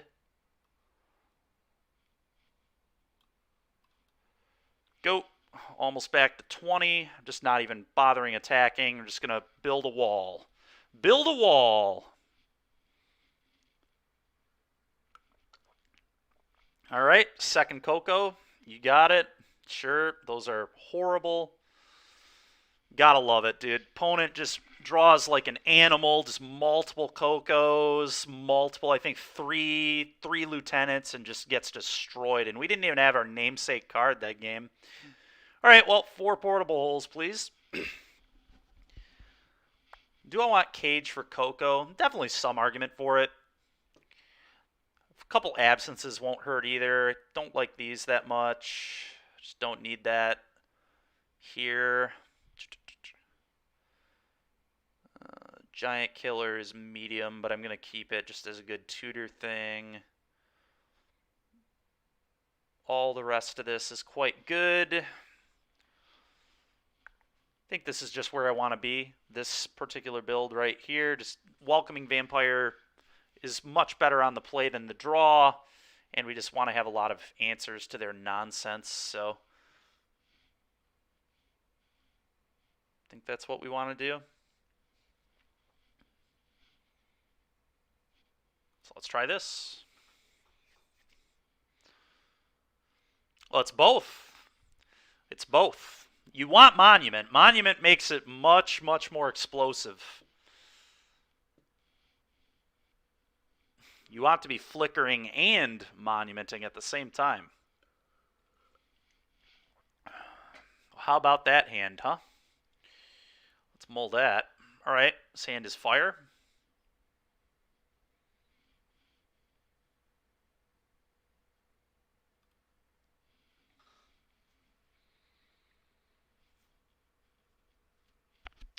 I think I'm just getting rid of this. As weird as that may look, I definitely want to go 1, 2, 3 with this hand. Bottoming a land is like one option I have, but it's just too dangerous if I don't draw a land. It's way too punishing, so I'm just going to get rid of this. The card's insanely good, but I do think I need to bottom it here. So I think I need to apply to the board. Yeah.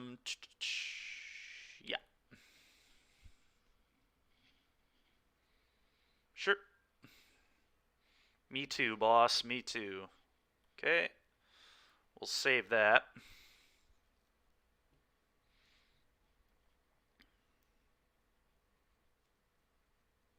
Sure. Block. Nice try. Oh, an ephemerate, huh? Not too bad.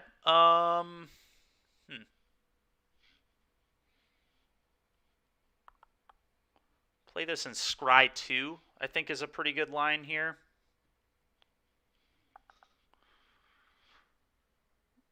I could also just, like, block ephemerate, get some value. Probably not right, though. Let's scry. Let's see what we can hit. Portable hole ephemerate. No thanks. Those are not what we want right now. We want either good creature or land.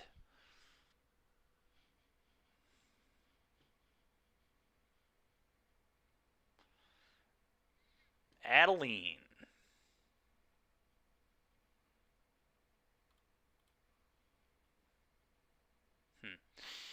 I could double block Thalia, but I don't think that's particularly good. I think Thalia in play is... I don't know, maybe I do double block Thalia.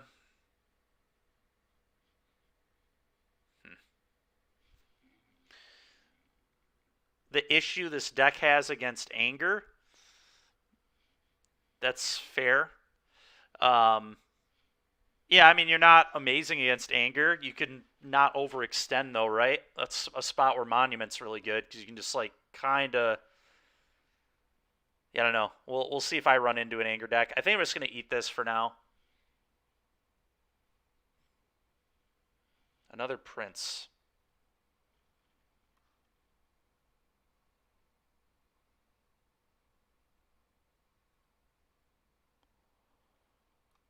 Pretty brutal. I think for now I'm just, like, going to pass.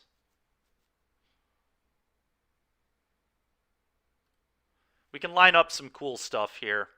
I can block Adeline. Block Adeline with, like, Charming Prince and then flicker it out. Sure.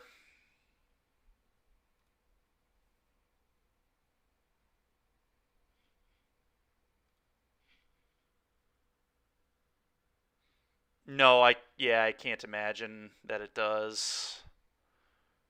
Okay, so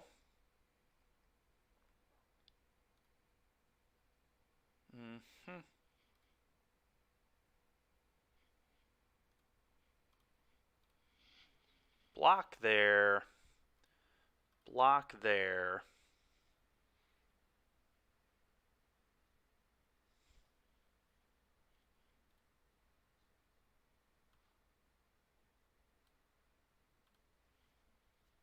Ephemerate this out.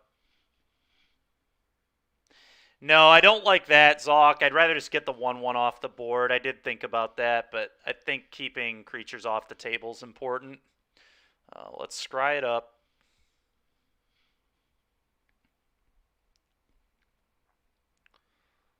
Well, both those are okay. Yeah, I'm into this. I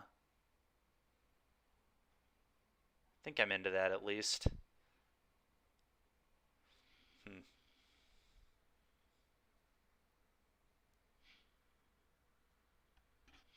Yeah, I know. Oh, we don't have to be into it. We could... Okay. Is it worth casting this? It must be, because I'm only drawing a land this turn anyway. I guess... I could resolve a monument here. Maybe that's better. You can always gain 3. Yeah, that is true. Kind of want to get the monument going. I think that's going to be critical for winning this game. I'm just not going to cast this. Go. Sure.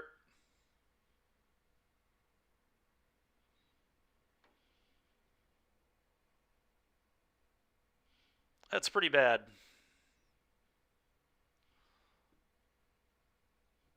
That is pretty bad right there.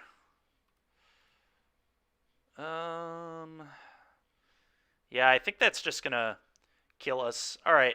This was a good... So maybe Portable Hole's just not as good as Fateful Absence against humans. Because not being able to kill their 3-drops was really annoying. Huh.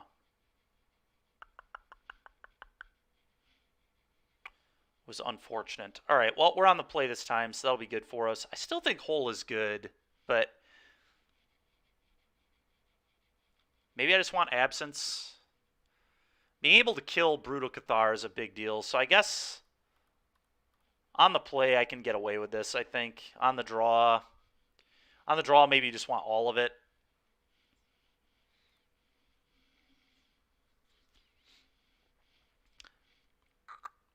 Yeah, I guess Hole's also awkward because it gets hit by Apparition, which is super embarrassing.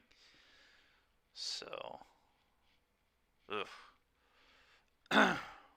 Ugh. Sand is so good if we draw lands, man, but it's pretty garbage if we don't. Pretty garbage. I think we can do better than this. Let's just mull this. Okay, this hand is certainly better. I think I'm just going to get rid of the Giant Killer here. Thraben, go. Next turn, play this and probably scry. You don't board removal in. I think you're supposed to, man, but that's... Our creature matchups are really good anyway, but you just don't need the welcoming vampires in these matchups, in my opinion.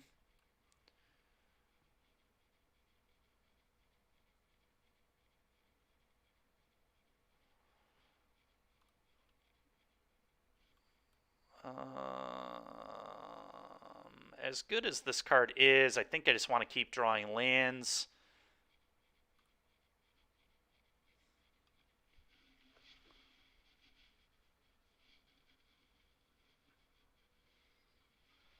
Yeah, I mean, that is why the Absence is there, is for Teferi, but...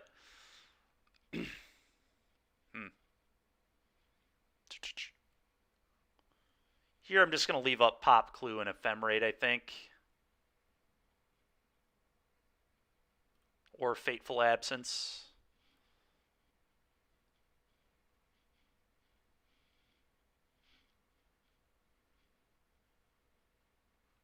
Okay, so they have green source in their hand. They must.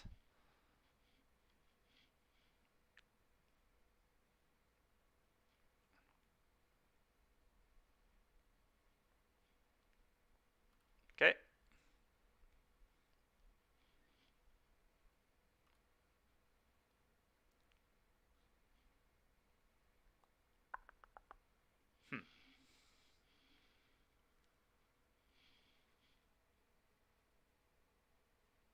Yeah, that's true, Zoc.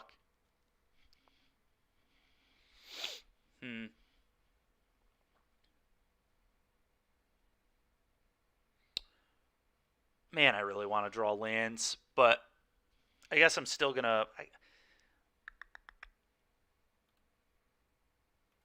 So let's do this, and then I can decide what I want to ephemerate. Okay, I think I'm going to ephemerate this and scry. I should have done that first, actually. Although I didn't know what I wanted as much. Ketra's Monument Veteran. Yikes, dude. Yikes. I need a land, please.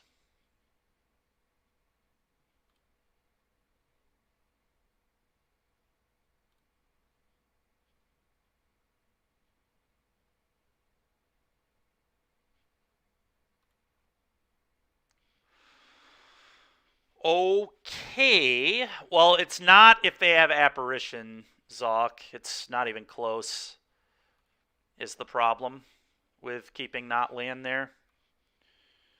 It's pretty loose.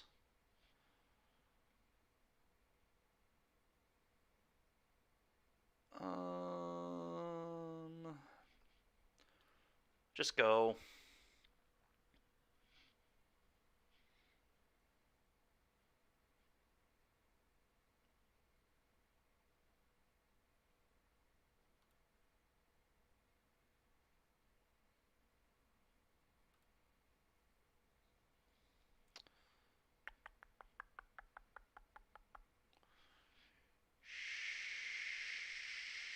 Sure.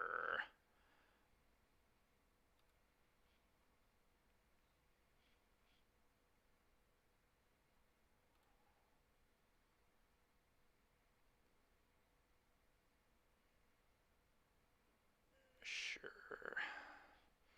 So I can go block here, and then resto out the Charming Prince to then flicker out the Thraben.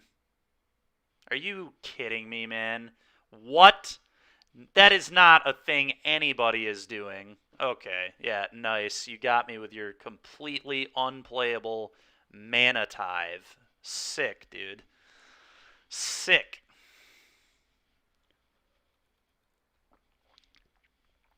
Well, that was pretty stupid. I did indeed suck the tithe.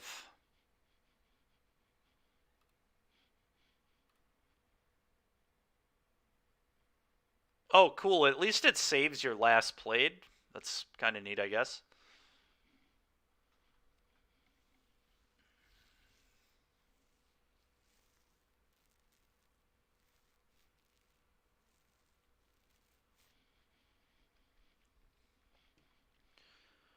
All right, well, we ran into some idiot with Mana Tithe in their deck. Let's hope that that doesn't happen again. No, dude, it's very bad. I mean, it's a complete meme is what it is. Now we'll keep this. Get rid of a plains.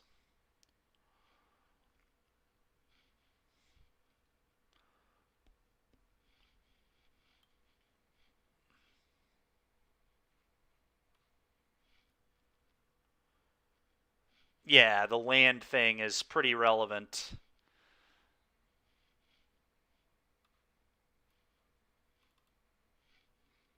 It's also just like a horrible card in most events because like most comp events now are open deck list, right? So it's just like, all right, this card's pretty annoying. Do I want to deal with this right now? I think I just get the monument going and hope they don't have apparition. If they get it type of deal, you know. Uh, I am gonna attack. There's like no way I'm blocking, so.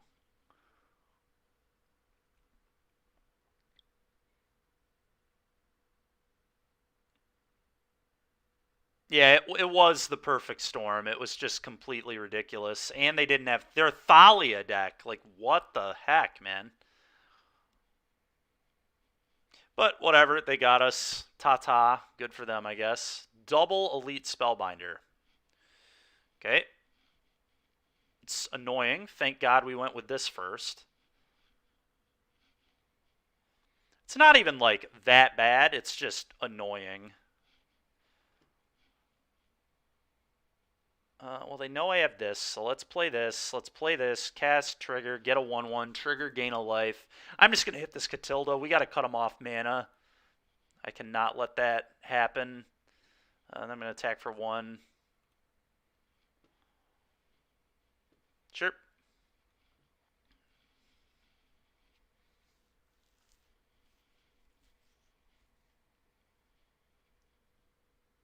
Thraben, sure. Lieutenant, sure.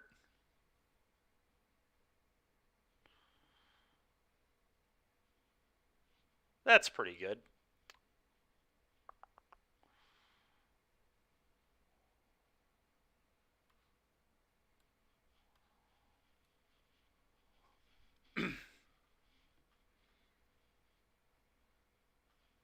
Just gonna eat these stupid flyers, I think. Can't attack with this. We're just casting this. Gaining some more life.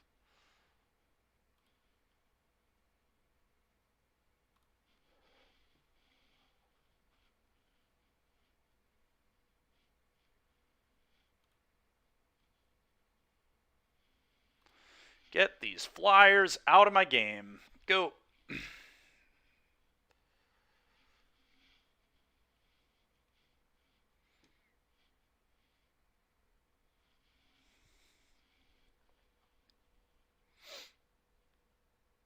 Sure.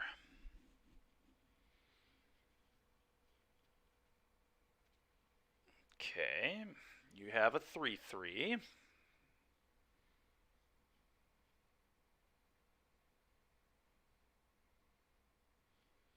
I won't block any of that. That's completely fine. That's a pretty good one. Yeah, let's just put this in hand so we know we can do that next turn. Play this, trigger. Gain 2, trigger, get a clue. Go. Just going to build a swarm so I can have really good multi-blocks all over the place. Time to get Coco'd again. What's it like to play these collected company decks and just draw 2 every game in the top 15 and hit 2 creatures? Must be nice. Hopefully this guy won't mana tithe us.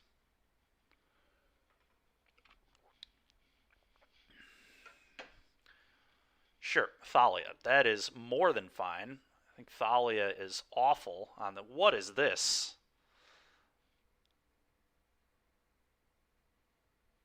Okay, it taps something.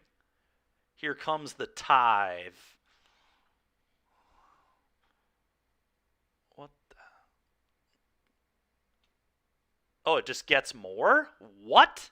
This card is ridiculous. Oh, discard that card. Wait, no, that you just... That's so stupid. That's absolutely insane. Okay. Well, that's ridiculous. I just like continue to no block.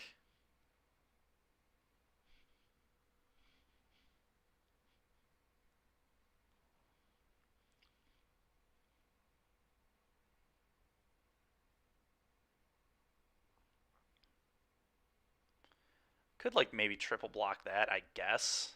I just don't think I'm supposed to though. Opponent has 4 blocker. Oh. At the beginning, okay, it's not the next end step, it's the okay. That card's whatever then. So my opponent has 4 blocks. I don't think I have lethal or anything yet, so let's just do this.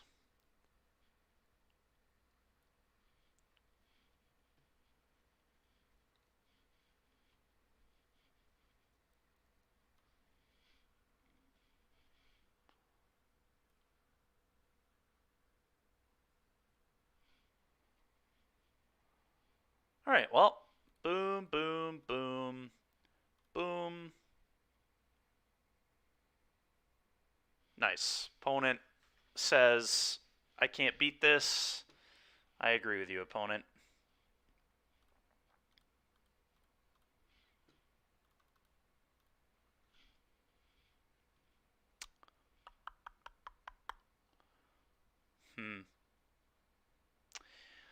Giant Killer seems like really not very good. I think I'm just going to cut this and bring in a portable hole instead of it. I think I want some holes. I might not want 4, but I definitely want some number of them. Honestly, Ephemerate, I could go down in Ephemerate, maybe 2. 3 Ephemerates. The rest of this I think I want. Could maybe see trimming... trimming like one of these top end cards for another hole too is like reasonable. Because we have to get to them is the issue. Yeah, I think...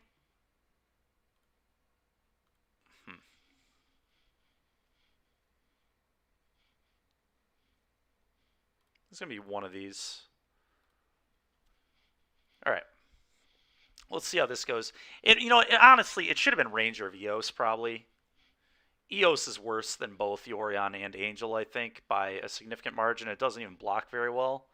The tutor effect's kind of nice, but what do you think of this? This hand is like medium. I think I'm gonna keep it though. Just like interaction, some good blockers. That's really tilting. All right, go.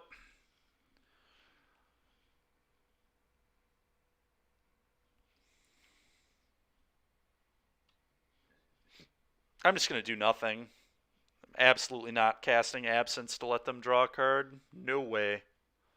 Oh. What? So they must have cut their Cocos. That's good to know.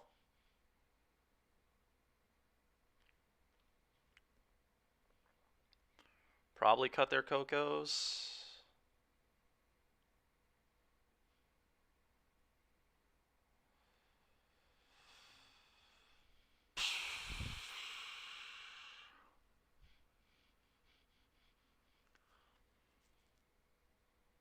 Hmm. Yeah, we could really hope for that. The question is, God, I don't want to let them draw a card. But I think I might just have to let them draw a card. It's like so awkward. This thing being a 5/5 is going to be a big problem with this hand. Whatever. I really don't want to give him a card. That might be just completely wrong, though. Alright, Portable Hole. Interesting. I guess I'm just going to play...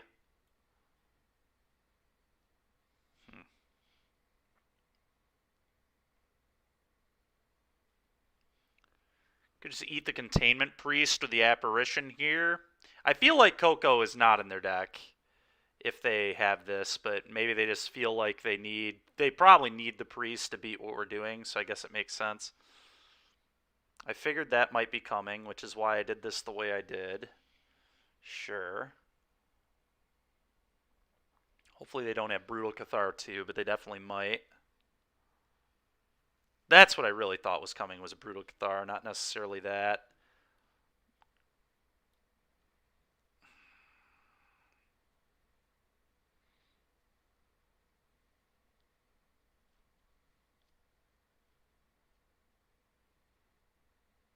Alright, I think I have to let my opponent draw a card. It's pretty unfortunate, but...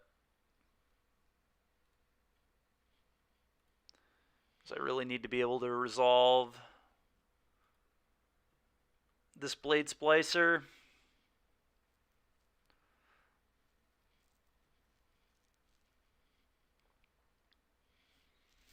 Yorion should be able to set us up pretty well in the following turn, so that's good at least.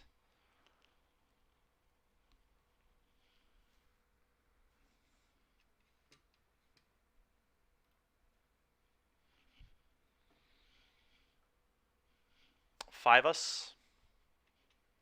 No blocks. You have 5'd us. Okay, so they just have Containment Priest and Coco in their deck. Interesting. All right, well...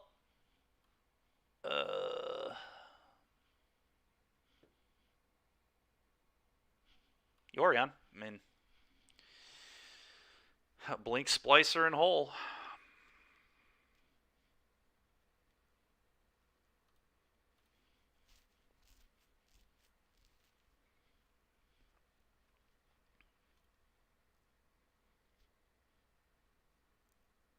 Interesting. Okay. Do they just actually have nothing? That seems kind of unbelievable. Okay, they just had a Coco. I don't really understand why they let us resolve all our stuff, but here we are. Adeline and Lieutenant. Sure.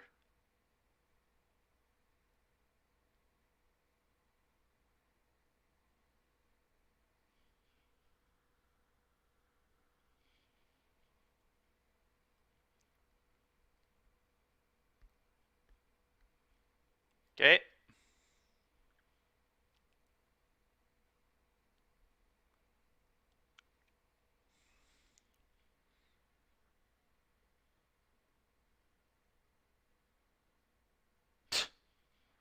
What a joke.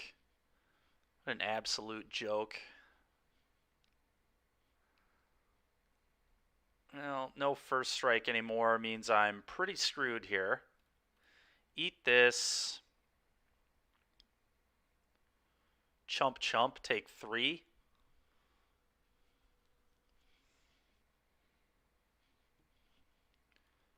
It's about all I can do.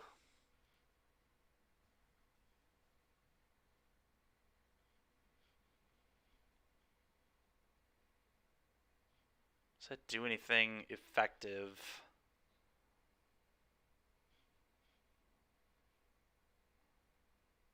Hmm.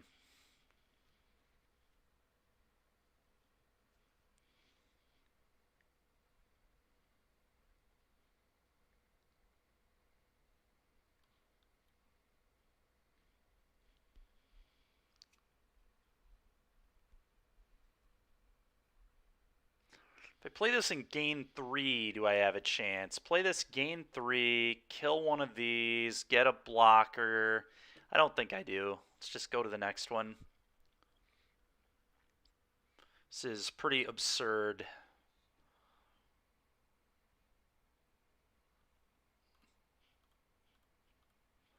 Alright, the holes do continue to just look really not good, so... This back in. Maybe these are just better than Ranger Vios.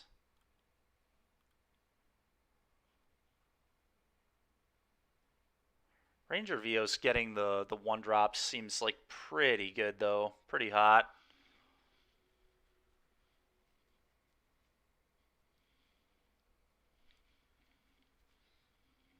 Yeah, the vamp is good against Thalia for sure. Maybe Ephemerate's bad because they're Esper, Sentinel, and Thalia.deck. So maybe we actually just go down on the Ephemerates. Just go to like 1 Ephemerate and just have like more of our creatures in. That makes the monuments better too.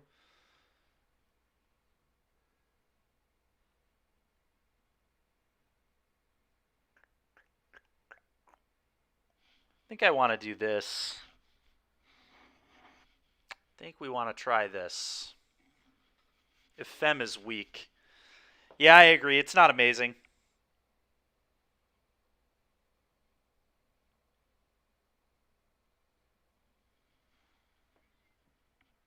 I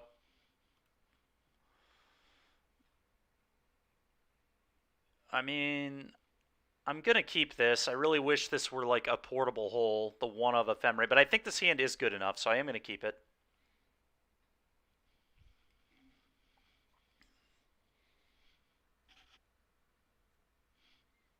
Well, he's down to 4 cards, so if we don't win this game...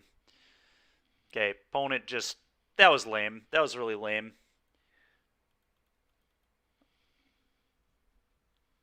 Snap. Yeah. All right, everybody. That's going to do it for my action today. We're going to go ahead and raid a channel here in a moment, but... Again, if you enjoy the content, give our team Swish Gaming a follow on YouTube. On Twitter, it's The Swish Gaming. On Twitch, The Swish Gaming. And on Facebook, Swish Gaming. We also have a website, swishgaming.com, where you can check out all sorts of Magic-related content and or other games as well. What language today? I don't know. No, there will be a raid at like DC or something very odd.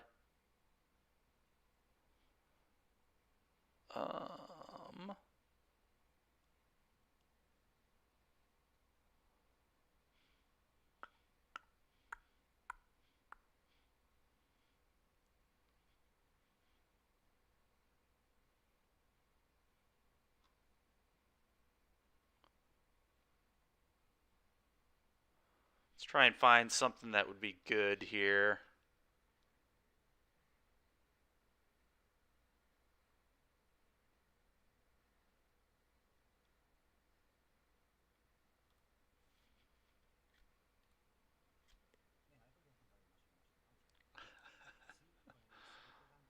Okay, we're not doing that one.